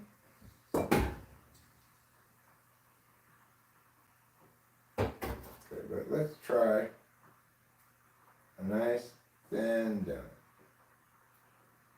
See if we can get a nice thin donut. Not too thick at any spot so that it can actually fry up all the way through.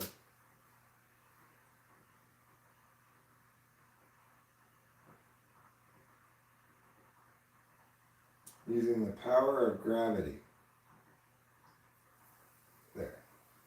Right, we're just going to focus on this one donut here. What I really need is like a little scooper with a strainer on it, you know? I guess we don't have that thing. I can visualize what it is I want, but I guess we don't have it. So I'll have to use something else.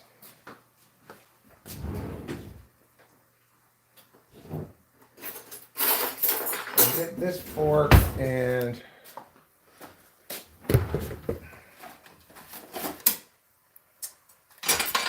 maybe this stick is fine. There.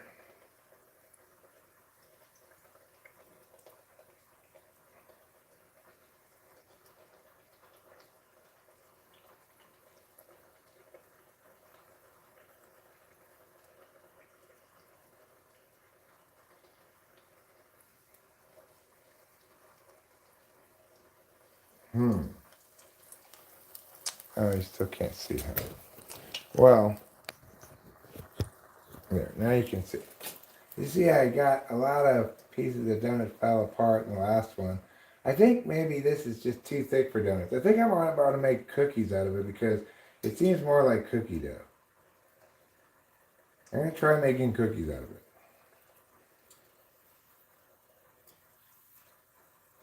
Alright, well, these are not going to work. That doesn't work at all. I wasted all that oil.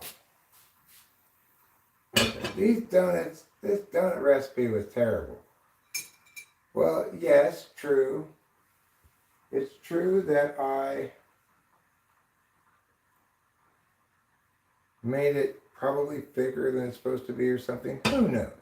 The point is, fuck you, donuts. I don't have time for your failure any longer. We're going 400 degrees in the oven. Come here. And we're going to get this cookie dough thing, this cookie sheet. Cookie sheets. Get this cookie sheet and we'll clean it off a little bit.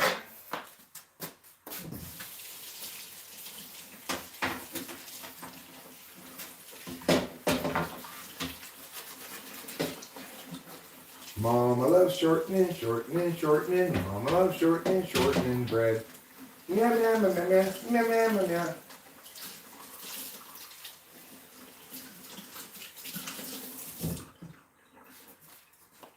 Okay. Now,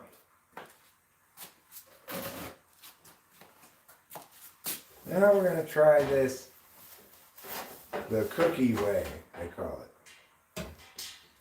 Take some of this, we're just going to meow it down like that into a cookie shape.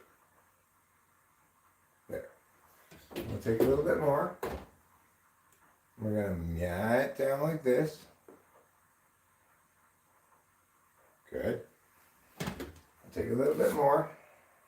We're going to meow it down like this. Good. We're going to take some of this, put it right there.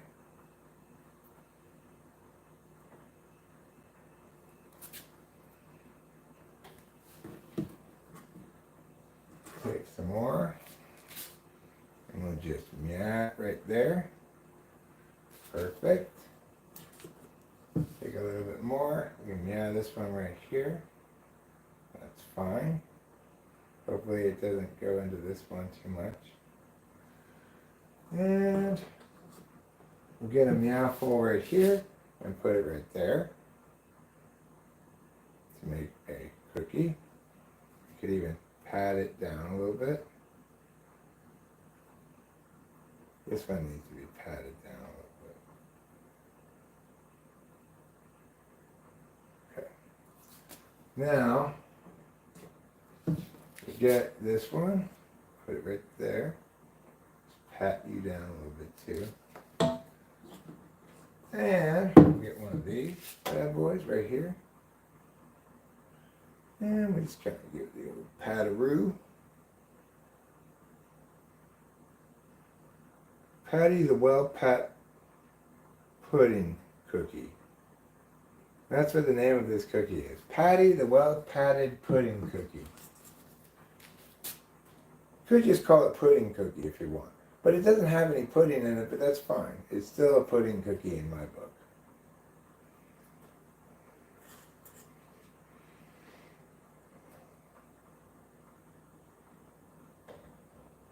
Patty, the patted pudding cookie. Patted pudding cookie is I guess fine is the name. It doesn't have pudding in it, but what it does have in it, and this is going to be a taste delight, has sour cream in it. Why? Because I didn't have any eggs. And it called for eggs. So I said, you know what's a lot like eggs? Sour cream.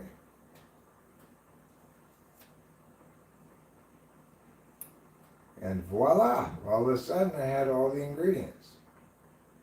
I didn't have any shortening either. But I replaced that with extra butter.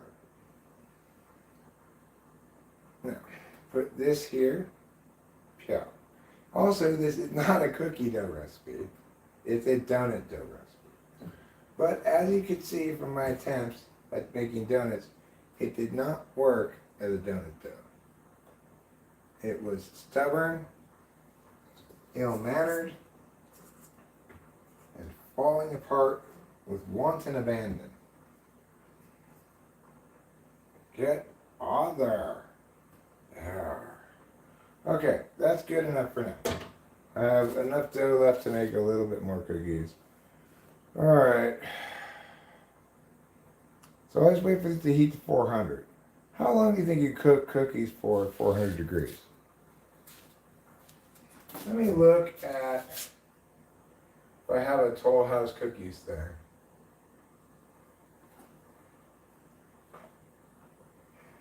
I don't have it. Okay, so let's look it up on the internet. Or I'll see if you guys have an answer for me. How many minutes does it take? How many minutes does it take to bake cookies at 400 degrees? Is it 1 minute, 5 minutes, 7 minutes, 10 minutes? I bet it's about 20 minutes. 12 minutes? 20 minutes. Robert Townsley, you know what's nasty? Your attitude, okay? I've been cooking today, so it gets a little bit gross sometimes. I just cleaned it not that long ago, too. Like yesterday or the day before or something. But yeah, I'll admit that, you know, life happens, okay? Life happens. Yeah, I could clean the stovetop a bit. God. What a dick.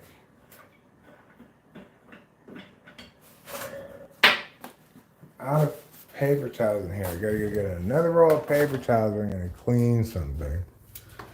And what do I look like? Your cleaning lady? Why is this open? I don't know. I need to turn this off here. Alright, now let's get some more paper towels.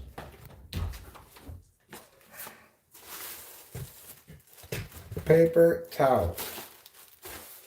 Don't open the new package. Finish the old package.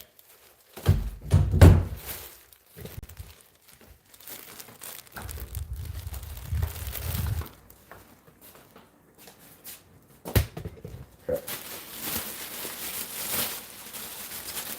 I need to take the mixer. Oh, that's why that door is open. I need to put the mixer down.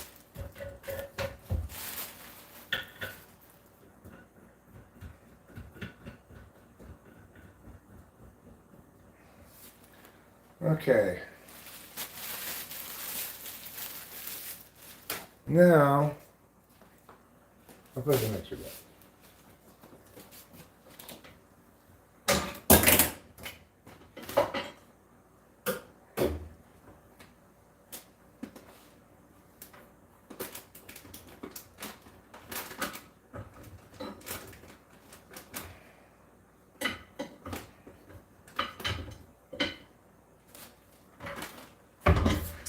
Okay, let's take this into where it goes.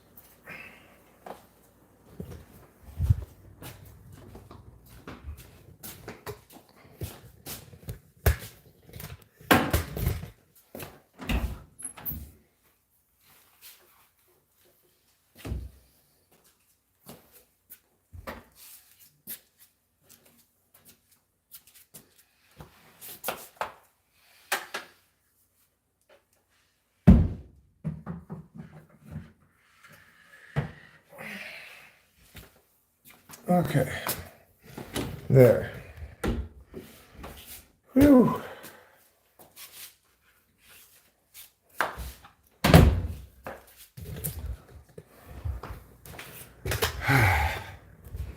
All right, now I need to plug in the phone.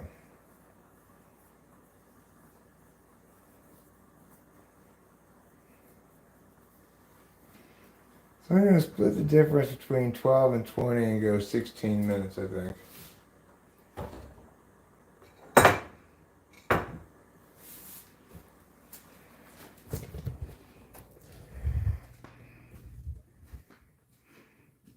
Is this pudding, cookie, vanilla, or choco? It's actually donut dough that came out all wrong.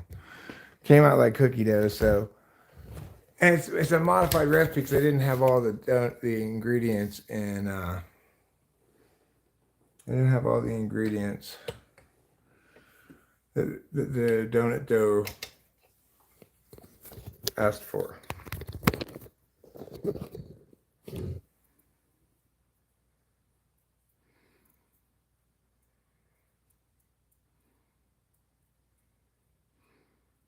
Aegis on?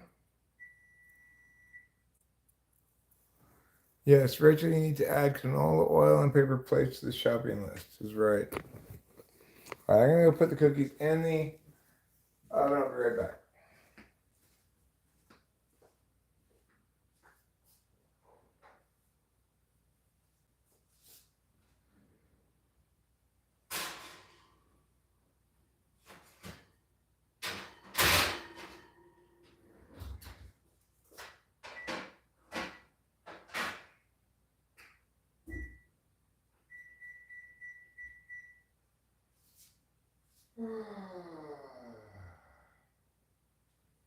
All right. Well, now we have to wait 16 minutes, and then we'll have hot, delicious cookies. Donut cookies is right.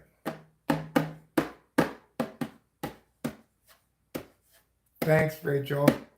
I think you're a human pageant winner too. I think you're very, very special, like a bowl of stew. I think that everybody knows that you're super good.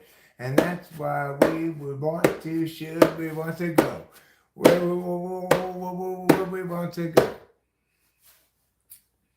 Well, you're probably right, Too Far Gone. We probably should have butchered something. But instead, we decided to play traditional African music. This is Indian music.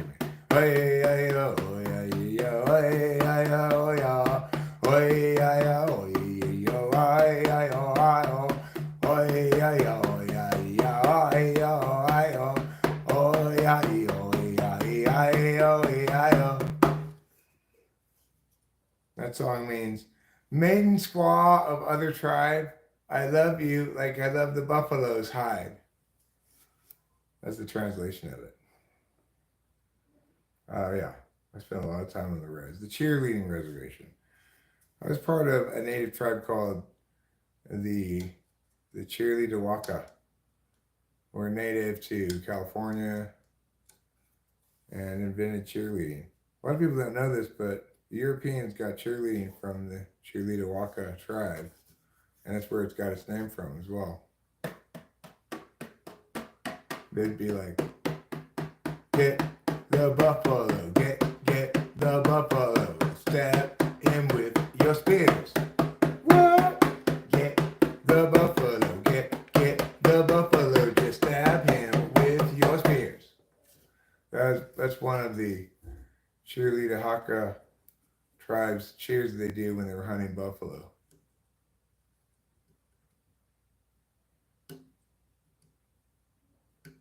Like if a man wanted to court a woman, he'd go outside of her teepee and go, What? Who's the hottest squaw? What? You are. What? Who's the squaw? Who's the hottest squaw? What? You are. That was how they courted in that tribe.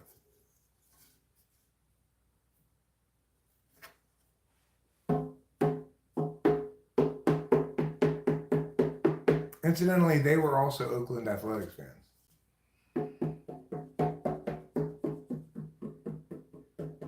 Navajo, I didn't even know the joke.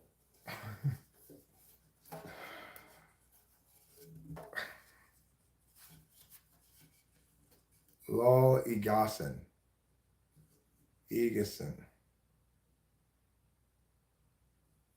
Yeah, rapping. No, that wasn't Geronimo. That was one of the cheerleader Haka tribe of Native Americans. Thanks. That's a trick I picked up from my native friends. Squats on my face. That's funny, no Sage. You make a very funny joke. Could actually no native lady would ever name squats on my face. That would be very silly.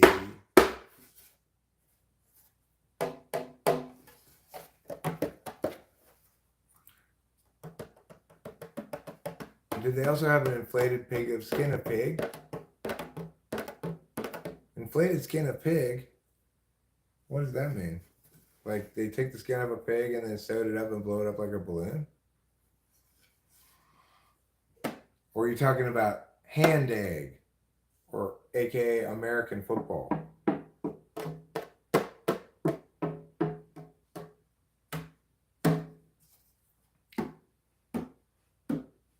Here you go.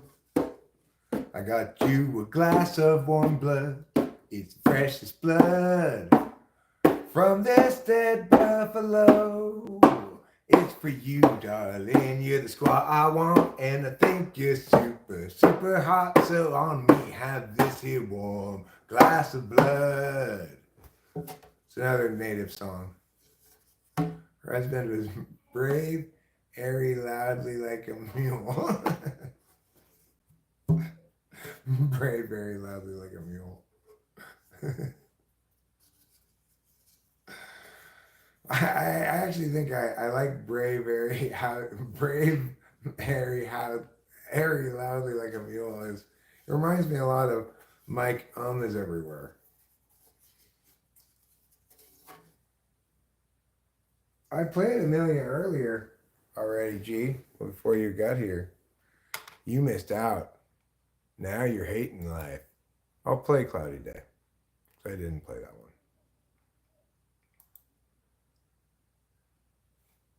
I need a beverage, though. Oh, I have a beverage right here.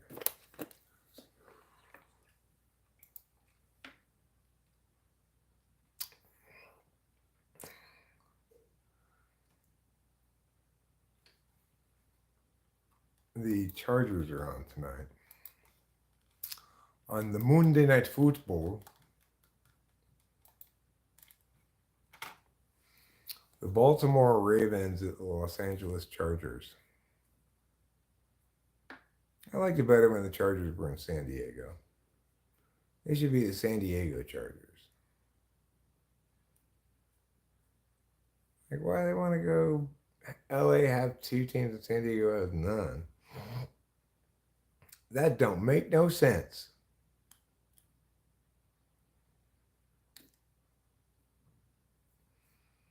Canada doesn't have any NFL teams, do they? I don't think so.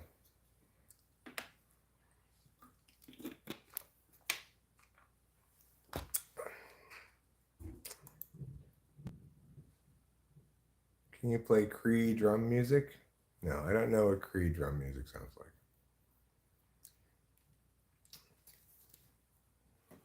It sounds like Cree.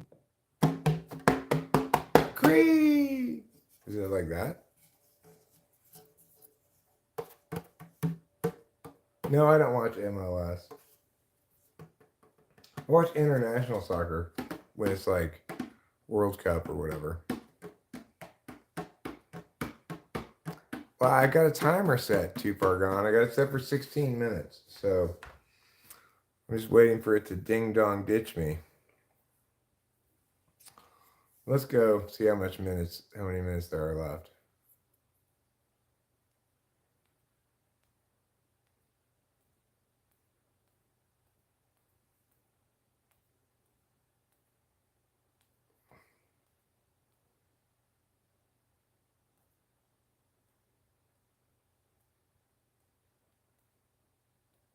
FIFA's rigged. People say that about the NFL too. Somebody was saying that in the stream like last night or something. That the NFL is rigged, but I don't really believe it. Because like think about it like this way: if the NFL were rigged, why wouldn't they rig it so that people don't get horrific injuries?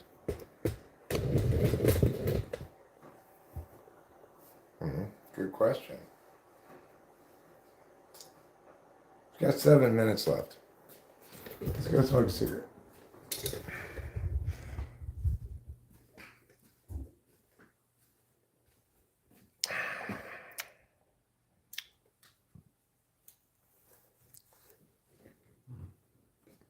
Do you have a little brother that I dislike? I don't have any siblings. I don't especially love Rachel's little brother. He's not my all-time favorite person. Oh, it's raining. How nice. How naturey. It's a beautiful nature's night. Welcome to Nature's Night.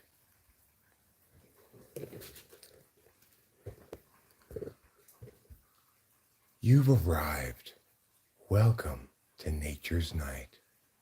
Take your shoes off, don a pair of Nature's Night slippers, and settle back for a very natural evening. Thanks, Terry. I'll take it from here. Hi, that was Terry, and my name is Stuart, and we run Nature's Night, a retreat for stressed out professionals like you to come and just let go. Just let yourself relax and become one with this beautiful nature retreat, okay? As you lie there, that lady whose name I forget and I, Stuart, will go around and place cucumber circles on your eyes. There, doesn't that feel good?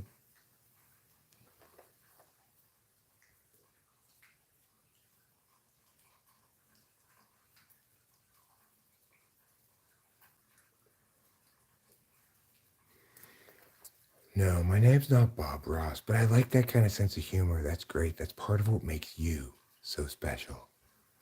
Instead, I am the founder and chief and chief officer of Nature's Night Resting and Retreat Facility. I'm not making no frosting. As long as you sign away your rights to be filmed and pushed on YouTube. I do? I don't mind signing away my rights to be filmed and put on YouTube. You can put me on YouTube as much as you want. Sorry, William. I'm sorry. I should have asked your consent before I put the cucumbers on. But I figured who wouldn't want cucumber eyes? Would you like these stones, these river stones?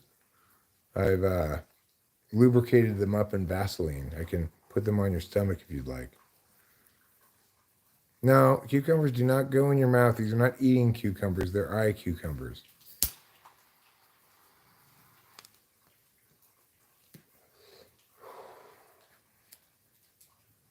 Would you like a cup of hot pine twig tea? We take real pine boughs and put them in hot water to give you this beautiful pine-infused water. Would you like some acai berry? It's full of antioxidants. Next, I'm going to do that thing, Reiki. Next, I'm going to do Reiki over you, where I put my hands over your body and you feel the power. Feel it. We don't have any ayahuasca left at the moment. I accidentally did it all. But I tell you what, you can have one of these cookies when they come out of the oven. These cookies aren't just plain. They're bedazzled with ingredients, okay? You don't need something on top of it to be special, okay? But I might put a little something special on there, like, Ooh, I don't know. I could drizzle a little bit of honey on each cookie, perhaps. Kind of sounds like a pain in the ass, though. Instead, why don't we just eat them as they are, as nature intended, in the nude?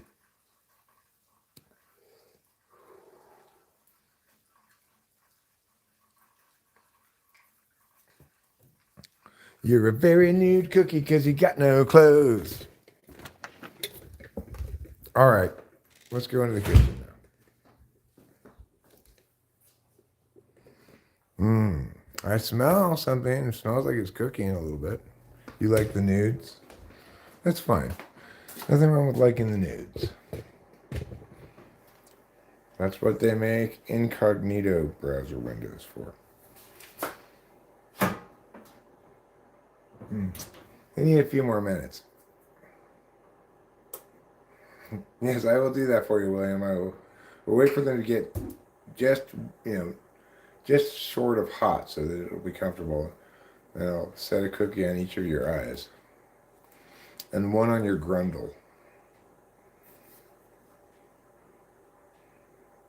Yes, we do grundle cooking.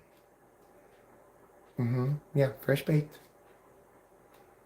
Okay, yeah, I'll make an appointment. Sure. That's at 2 p.m. you want with Jose. Okay. Oh, Jose, cookie my grundle. Cookie with a nice warm cookie.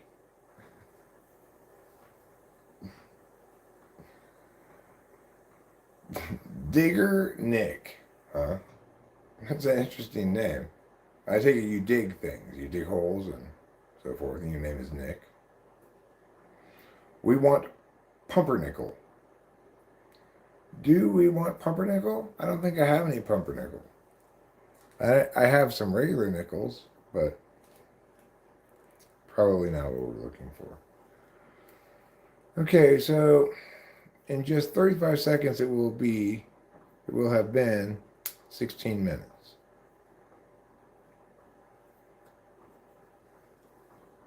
Lemon squeeze. I don't have any lemon squeeze.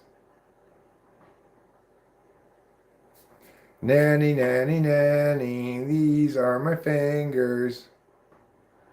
Do you guys feel taunted by this?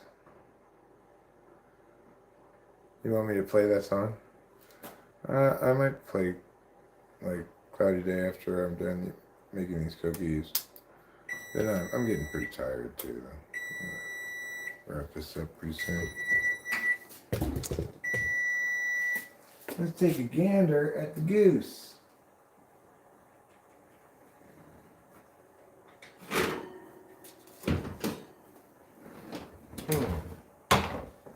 Not sure.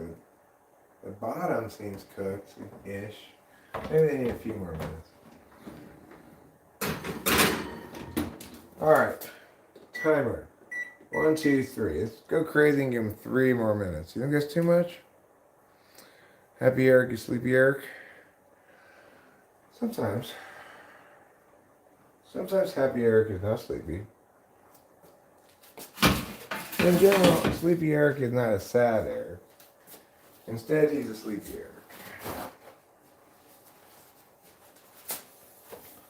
Sleepy isn't an emotion, but I think it takes the place of where an emotion would otherwise be. There's not enough places for both sad and sleepy.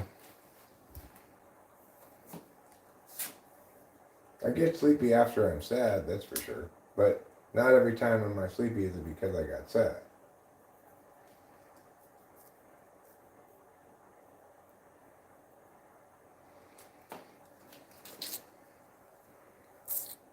I rock either way. Thanks.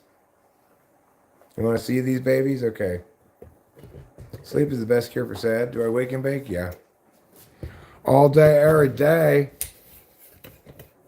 Hey, hey, hey, hey. I smoke weed every day. All right, let's take a look.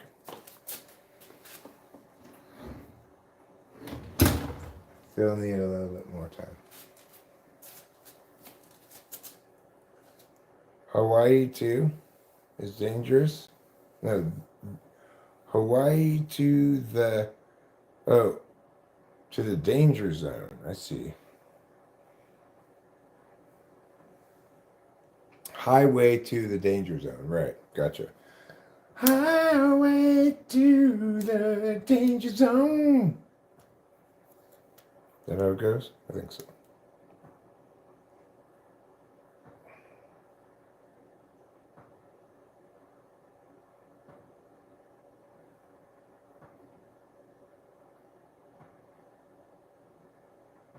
It's got 1 minute left. You can see the clock, maybe 50 seconds or so.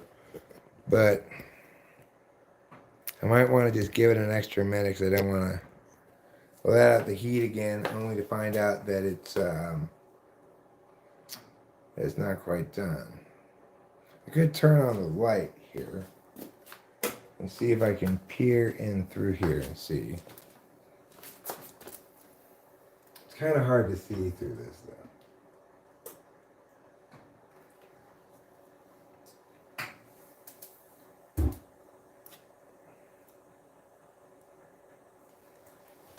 All right, 1 more minute. 1 more minute and then we're done. Tom Cruise looks nice in jeans, huh?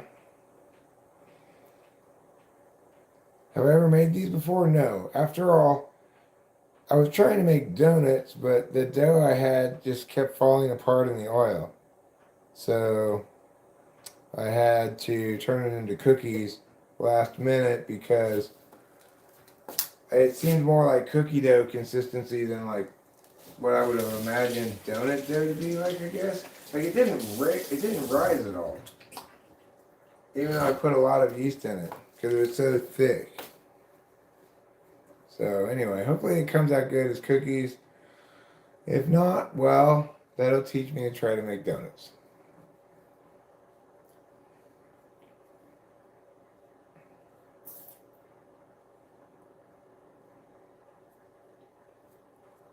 All right, here we go. Take them out now.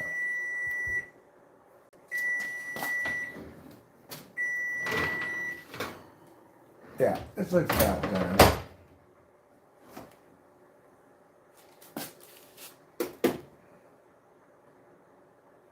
What do you think?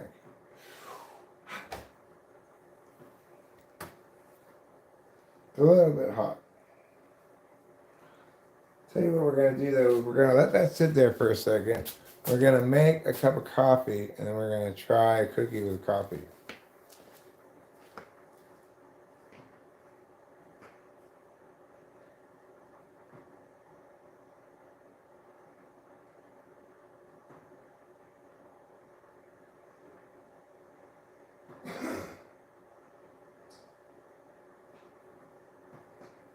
No, I've not heard of that, but in general, bending my D sounds like, potentially painful. It doesn't go around corners.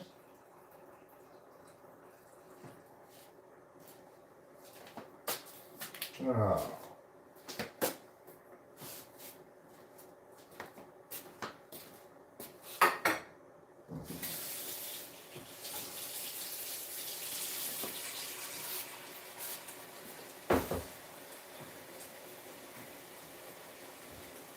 Okay, so getting some coffee made now. Piggity pyow, pyoggity pew. Whatever you see is whatever you do. I've got my hot coffee. And you know what? I think I was supposed to put milk in. I forgot to put milk in the dough.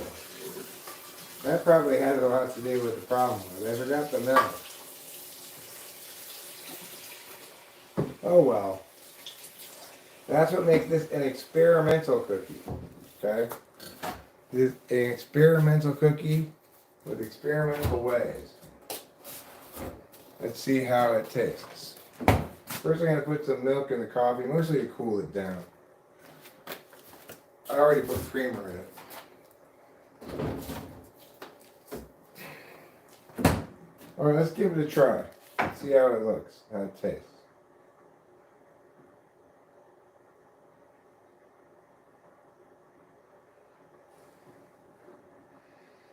Well,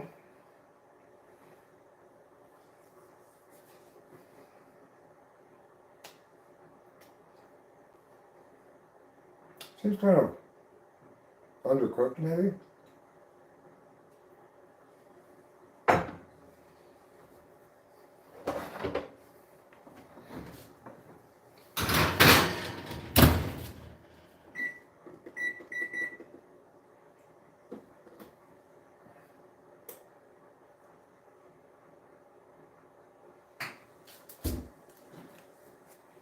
Tastes like raw dough pulled out in the middle.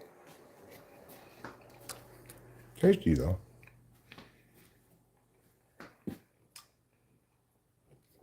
The yeast proved fine. The problem is I forgot to put the milk in it. You're supposed to have like a third of a cup of warm milk or something, or half a cup of warm milk. I forgot to put that in.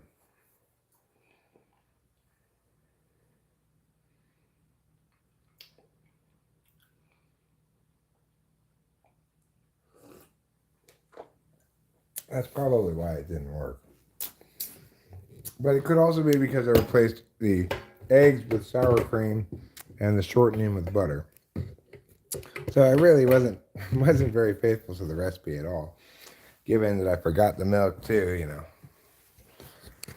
Maybe it would have come out better if I had followed the recipe exactly, but I didn't have eggs, I didn't have shortening.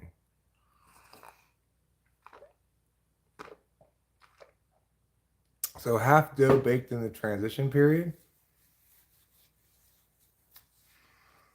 Well, Anthony, listen. Nobody's saying my donut cookies came out perfect, okay? Nobody's claiming to be a French chef of cookies with the finest cookies in all of Europe.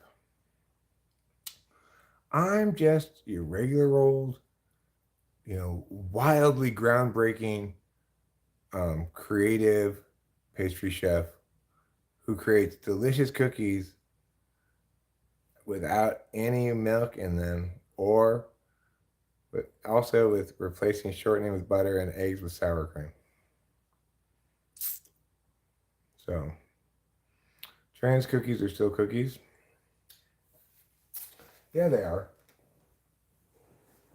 They are cookies. They're cookies from the finest lineage of cookie making.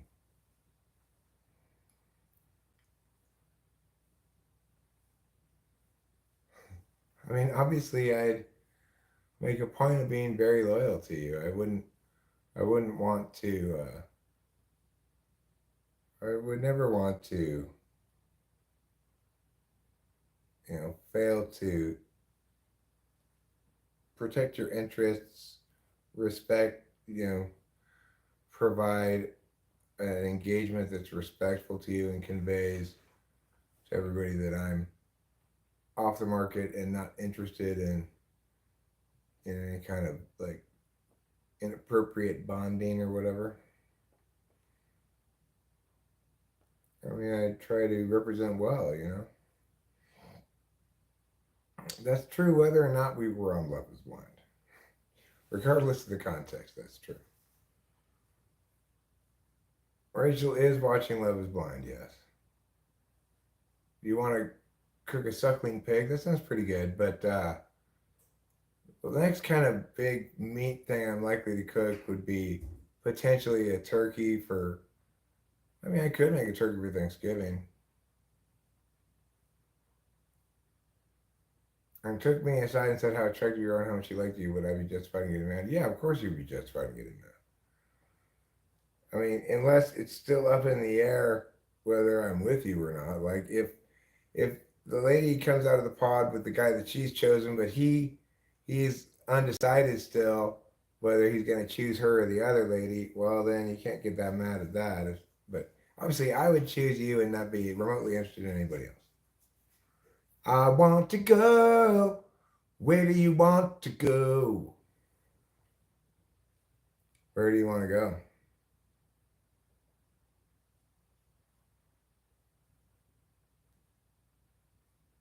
Rachel's watching this show called Love is Blind, where they have these two people who engage with each other without getting to see each other first for a while, and then they pick each other according to that, and then they get to see each other. It's a not a good thing. I don't think shows like that. I think they're exploitative. Well, Jonathan Carpenter, if wishes and buts, if ifs and buts were wishes and nuts, if wishes and buts were ifs and nuts, then we'd all have a Merry Christmas.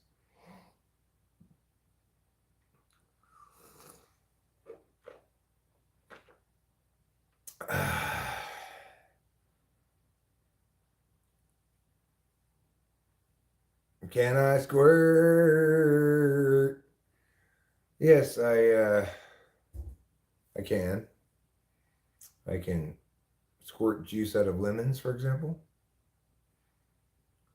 The 80s were weird. On? Okay. The 80s were weird.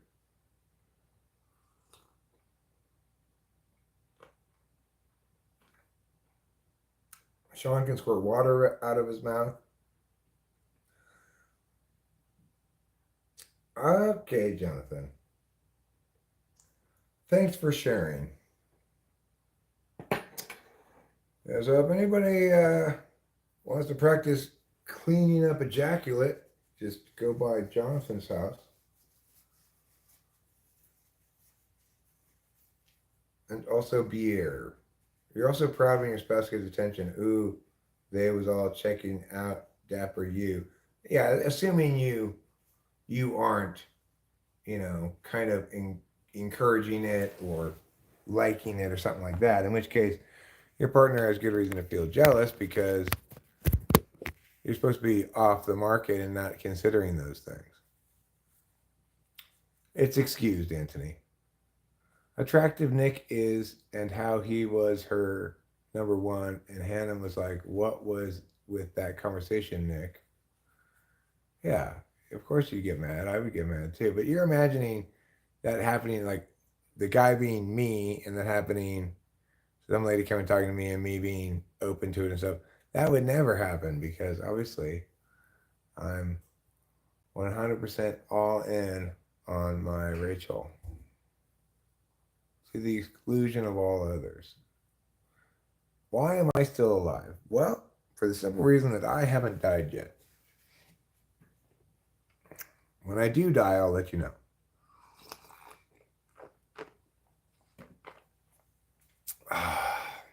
Okay. I think my cookies should be about done now.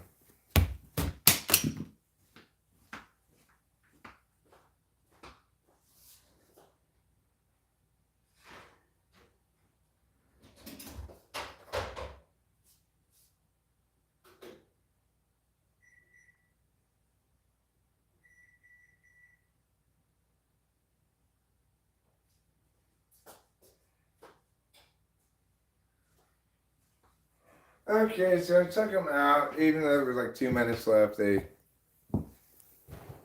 seemed like they're probably fine. Well, I was more just wanted to see if that was shady of Nick. Yes, that was shady of Nick. You think that an INFJ can be objective with their FI? No. FI, if you're paying attention with FI, you're paying attention subjectively. You're deliberate. You're doing a subjective kind of deliberation. You can be objective about your FI. In other words, I've got to admit, I'm feeling scared. Even though I don't really want to, that's really what I'm feeling, is scared. That would be being objective about your subjectivities, But who's Nick?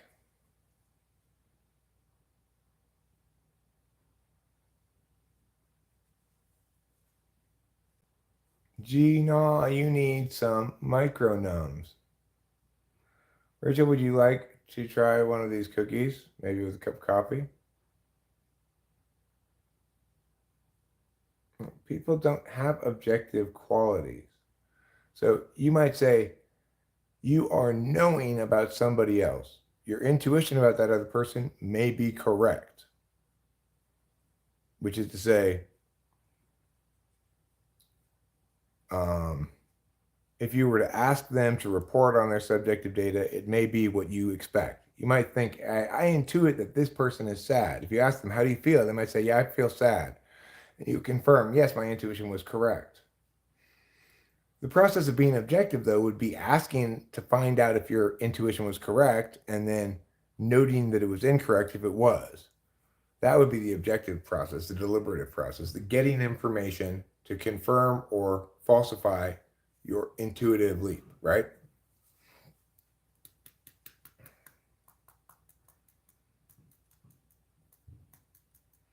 I met a drunk ventriloquist. She said she wanted to sleep with me. I didn't know whether it was her or the beer talking. Ba-da-da-da-da-da-da. All right, I'm going to get a cookie. I'm going to be back. I'm going to get 2 cookies. Whatever, just letting liege be liege. Liege be life. Too much work, talkie. Oh, Nick got a mouthful from Hannah, but he wasn't forthcoming about what he talked to the other girl about. That's ridiculous. You shouldn't be hidey of things in a relationship.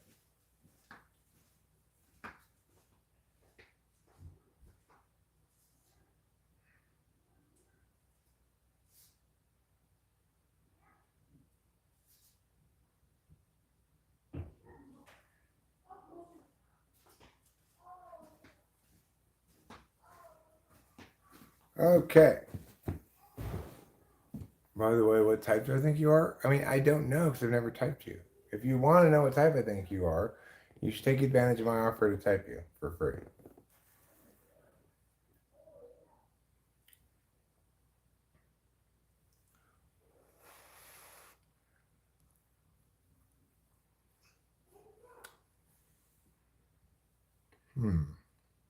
Pretty good.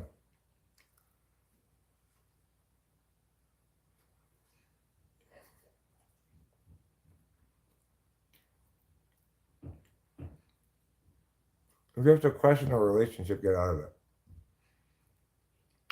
Well, I don't think either Rachel or I are questioning the relationship. I mean, our relationship. But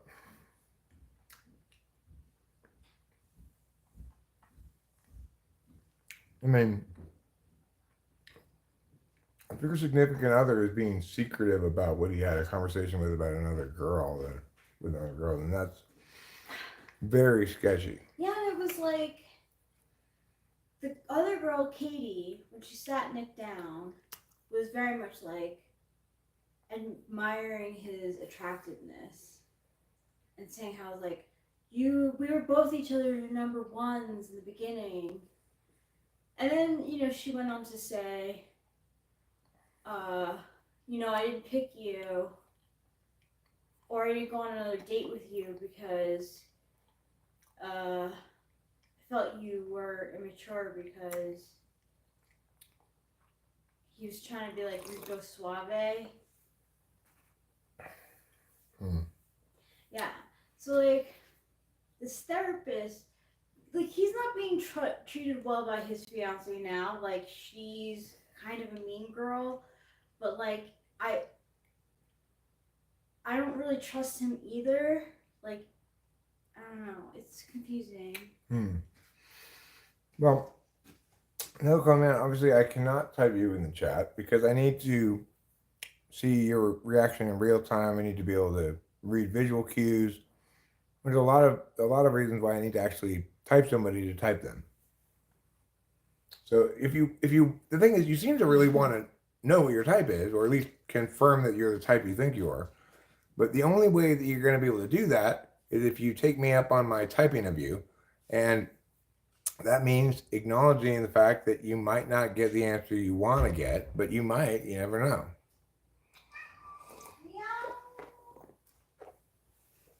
The thing is, it doesn't have to be.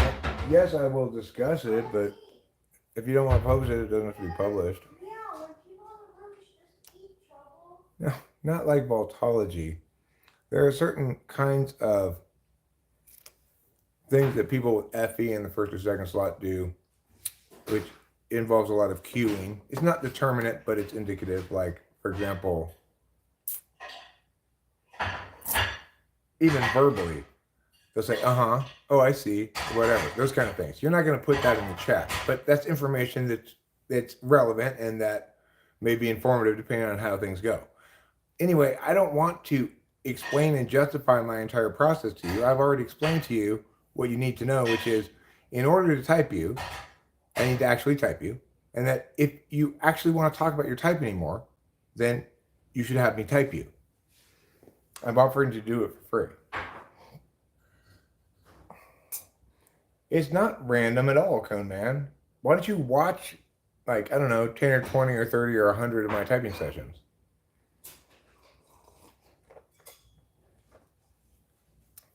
So the thing is, obviously, I draw conclusions about certain things, first of all, conditionally, and weight them depending on how determinate the kind of question, the answer to the question I'm asking is, and etc. Do I want to explain that whole process to you?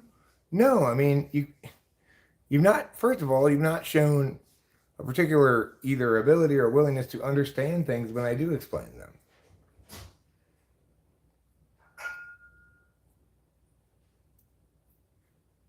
The point is, most significantly, I need real time. I need to see your real time responsiveness to questions. I cannot gauge things if I don't like, if I can't see you get flummoxed for a bit before coming up with an answer. That's useful information, right? Or if I see you answer something right away without getting flummoxed. I don't know what's the case when you type something into the chat. So just the bottom line is either get typed by me for free, which is fine, or stop asking about it. I agree. That's why I need to have an actual in-person, real-time interaction with you for an hour and get a lot of different responses to a lot of different kinds of questions, because I do a very thorough and accurate job of typing people. Hello there. I think I need a random old dude to be my therapist for 2 minutes. Okay, what's going on?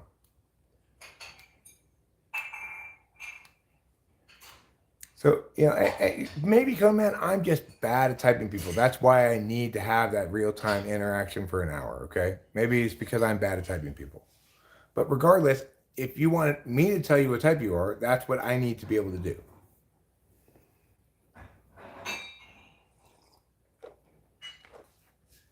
But for the forehead, though, I've tried to explain this to people before.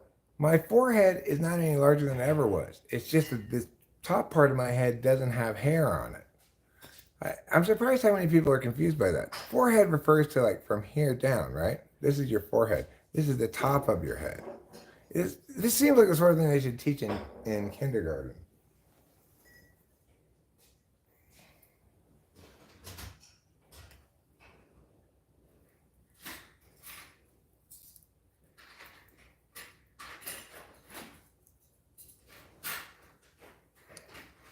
In my life, lots of my friends have been passing away. I've gotten real unlucky, or maybe I only befriend people predisposed to passing away. I mean, I think you'd say you've gotten real unlucky. And it's unfortunate. I'm sure traumatic. But traumas tend to come in bunches. You might have a long stretch of time without any traumas after this. Seems to me anyway. Too Far Gone says, I'm 38. Just kidding. Okay, cool.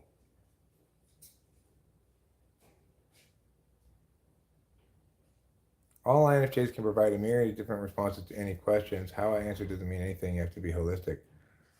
No, so can all types provide a myriad of different responses to any question? Can all types demonstrate equal proficiency at, say, logic questions? Can all types demonstrate equal proficiency at Ordinating solutions to problems. Can all types demonstrate equal proficiency at coming up with different ideas?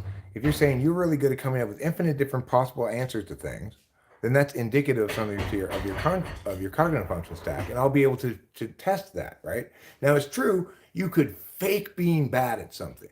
So, like, if I tested your extroverted intuition, and you can really come up with a bunch of different possibilities, but you pretend like you can only come up with a few, then that could fool me, right? Because I'm assuming you're going to be honest in demonstrating your skills or lack thereof in a given function area.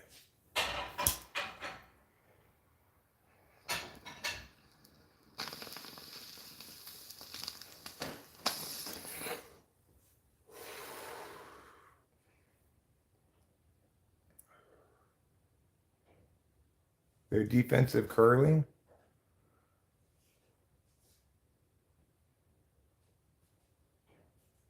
I mean, I'm trying to figure out a person's personality type predicated on, as it's defined in terms of their function, priorities, and the necessitated limitations of other functions implied thereof.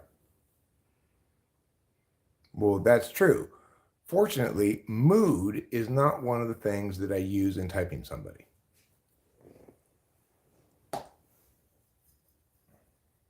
Look, come in. If you just want to say, Eric, you can't type people correctly because your methodology is wrong. Okay, well, whatever. But then stop talking about it, right? Then stop talking about what type you are, because you have the opportunity to have me determine to the best of my ability, according to my understanding of things, what type you are, okay? If you want me to talk about your type at all, then you need to afford me that opportunity to do so. And I'm generously offering you to do it for free.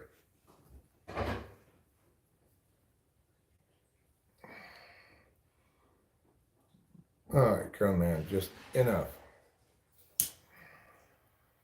All right, enough, Cone Man.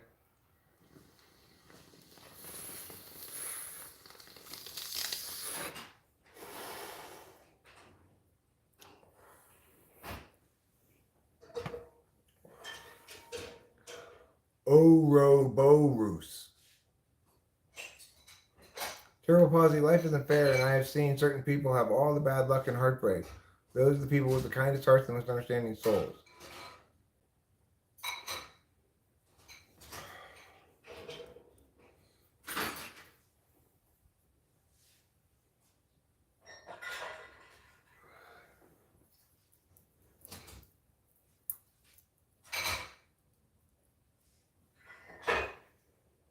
The good thing about the function tests that I use is that for a lot of them, you can't really fake being good at them.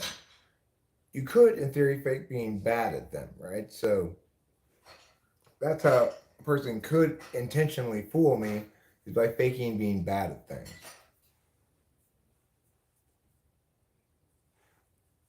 Rachel's doing dishes, yeah. You are correct. No, not by my subjective criteria.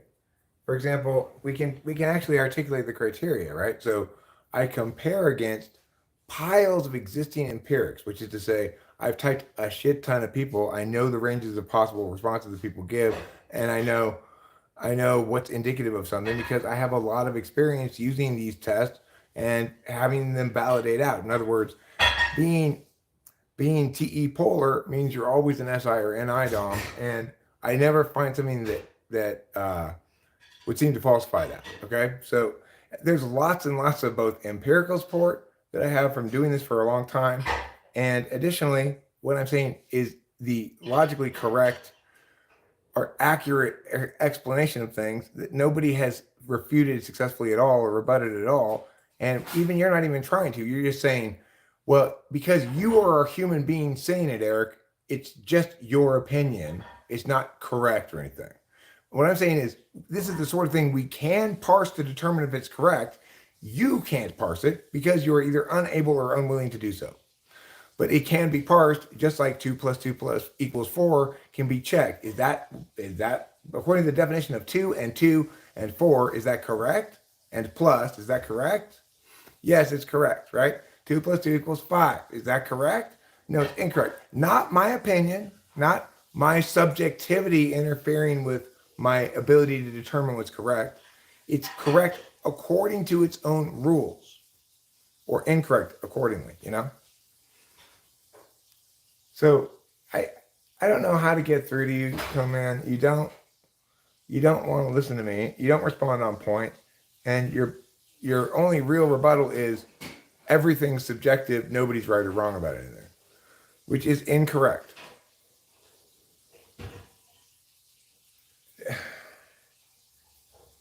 What is good in I? Well, what is good throwing? Come man, what is good throwing?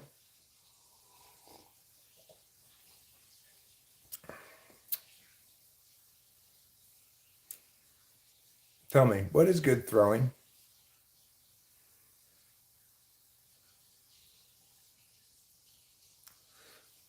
The thing is, people who are NI DOMs like Rachel, they're both the masters of the function and slave to the fact that it's their dominant function. So what is really good NI, or what is dominant NI? Dominant NI is super unconscious SI, really weak SI. That's a good way to put it. And we're best understanding the functions in terms of the deficits they imply rather than the strengths, okay? So introverted intuition allows you to, having introverted intuition in the front stack means that when you are knowing about something, you are trying to know about it with your intuition rather than with your experience, okay?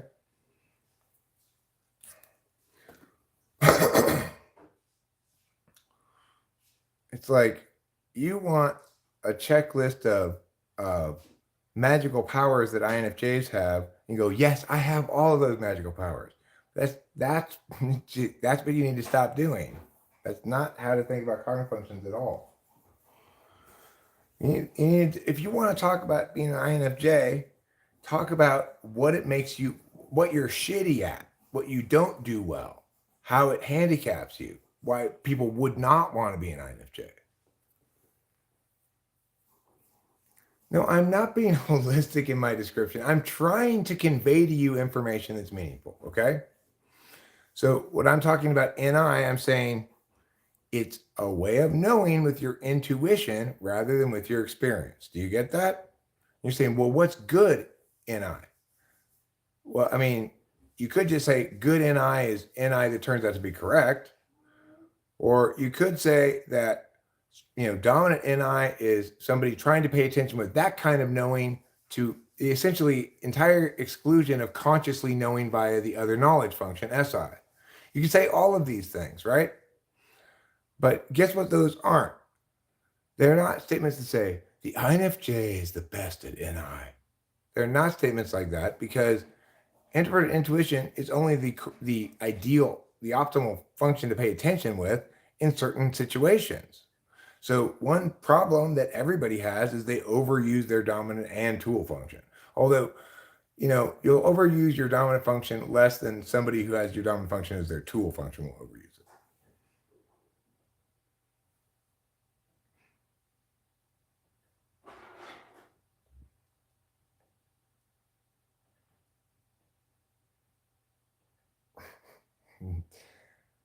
No, it's like saying that rabbits are good at standing perfectly still and not being noticed behind a bush, whereas zebras are not, because they're much bigger than rabbits. And they need to preserve themselves by running away, not by standing still and hiding behind a bush. Okay, so in fact, it might be a bad idea. Well, let's say something like a chameleon, okay, a lizard that blends in with its background. It might be a bad idea for a chameleon to run away because the predator can't see it as it's blending into the background. But it might be a good idea for the zebra to run away because it's probably faster than the predator. And also it has its back hooves to kick behind it, right? So what I'm saying is, it is the case that it's a bad idea for the chameleon to run away. Is it bad at running? Not necessarily, but it's a bad idea for it to run away because its best advantage is in being camouflaged. In contrast, a zebra has some kind of camouflage. It has black and white stripes that kind of blend in with some things. But its best advantage is to run away because it's a fast-running quadruped, right?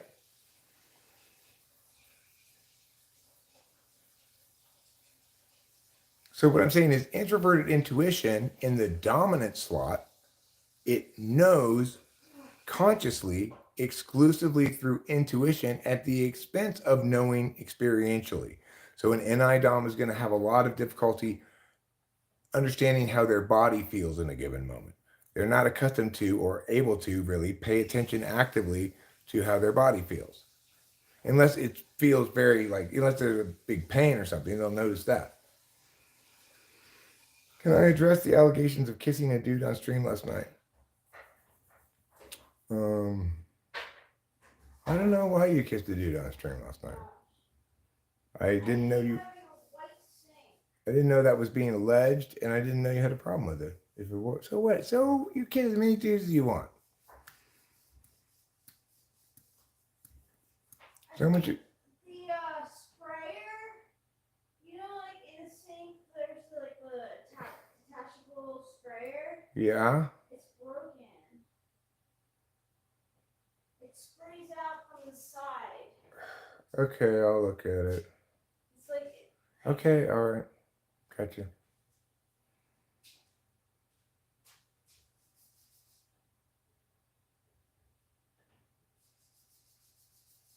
No, absolutely not, man. The thing is, if your dominant function is, say, extroverted intuition, namely the generation of and explication of and stating of ideas and words and stuff, right?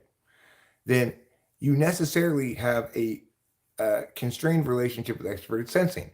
Because I like to talk things out in full rather than just taking action.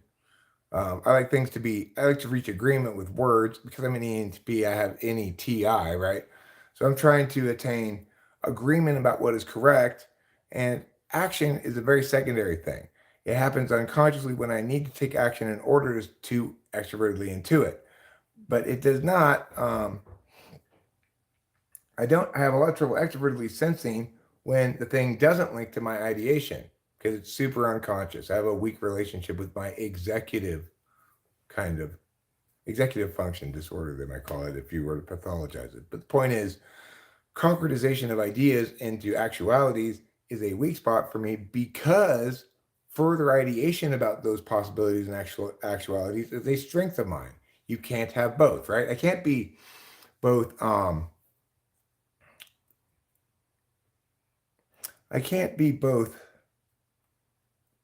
good at being a jockey because I'm so small and short, and good at basketball because I'm so tall, right?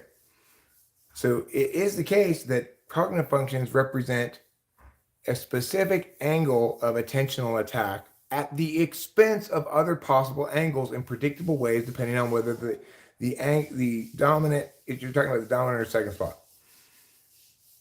Nothing I said made sense, huh? Okay, well, you're just wasting my time.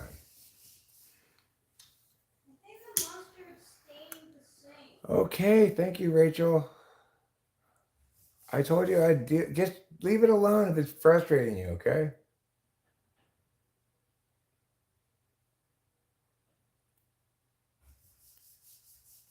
All right, I will.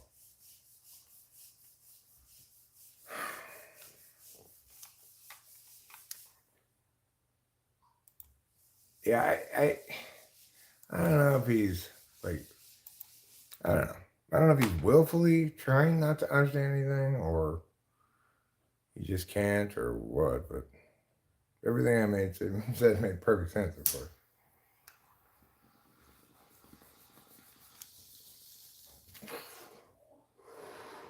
Okay, Rachel, can you please stop? It's just upsetting to me because I'm trying to keep this thing so white and I'm sad that it's stained. Okay, move out of the way, please.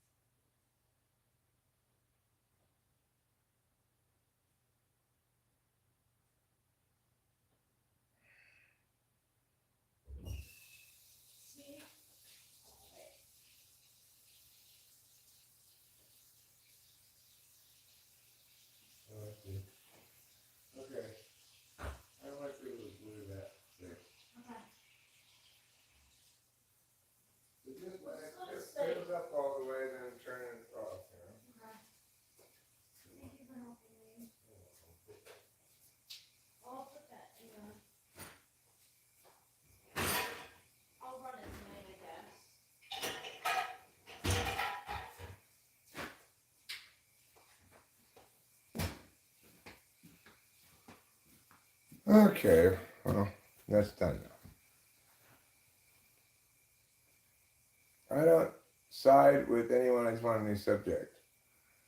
Yeah, I mean, I want a new subject too. Obviously, the reason I want a new subject isn't even because the subject's bad. It's because I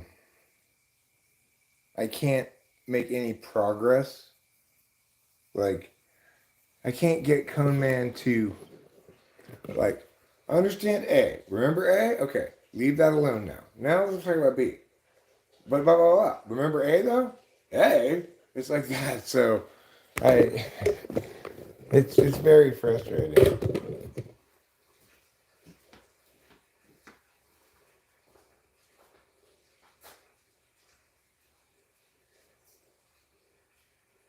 And just let it soak with the bleach, yeah? Alright, so I guess what I'm going to do is play a song and then wrap this up. Okay, I'm going to play Cloudy Day in Los Angeles. Maybe one more song. Songs I haven't played yet. Because I played the guitar earlier. We're going to play a couple songs now. And then I'm going to wrap this up. So get ready for the best songs of your life.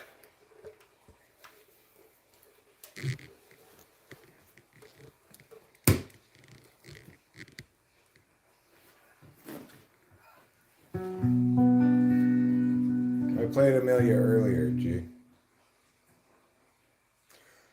It's a very cloudy day in Los Angeles. And today we run out of time. Struggles past, troubles still to come. The day is nearly done. Will someone buy us some more time?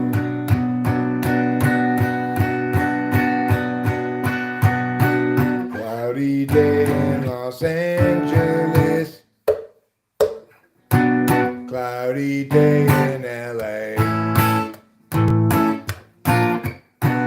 I'm no sort of evangelist, but I have something to say. Life can strangely be forgiving to those who stay awake all night. And mostly voices say to give in. They'll try to sap your will to fight. But whether I'm supposed to be here or just be soon forgotten, nice is sort of based on what I see here, and also on what I avoid. It's a very cloudy day in Los Angeles. And today we run out of time. Struggles past, troubles still to come.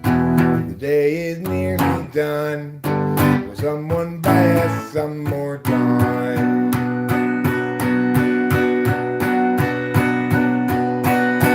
Cloudy day in Los Angeles. Cloudy day in LA. I'm no sort of evangelist, but I have something to say. Something to say.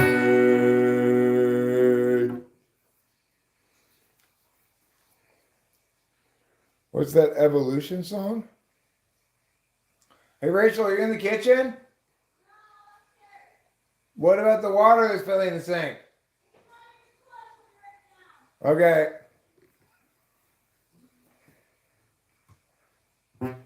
Thanks, Sean.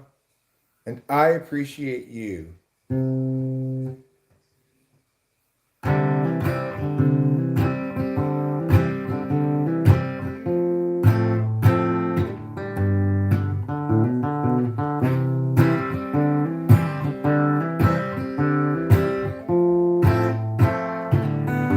LA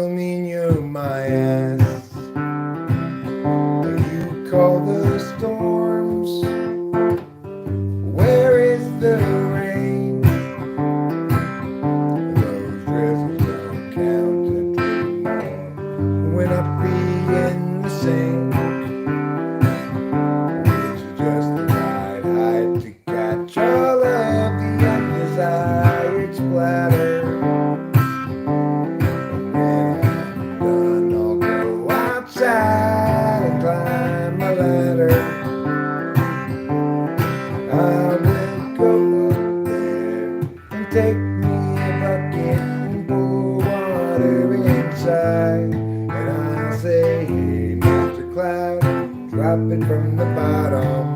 Hey, Mr. Cloud, won't you drop it from the bottom? Hey, Mr. Cloud, drop it from the bottom on me.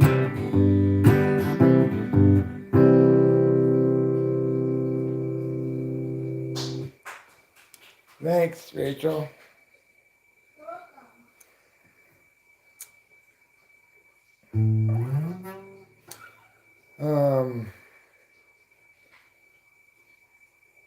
I played that one earlier, actually, G. I wouldn't mind playing it again, I guess. That one I don't play often enough. I like to play it. Let's play that one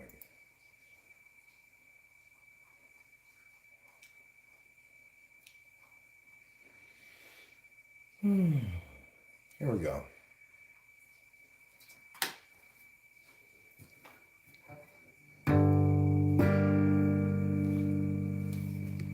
It was 100,000 million years ago.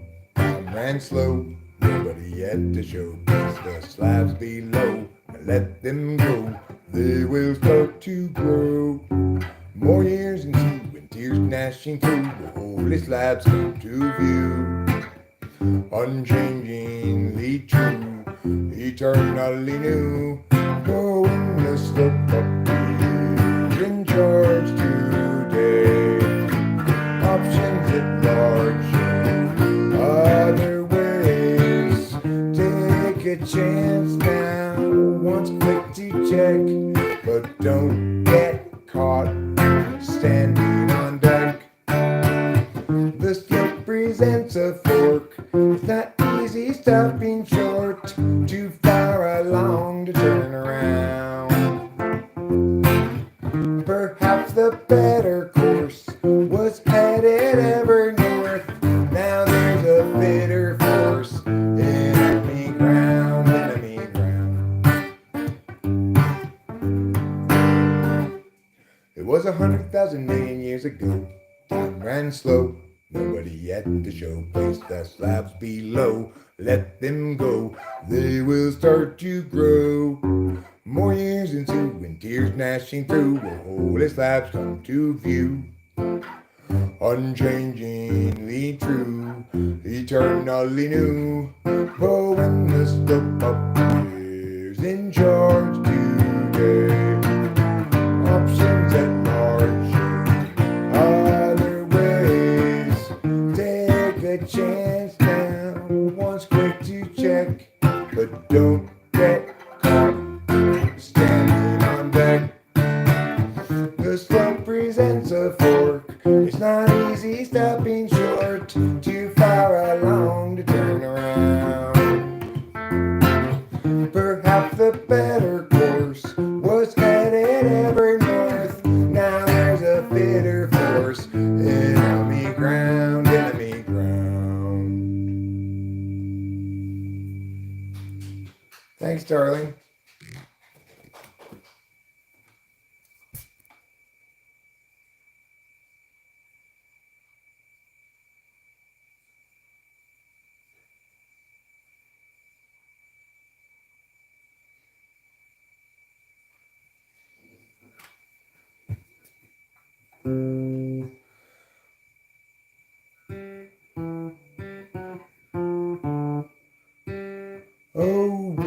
Oh well, he's Walker Tart, lemon squeeze, the friendliest guy that you will see.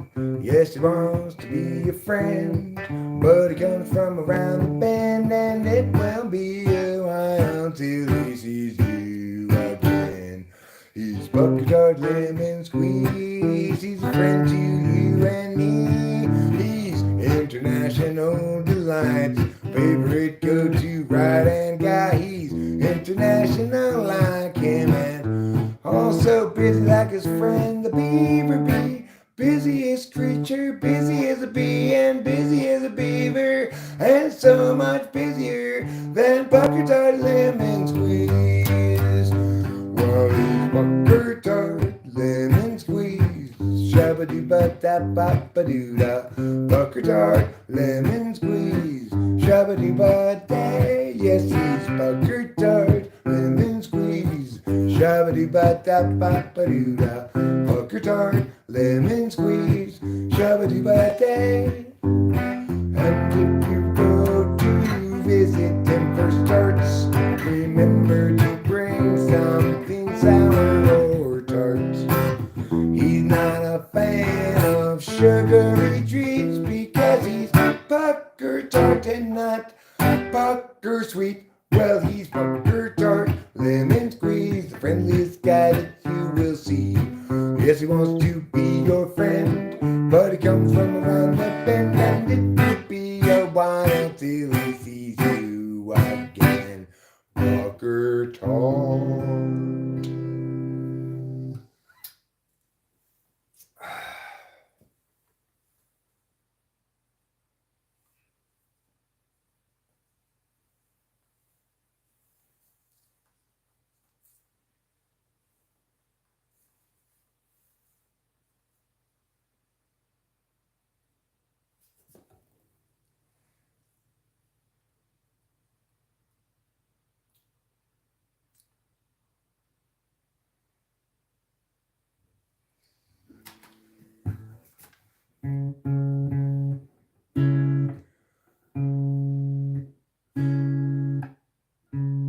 Too much noise in the data stream,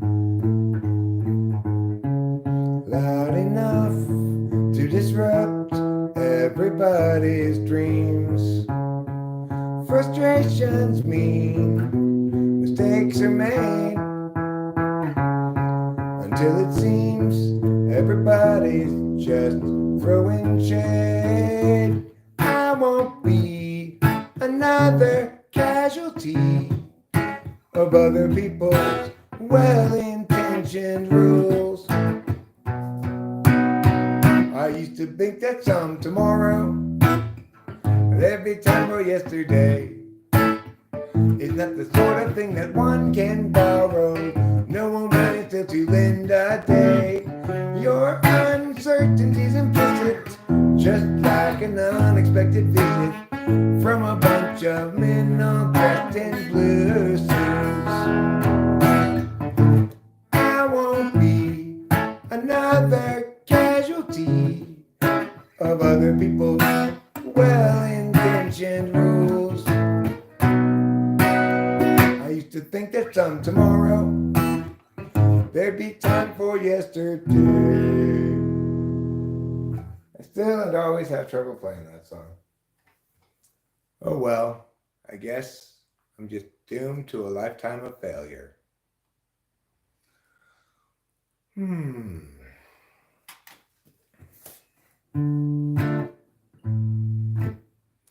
30,000 days, too many expectations, not even worth a damn. 30,000 nights to sleep off the intoxication, otherwise you won't escape the plan. I've wasted half my days trying another's ways. Who can tell me my priorities? And anybody knows the key. 'Cause I'm doing it wrong. I'll want direction and have all along. Wait until I know. Or is that just hesitation? Clarity's no good once your chance is gone. What I need to know is it's so below my station. I'm tired of doing it wrong. I wasted half my days trying another's ways. Who can tell me my priorities? Is there anybody that knows the key? 'Cause I think I'm doing it wrong. Yeah, I think I'm doing it wrong. Yeah, I think I'm doing it wrong. Doing it wrong. One more song, then I'm done. Here we go. When I was younger, it seemed that everything gleamed. I don't know what happened to me, but I've lost that sense of urgency, and I don't think that I'll ever see it again. If you follow my lead, you'll discover I'm longer than you, and you'll wanna know the way to get back out to wherever it was you thought you knew.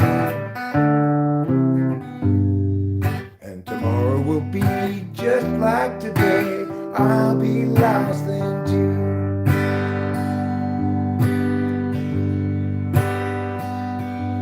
It's a matter of mood as much as a matter of will. And the things I do and the direction I point to still seem a part of me. No departed land. And I wonder if I'll ever see them again. Bum-ba-dee-da da da da da, bum-ba-dee-da da da do. Bum-ba-dee-da da da da da, ba-da-dee-da da da da.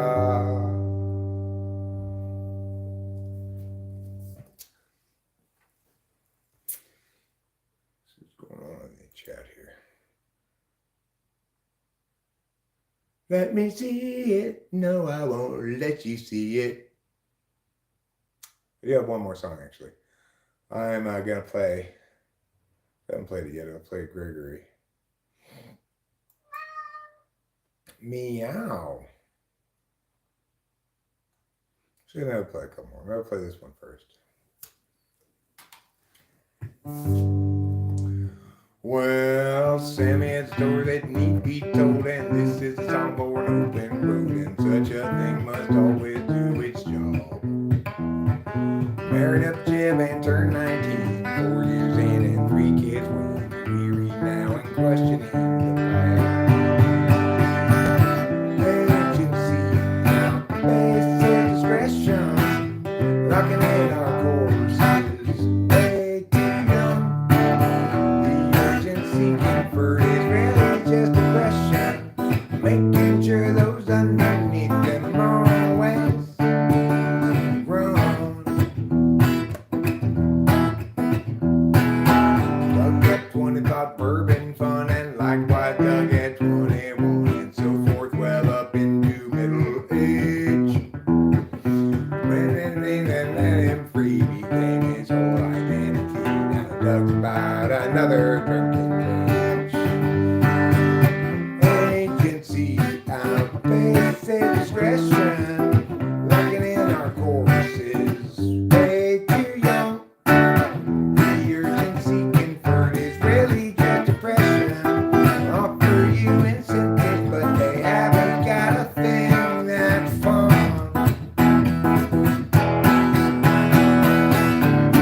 Everybody's panicking, the kids, ooh ah, lock them up with extra touches. Ooh ah, mathematics to produce success, or impose more unjust duress. Agency, outweighs discretion, locking in our horses, way too young. The urgency conferred is really just depression, making sure those underneath them always run. Without consent, it's really just oppression by parasites surviving on their wages earned by lying while they feed the fear of dying. Yeah, let's feed upon the futures of the young.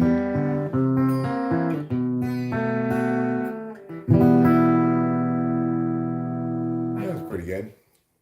All right, now I got one more for reals. I got Gregory in Disguise. Everybody's a favorite song that I play. It's mine anyway. They might prefer something like a cover. No! Just how many hours has this been going on? 6 hours.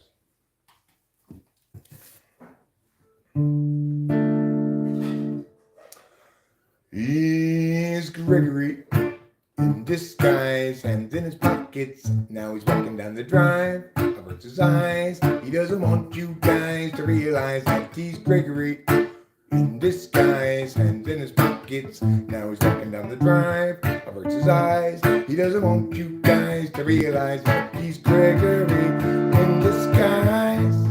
He hates the lies, wants to confront the men, always telling them, but every time he tries, they only run and hide. Again he is denied the chance to yell at them. Well, now he's Gregory in disguise, hands in his pockets. Now he's walking down the drive, averts his eyes. He doesn't want you guys to realize that he's Gregory in disguise, hands in his pockets. Now he's walking down the drive, averts his eyes. He doesn't want you guys to realize that he's Gregory in disguise.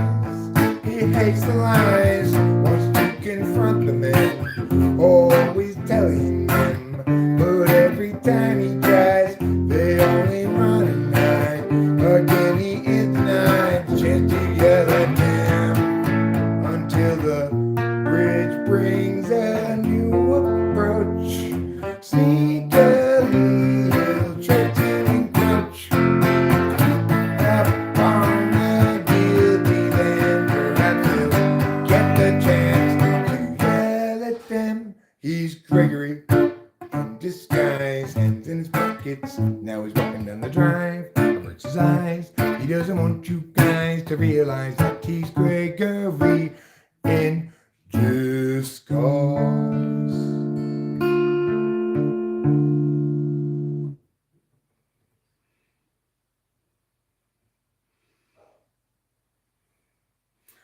Whew. All right, that's it for the guitar. Let's go outside, smoke a cigarette, then we're upset.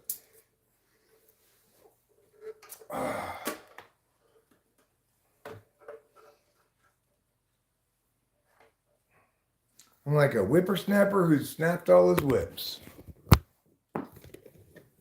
Tired as a man who's just completed a marathon after completing a triathlon, after flying to the moon and back on a rocket ship without being able to go to sleep the whole time.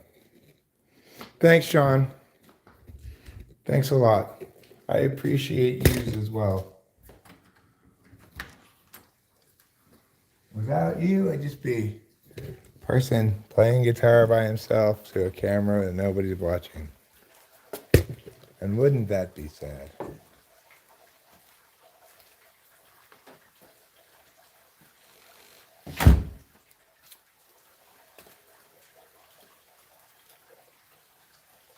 If you're like me and you're from the streets, well, you got a lot of cred.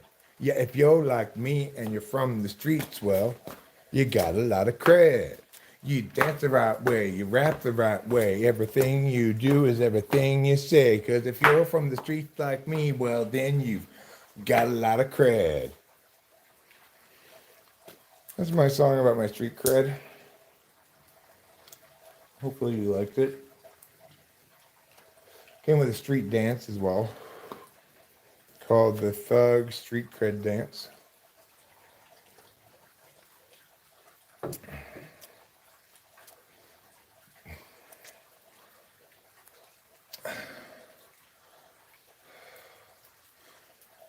OG as in open and generous.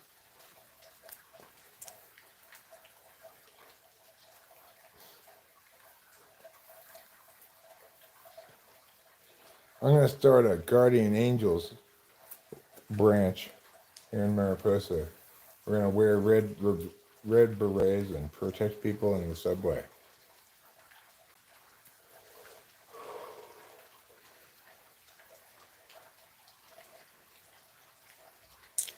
We're going to enforce the law for the Pride of Scorpions.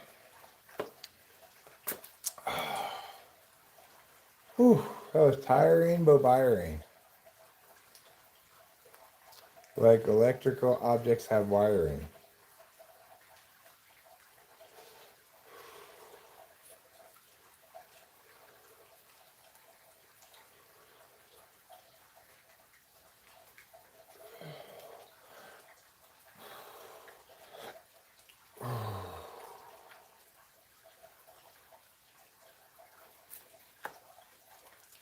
Lordy, lordy, lord. It's not too cold out really right now. I mean, it's raining and everything, so it's not that cold. I mean, obviously it's a little bit colder in the rain than outside of the rain, underneath the thing. But like last night, it was freezing cold. This isn't anywhere close to turning into snow. This is many degrees away from snow. How many degrees? Only God knows.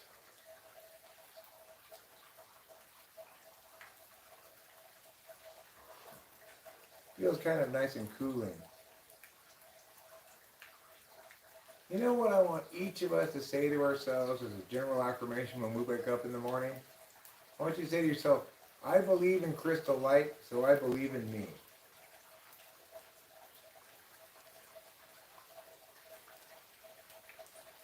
I believe in crystal light because I believe in me. It's because I believe in me, sorry. Because you believe in yourself, you believe in crystal light.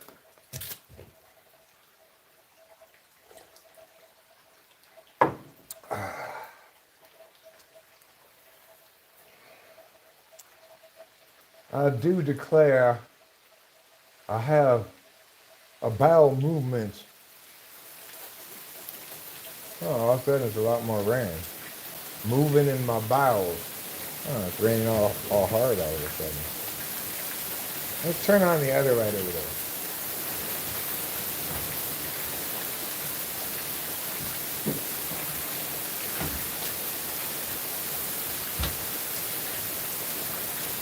You can see the raindrops? Let me turn it around. Oh, now it's getting all soft.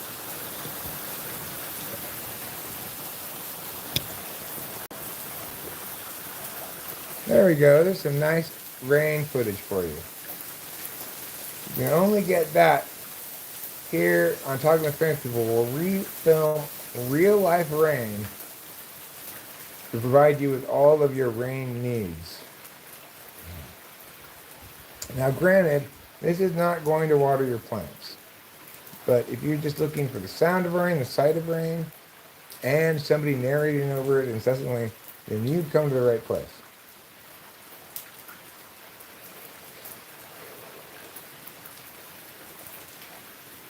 Let's just enjoy the sound of rain.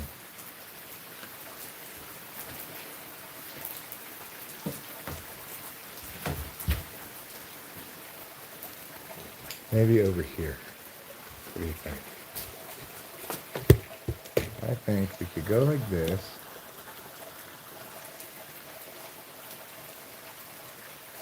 There. There you go. Isn't that nice? Okay, just enjoy the sound of rain now.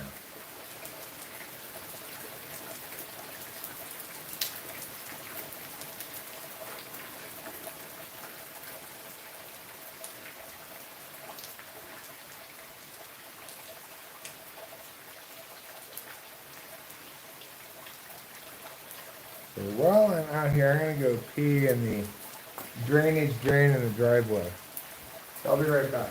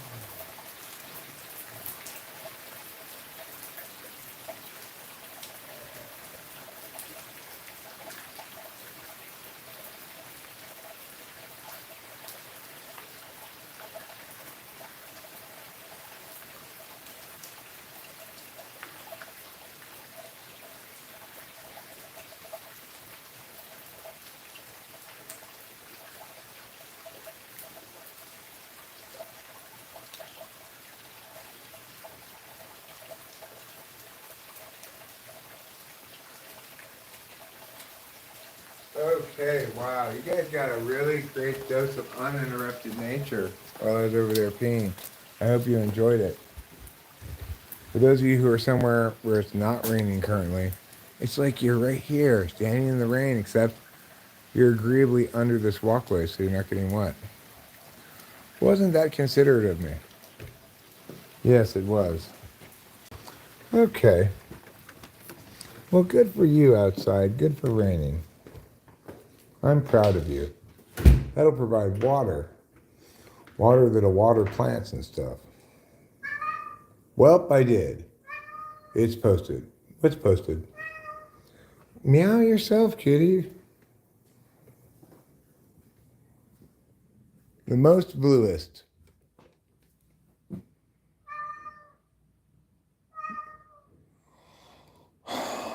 Fine. Fine. Fine, fine, fine. Okay. I hear you. I understand that there's a desperate need for me to watch you eat your food. And I'm willing to fulfill my responsibility. There.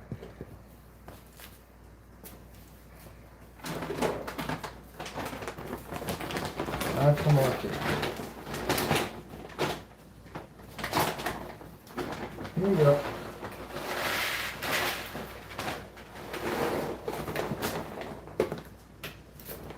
Turning the coffee off for now.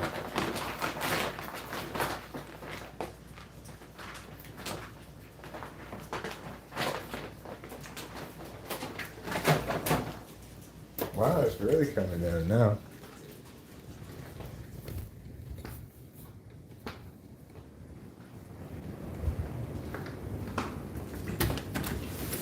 Wow, it's raining up a storm.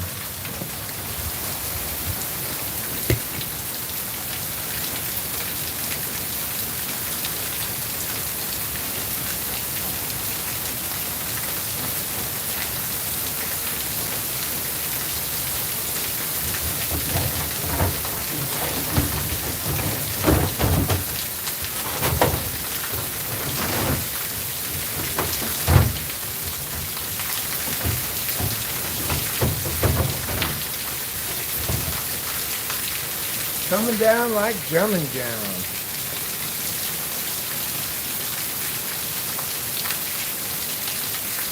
So, this stuff is actually what the plants drink outside. The outside plants. They don't even filter it first or anything. They just drink it straight from the sky.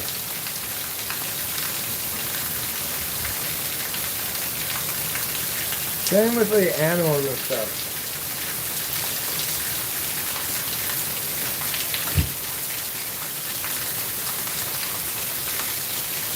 This might be enough rain to get the little stream in the bottom of the gully going. That would be nice.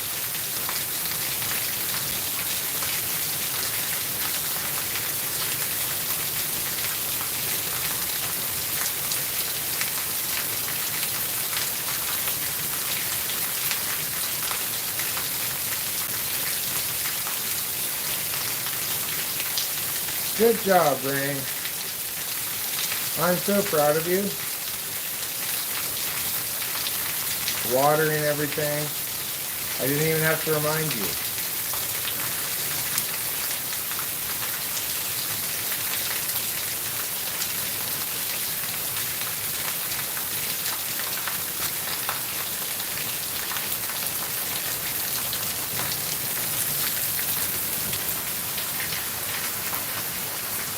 That's right, Bob. I'm here in Mariposa, California, where the rain is really coming down. You can't stand out there for even a moment without getting totally wet. And I've asked the local residents, are they concerned about flooding? This gentleman, Mr. Eric Strauss, says no. No, I'm not really concerned about flooding. Why not, sir? Well, because my driveway has good drains. It's got 3 drains, and they are big drains, and they drain down off to the side of the hill. I see, sir. What about your neighbors? Do you think they're concerned with flooding? Well, probably, because they already have some, like, floodproofing at the bottom of their hill, because their driveway is much steeper than ours, and it's not as, drained out like this is. So they have to worry about flooding. But we don't. We only one time had to worry about flooding when it was a lot of snow and then rain on top of the snow. Because the drain was blocked. I see. Do you have anything else to tell us exciting about the weather here, Mr. Strauss? Yes. You might notice here, this water coming down there, that's bad because it means basically my drain there, my water gutter thing, rain gutter is full of leaves and pine needles and things. I see. And how much water do you think will be too much water? Well, I don't really have an opinion about that because I'm not, like I said, I'm not worried about getting flooded. So if it's rain all at once, then fine with me. Other people might care more about it. Obviously, we could get stuck back here because roads might wash out or something. It's not like we've got super fancy big road on the way back in here. But whatever, my guys. Are you worried about the power going out, sir? If this were last year, I would have been, but since they put in the year before, I would have been. They actually buried the power cables recently, and so since then we really haven't had much in the way of power outages at all. Prior to which we'd have a ton. So you be the judge. I will be the judge, sir, and thank you for letting me interview you about the weather here in Mariposa today. It does seem like the rain is letting up a bit. Indeed, I, Weatherman Bob, can stand out here in the rain without getting too wet too quickly. And that'll do it for Mariposa. Back to you, Mary and Steve. Thanks, Bob. Yes, thank you very much, Bob. Our next story is about puppies up for adoption at the local shelter.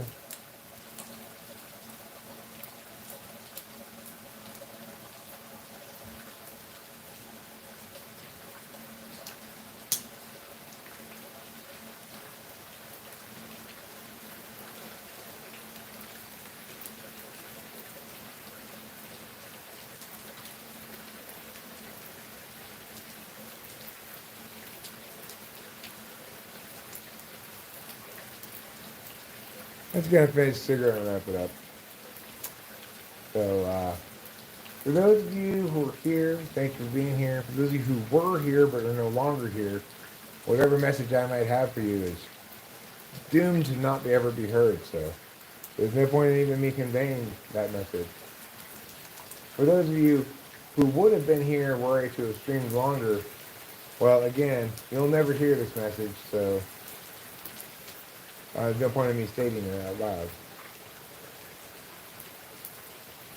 For somebody who's watching this later on, well after it was a live stream, wow, you made it all the way to the end? You must have jumped around.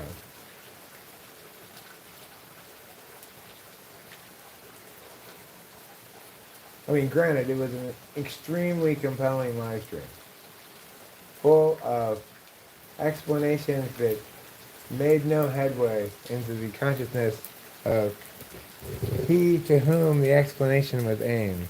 At whom? For whom the explanation was intended, you might say.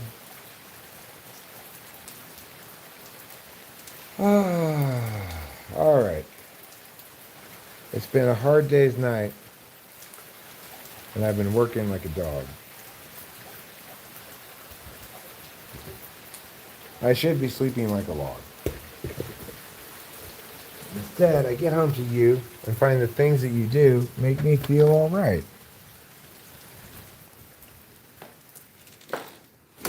Maybe even better than all right. Okay. Yeah, and then we're going to look over here. Good night, Sarah Jane. Thank you for being here. Good night, Ty, blue collar guy. And good night, KE. And good night, Sean. Good night, G. And don't forget to eat plenty of chi.